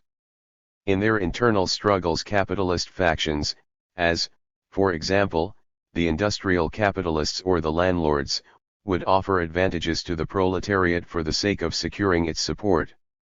Though this procedure often resulted in valuable concessions, nevertheless, so long as the working class went no further in its political activities, there was a definite limit to its possibilities. The interests of the proletariat and the bourgeoisie are of so contrary a nature that in the long run they cannot be harmonized. Sooner or later, in every capitalist country, the participation of the working class in politics must lead to the formation of an independent party, a labor party. At what moment in its history the proletariat of any particular country will reach the point at which it is ready to take this step, depends chiefly upon its economic development. In some degree, also, it depends upon two other conditions: the insight of the working class into the political and economic situation and the attitude of the bourgeois parties toward one another. But an independent labor party is bound to come sooner or later. And, once formed, such a party must have for its purpose the conquest of the government in the interest of the class which it represents. Economic development will lead naturally to the accomplishment of this purpose. The time and manner of its accomplishment may vary in different lands, but there can be no doubt as to the final victory of the proletariat. For this class grows constantly in moral and political power as well as in numbers. The class struggle widens its view and teaches it solidarity and discipline. In capitalist countries it tends constantly to become the only working class, hence the class upon which all others are dependent. On the other hand, the classes opposed to the proletariat diminish constantly in numbers and lose visibly in moral and political power. In industry they become, not only superfluous, but often actually detrimental. Under these circumstances there can be no doubt as to which side will eventually be victorious. Long ago the possessing classes were seized with fear of their approaching fate. But the proletariat, as the lowest of the exploited classes, the slum proletariat, is not exploited, cannot use its power, as the other classes have done, to shift the burden of exploitation to other shoulders. It must put an end to its own exploitation and in the same act to all exploitation. The root of exploitation, however, is to be found in private ownership of the means of production. The proletariat can do away with the former only by destroying the latter. If the propertyless condition of the proletariat makes possible its winning over to the abolition of this form of private property, its exploitation will compel it to abolish exploitation and to substitute cooperative for capitalist production. But we have seen that this cannot come about so long as commodity production remains supreme. In order to substitute cooperative for capitalist production, it is absolutely necessary to replace production for the market with production for the community and under the control of the community. Socialist production is, therefore, the natural result of a victory of the proletariat. If the working class did not make use of its mastery over the machinery of government to introduce the socialist system of production, the logic of events would finally call some such system into being, but only after a useless waste of energy and time. But socialist production must, and will, come. Its victory will have become inevitable as soon as that of the proletariat has become inevitable. The working class will naturally strive to put an end to exploitation, and this it can do only through socialist production. Thus it appears that wherever an independent labor party is formed it must sooner or later exhibit socialist tendencies. If not socialist in the beginning, it must become so in the end. We have now examined the chief recruiting grounds of socialism. Our results may be summed up as follows: the militant, politically self-conscious divisions of the industrial proletariat furnish the power which is behind the socialist movement, but the more the influence of the proletariat affects the ways of thinking and feeling in vogue among allied social groups, the more will these, also, be drawn into the movement. 11. The labor movement and socialism. In the beginning socialists were slow to recognize the part which the militant proletariat is called upon to play in the socialist movement. It could not be otherwise, in the nature of things, so long as there was no militant proletariat, and socialism is older than the class struggle of the proletariat. It dates back to the time of the first appearance of the proletariat on a large scale. It was not until much later that the proletarians showed the first stirrings of independent life. The first root of socialism was the sympathy of upper-class philanthropists with the poor and miserable. The early socialists were merely the bravest and most far-sighted of these philanthropists. They saw clearly that the existence of the proletariat was a natural result of the private ownership of the means of production, and they did not hesitate to draw the logical conclusions from their observation. Socialism was the deepest and most splendid expression of bourgeois philanthropy. There were no class interests to which the socialists of that day could appeal. They were forced to turn to the sympathy and enthusiasm of upper-class idealists. They attempted to secure support by means of alluring descriptions of a socialist commonwealth, on the one side, and persistent representations of the prevailing misery, on the other. The rich and mighty were to be persuaded to furnish means for a thoroughgoing relief of misery and the institution of an ideal society. As is well known, these philanthropic socialists waited in vain for the noblemen and millionaires whose magnanimity was to save the race. During the first decades of the 19th century the proletariat began to show signs of an independent life. During the 30s a vigorous labor movement got underway in France and England. But the socialists did not understand it. They thought it impossible for the poor and ignorant proletarians to attain to the moral elevation and social power requisite for the realization of the socialist plans. But distrust was not their only feeling toward the labor movement. This new phenomenon was inconvenient to them, it threatened to rob them of their most effective argument. For the bourgeois socialists' only hope of winning over the sensitive capitalist lay in being able to show him that every attempt to alleviate misery and elevate the poor was doomed to failure by the conditions of modern society, and that, consequently, it was impossible for the proletarians to rise through their own efforts. But the labor movement proceeded upon premises absolutely opposed to this line of argument. Another fact tended to bring about the same result. The class struggle naturally embittered the bourgeoisie against the proletariat. In the eyes of the capitalists the working class were transformed from pitiful unfortunates who needed help into a pack of miscreants who should be subdued and kept down. Sympathy for the poor and miserable, which had been the chief root of socialism, began to wither. The teachings of socialism came to appear to the terror-stricken bourgeoisie as a dangerous weapon which might fall into the hands of the mob and bring about unspeakable harm. In short, the stronger the labor movement appeared the more difficult became socialist propaganda among the ruling classes, and the more well-defined became the opposition of these classes to the socialist movement.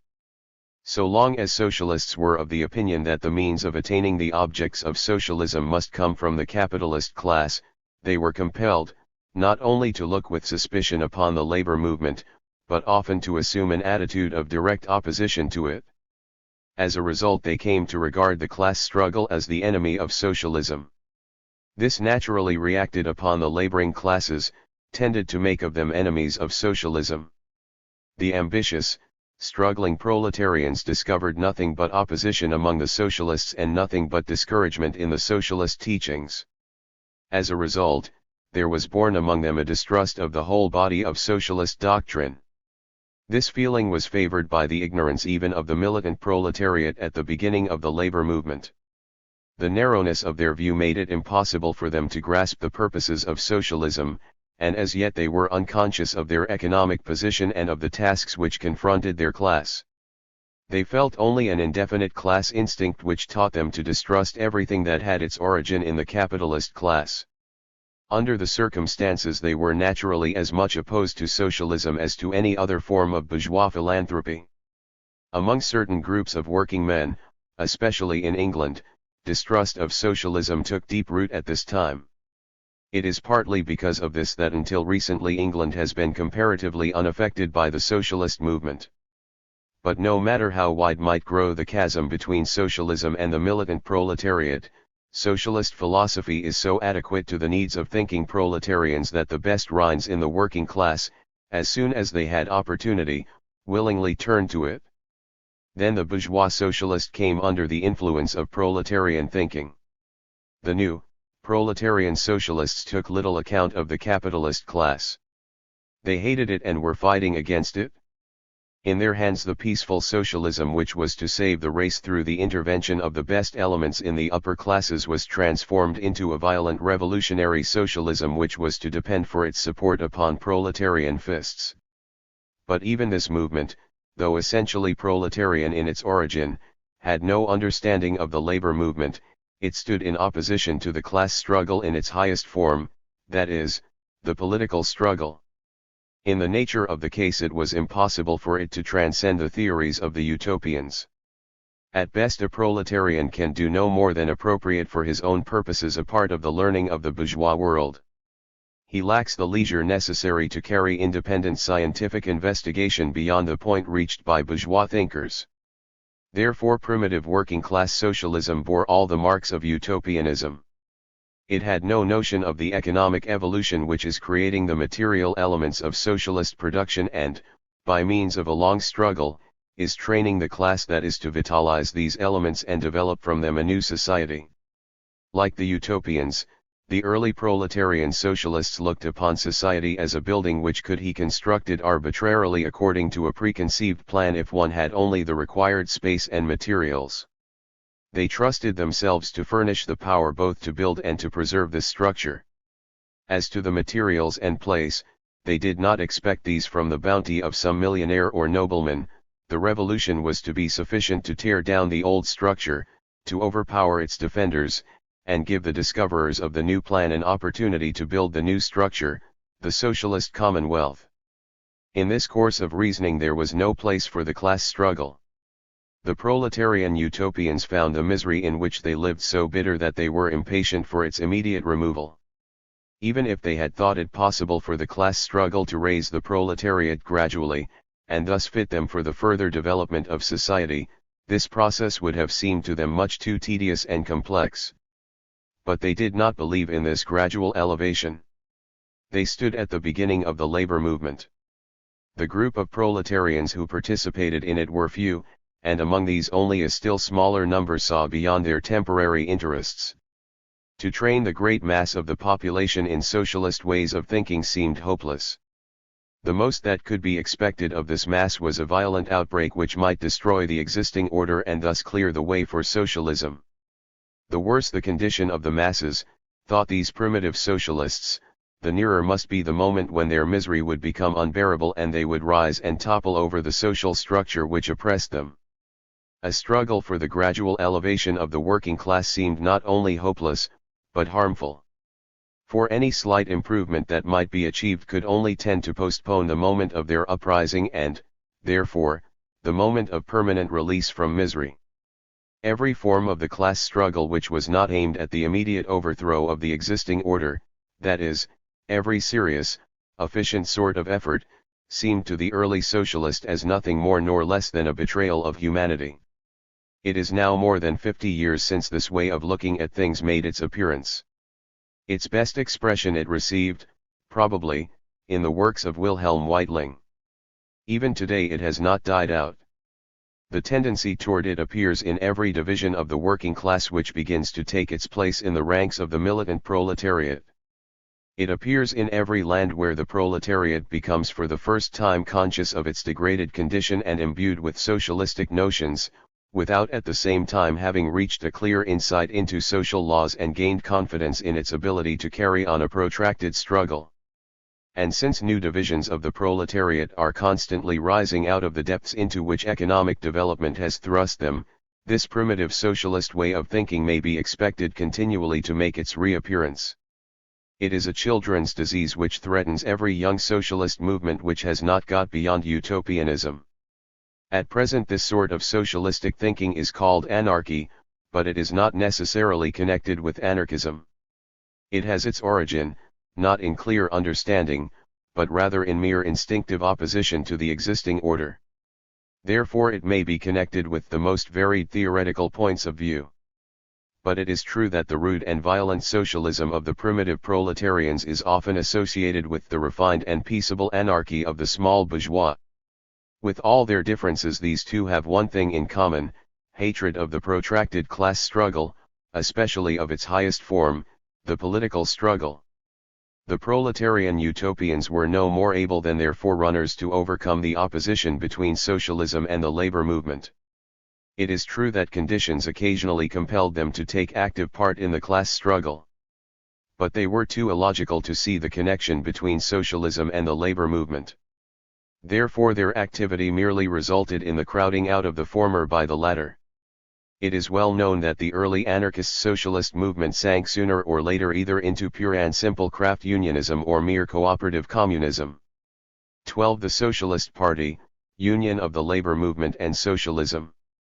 If the socialist movement and the labor movement were ever to become one, it was necessary for socialism to be raised beyond the utopian point of view. To accomplish this was the illustrious work of Marx and Engels. In their Communist Manifesto, published in 1847, they laid the scientific foundation of modern socialism. They transformed the beautiful dream of well-meaning enthusiasts into the goal of a great and earnest struggle. They proved it to be the natural result of economic development. To the militant proletariat they gave a clear conception of their historical function, and placed them in a position to proceed toward their great goal with as much speed and as few sacrifices as possible. The socialists are no longer expected to discover a new and free social order. All they have to do is discover the elements of such an order in existing society. They need no longer attempt to bring to the proletariat salvation from above. On the other hand, it becomes their duty to support the working class in its constant struggle by encouraging its political and economic institutions. It must do all in its power to hasten the day when the working class will be able to save itself. To give to the class struggle of the proletariat the most effective form, this is the function of the Socialist Party. The teaching of Marx and Engels gave to the class struggle of the proletariat an entirely new character. So long as socialist production is not kept consciously in view as its object, so long as the efforts of the militant proletariat do not extend beyond the framework of the existing method of production, the class struggle seems to move forever in a circle. For the oppressive tendencies of the capitalist method of production are not done away with, at most they are only checked. Without cessation, new groups of the middle class are thrown into the proletariat. The desire for profits constantly threatens to bring to naught the achievements of the more favorably situated divisions of labor. Every reduction in the hours of labor becomes an excuse for the introduction of labor-saving machinery and for the intensification of labor. Every improvement in the organization of labor is answered with an improvement in the organization of capital. And all the time unemployment increases, crises become more serious, and the uncertainty of existence grows more unendurable. The elevation of the working class brought about by the class struggle is more moral than economic. The industrial conditions of the proletariat improve but slowly, if at all. But the self-respect of the proletarians mounts higher, as does also the respect paid them by the other classes of society. They begin to regard themselves as the equals of the upper classes and to compare the conditions of the other strata of society with their own. They make greater demands on society, demands for better clothes, better dwellings, greater knowledge, and the education of their children. They wish to have some share in the achievements of modern civilization. And they feel with increasing keenness every setback, every new form of oppression. This moral elevation of the proletariat is identical with the increasing demands which it makes on society. Moreover, it advances more rapidly than the conditions of labor which necessarily prevail under the present system of exploitation. The result of the class struggle can, therefore, be nothing else than increasing discontent among the proletarians. And therefore the class struggle appears purposeless so long as it does not look beyond the present system of production. Only socialist production can put an end to the disparity between the demands of the workers and the means of satisfying them. By doing away with exploitation, it would render impossible the luxuries of the exploiters and the natural discontent of the exploited. With the removal of the standards set by the rich, the demands of the workers would, of course, be measured by the means at hand to satisfy them. We have already seen how much the socialist method of production would increase these means. Perpetual discontent is unknown in communistic societies. In our capitalistic world, it results naturally from the distinction of classes wherever the exploited feel themselves to be the equals of the exploiters. So long, therefore, as the class struggle of the proletariat was opposed to socialism, so long as it did nothing beyond attempting to improve the position of the proletariat within the framework of existing society, it could not reach its goal. But, a great change came with the amalgamation of socialism and the labor movement. Now the proletariat has a goal toward which it is struggling, which it comes nearer to with every battle. Now all features of the class struggle have a meaning, even those that produce no immediately practical results. Every effort that preserves or increases the self-consciousness of the proletariat or its spirit of cooperation and discipline, is worth the making. Many an apparent defeat is turned into a victory. Every unsuccessful strike, every labor law defeated, means a step toward the securing of a life worthy of human beings. Every political or industrial measure which has reference to the proletariat has a good effect.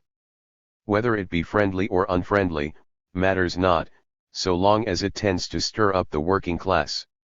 From now on, the militant proletariat is no longer like an army fighting hard to defend positions already won. Now it must become clear to the dullest onlooker that it is an irresistible conqueror.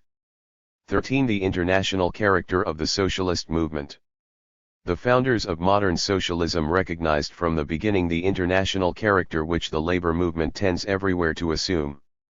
So they naturally attempted to give their movement an international basis. International commerce is inevitably connected with the capitalist system of production. The development of capitalism out of early, simple production of commodities is most intimately connected with the growth of world commerce. But world commerce is impossible without peaceful intercourse among the various nations. It requires that a foreign merchant be protected equally with a native. The development of international commerce raises the merchant to a high position in our society.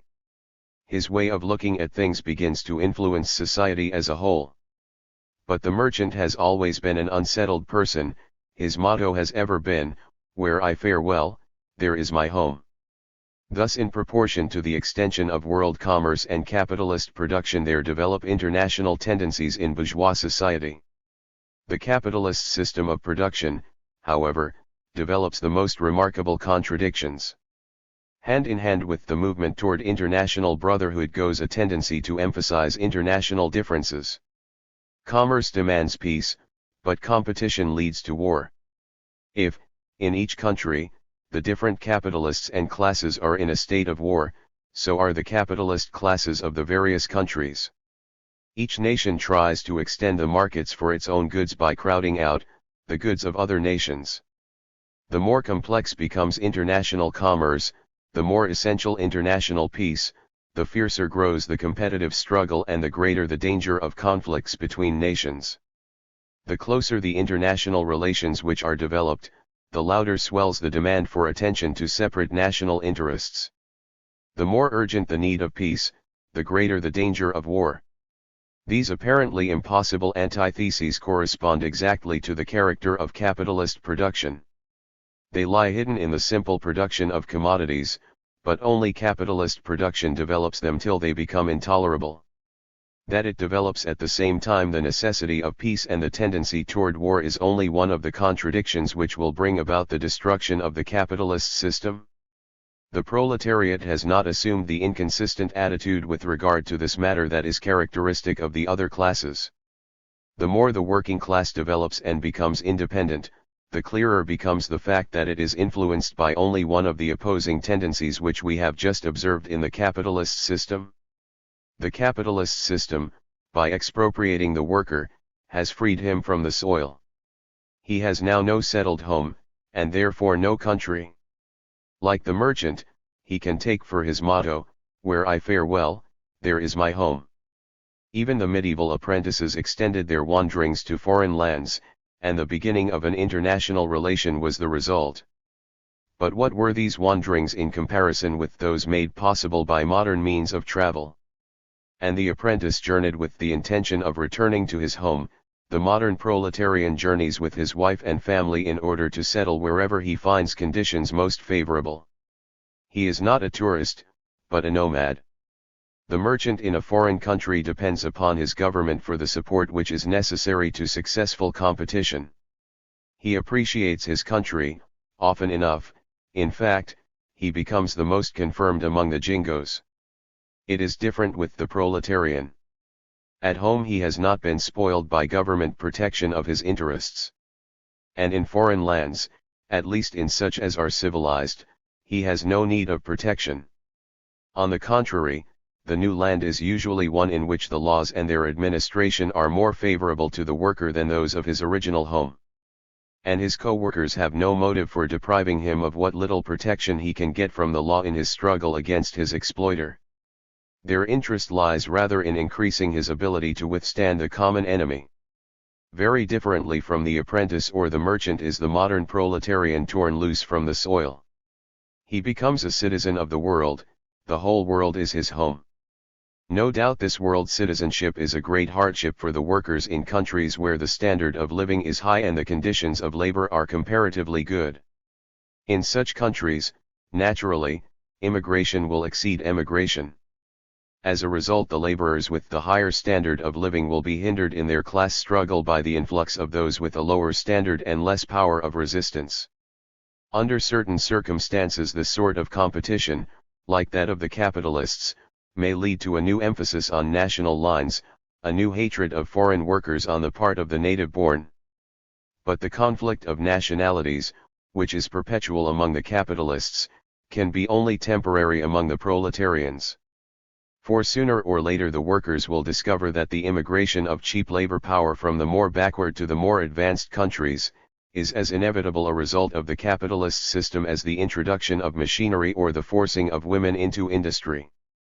In still another way does the labor movement of an advanced country suffer under the influence of the backward conditions of other lands. The high degree of exploitation endured by the proletariat of the economically undeveloped nations becomes an excuse for the capitalists of the more highly developed ones for opposing any movement in the direction of higher wages or better conditions. In more than one way, then, it is borne in upon the workers of each nation that their success in the class struggle is dependent on the progress of the working class of other nations. For a time this may turn them against foreign workers, but finally they come to see that there is only one effective means of removing the hindering influence of backward nations, to do away with the backwardness itself. German workers have every reason to cooperate with the Slavs and Italians in order that these may secure higher wages and a shorter working day. The English workers have the same interest in relation to the Germans, and the Americans in relation to Europeans in general. The dependence of the proletariat of one land on that of another leads inevitably to a joining of forces by the militant proletarians of various lands. The survivals of national seclusion and national hatred which the proletariat took over from the bourgeoisie, disappear steadily. The working class is freeing itself from national prejudices. Working men learn more and more to see in the foreign laborer a fellow fighter, a comrade.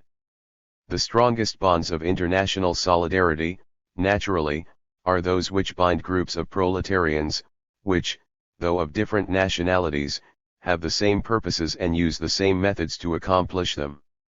How necessary is the international union of the class struggles of the proletariat, as soon as they extend beyond a certain limit in purpose and strength, was recognized in the beginning by the authors of the Communist Manifesto. This historic document is addressed to the proletarians of all lands and concludes by calling upon them to unite. And the organization which they had won over to the acceptance of the principles of the manifesto, and in the name of which it was issued, was International, the Society of Communists. The defeats of the revolutionary movements of 1848 and 1849 put an end to this society, but with the reawakening of the labor movement in the 60s it came to life again in the International Workingmen's Association. This association had for its purpose, not only to arouse a feeling of solidarity in the proletarians of different lands, but also to give them a common goal and lead them toward it by a common route. The first of these purposes was gloriously fulfilled, but the second was fulfilled only in part. The International was to bring about the union of socialism and the militant proletariat in all lands. It declared that the emancipation of the working class could be accomplished only by the workers themselves, that the political movement was only a means to this end, and that the proletariat could not emancipate itself so long as it remained dependent upon the monopolists of the means of production. Within the International, opposition to these principles developed in proportion to the clearness with which they were seen to lead to modern socialism. At that time there was still a comparatively large number of bourgeois and proletarian utopians. These, together with the pure and simple unionists, dropped out of the International as soon as they understood its purpose. The fall of the Paris Commune, in 1871, and persecutions in various European countries, hastened its fall. But the consciousness of international solidarity that had been generated could not be smothered. Since then the ideas of the Communist Manifesto have taken hold of the militant proletariat of Europe and of many proletarian groups outside of Europe. Everywhere the class struggle and the socialist movement have become one, or are in a fair way to do so. The principles, objects, and means of the proletarian class struggle tend everywhere to become the same. This in itself has been sufficient to produce a feeling of union among the socialistic labor movements of different countries. Their international consciousness has constantly grown stronger, and it needed only an external impulse to give to this fact visible expression. This came about, as is well known, in connection with the celebration of the 100th anniversary of the storming of the Bastille, which occurred at the International Congress of Paris in 1889. Since then the international character of the proletarian struggle has had a visible symbol in the May Day celebration. It has been strengthened, moreover, by regularly recurring international congresses. These congresses are made up, not of isolated enthusiasts, like the bourgeois peace congresses, but of the representatives of millions of working men and women. Every May Day shows in the most impressive manner that it is the masses of industrial workers in all the great centers of population of all civilized lands that feel in themselves the consciousness of the international solidarity of the proletariat, that protest against war and declare that national divisions are no longer divisions between peoples, but between exploiters. Such a bridging of the chasm between the nations, such an international amalgamation of great sections of the people of different lands, the history of the world has never seen before. This phenomenon appears the more imposing when we remember that it has come into existence under the shadow of military armaments which, on their part, also offer a spectacle the like of which has never before been seen in the world. 14. The Socialist Party and the People. The socialist movement has, in the nature of things, been from the beginning international in its character. But in each country it has at the same time the tendency to become a national party. That is, it tends to become the representative, not only of the industrial wage earners, but of all laboring and exploited classes, or, in other words, of the great majority of the population. We have already seen that the industrial proletariat tends to become the only working class. We have pointed out, also, that the other working classes are coming more and more to resemble the proletariat in the conditions of labor and way of living. And we have discovered that the proletariat is the only one among the working classes that grows steadily in energy, in intelligence, and in clear consciousness of its purpose. It is becoming the center about which the disappearing survivals of the other working classes group themselves. Its ways of feeling and thinking are becoming standard for the whole mass of non-capitalists, no matter what their status may be. As rapidly as the wage earners become the leaders of the people, the Labour Party becomes a people's party.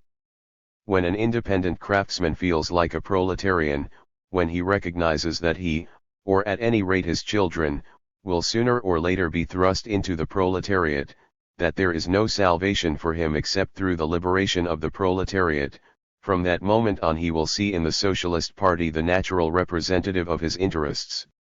We have already explained that he has nothing to fear from a socialist victory. In fact, such a victory would be distinctly to his advantage, for it would usher in a society that would free all workers from exploitation and oppression and give them security and prosperity. But the Socialist Party represents the interests of all non-capitalist classes, not only in the future, but in the present. The proletariat, as the lowest of the exploited strata, cannot free itself from exploitation and oppression without putting an end to all exploitation and oppression. It is, therefore, their sworn enemy, no matter in what form they may appear. It is the champion of all the exploited and oppressed. We spoke above of the International. It is significant that the occasion for its founding was furnished by a demonstration in favor of the Poles, who had risen against the yoke of the Tsar. It was characteristic, also, that the first address sent out by the International was a letter of congratulation to President Lincoln in which this association of working men expressed its sympathy with the abolition movement. And, finally, the International was the first organization existing in England, and the first counting Englishmen among its members, which took the part of the Irish who were oppressed by the English ruling class.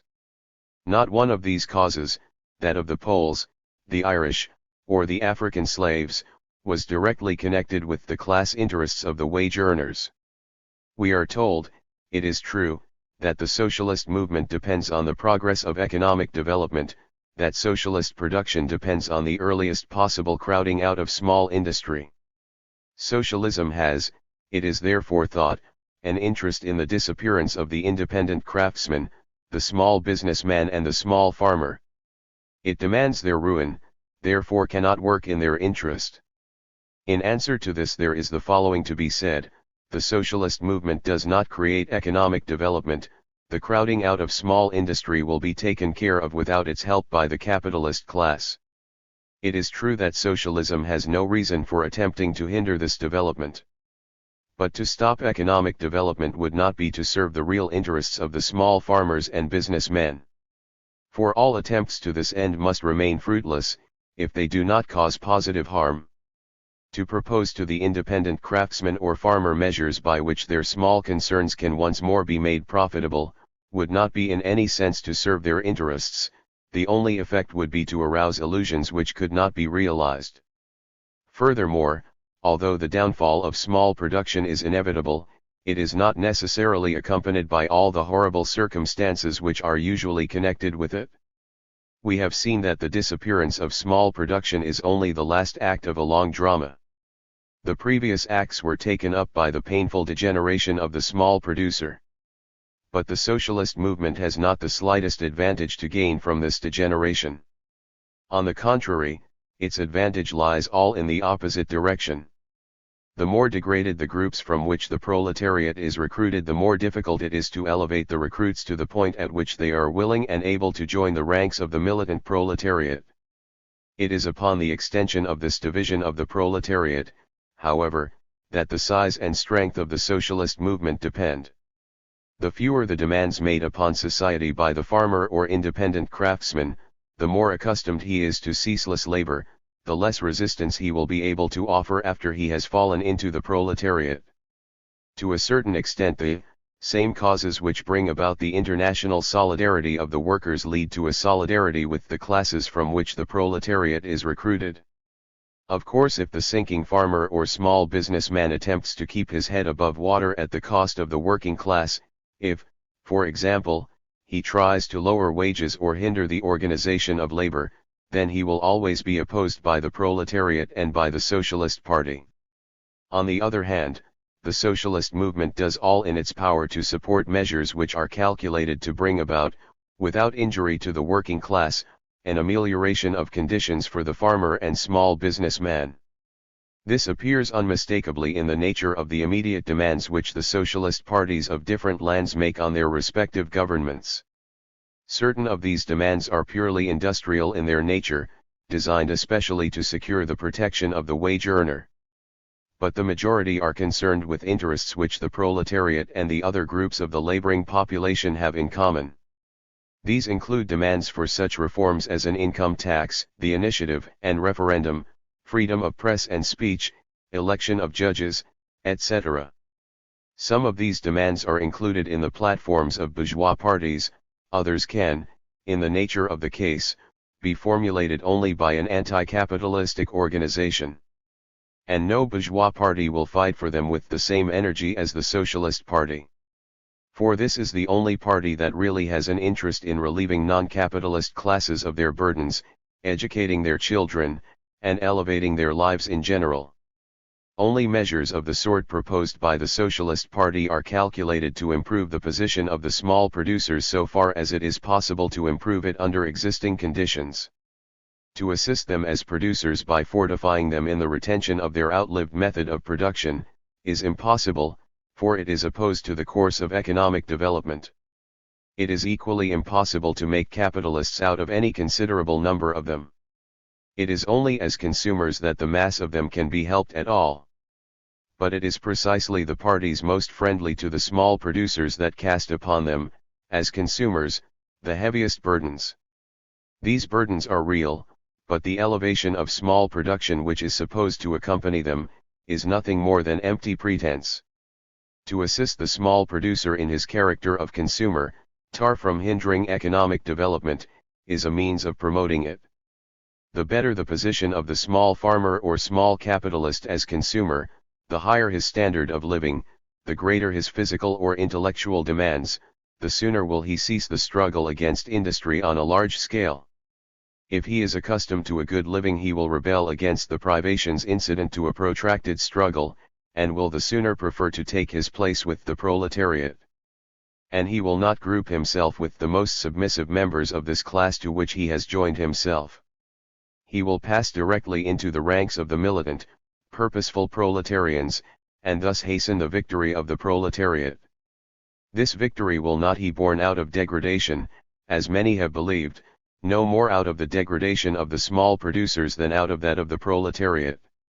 Socialism has as much cause to oppose degradation on the one side as on the other, and it does so to the best of its ability.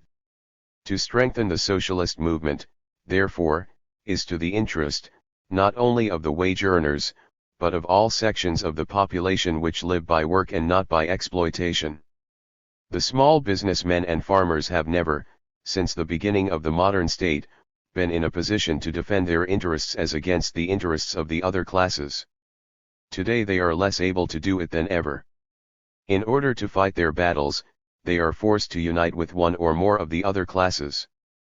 The instincts bred by the ownership of property drive them into the arms of the capitalist parties, that is, into coalition with one of the various groups of great property owners. The capitalist parties themselves seek this coalition, in part because they need votes, in part because of more profound reasons. They know that today the private property of the small producers is the strongest support of the principle of private ownership in general, and therefore of their whole system of exploitation. To the good of the small producer they are indifferent. They are quick to burden him as a consumer. So far as they are concerned, it makes no difference how far he is shoved down, so long as his small business does not perish utterly and he thus remains in the ranks of the property owners. At the same time all the bourgeois parties are interested in capitalist exploitation, hence in the progress of economic development. They desire, indeed, to maintain the farmer and independent craftsman, but as a matter of fact they do everything in their power to extend the domain of industry on a large scale and thus to suppress all forms of small production. Quite different is the relation between the small producer and the socialist movement. Even if socialism can do nothing to maintain small production, the small producer has nothing to fear from it. It is the capitalists, not the proletarians, who expropriate the farmer and craftsman. The victory of the proletariat is, as we have seen in the previous chapter, the only means of putting an end to this exploitation. As consumers, moreover, the independent small producers have the same interests as the proletarians. They have, therefore, every reason to protect their interests by joining the Socialist Party. It is, of course, not to be expected that they will quickly recognize this fact. But the stampede of the farmers and small capitalists from the ranks of the bourgeois parties has already begun. And it is a stampede of most remarkable character, for it is the best and bravest who lead the way, not to desert the field of battle, but rather to escape from the petty strife for their miserable existence into the gigantic, world-moving struggle for the institution of a society which shall give to all its members opportunity to share in the great conquests of modern civilization, into the struggle for the emancipation of all civilized peoples, yes, of all humanity, from the bondage of a system which threatens to crush it. The more unbearable the existing system of production, the more evidently it is discredited, and the more unable the ruling parties show themselves to remedy our disgraceful social ills, the more illogical and unprincipled these parties become, and the more they resolve themselves into cliques of self-seeking politicians, the greater will be the numbers of those who stream from the non-proletarian classes into the Socialist Party and, hand in hand with the irresistibly advancing proletariat, follow its banner to victory and triumph.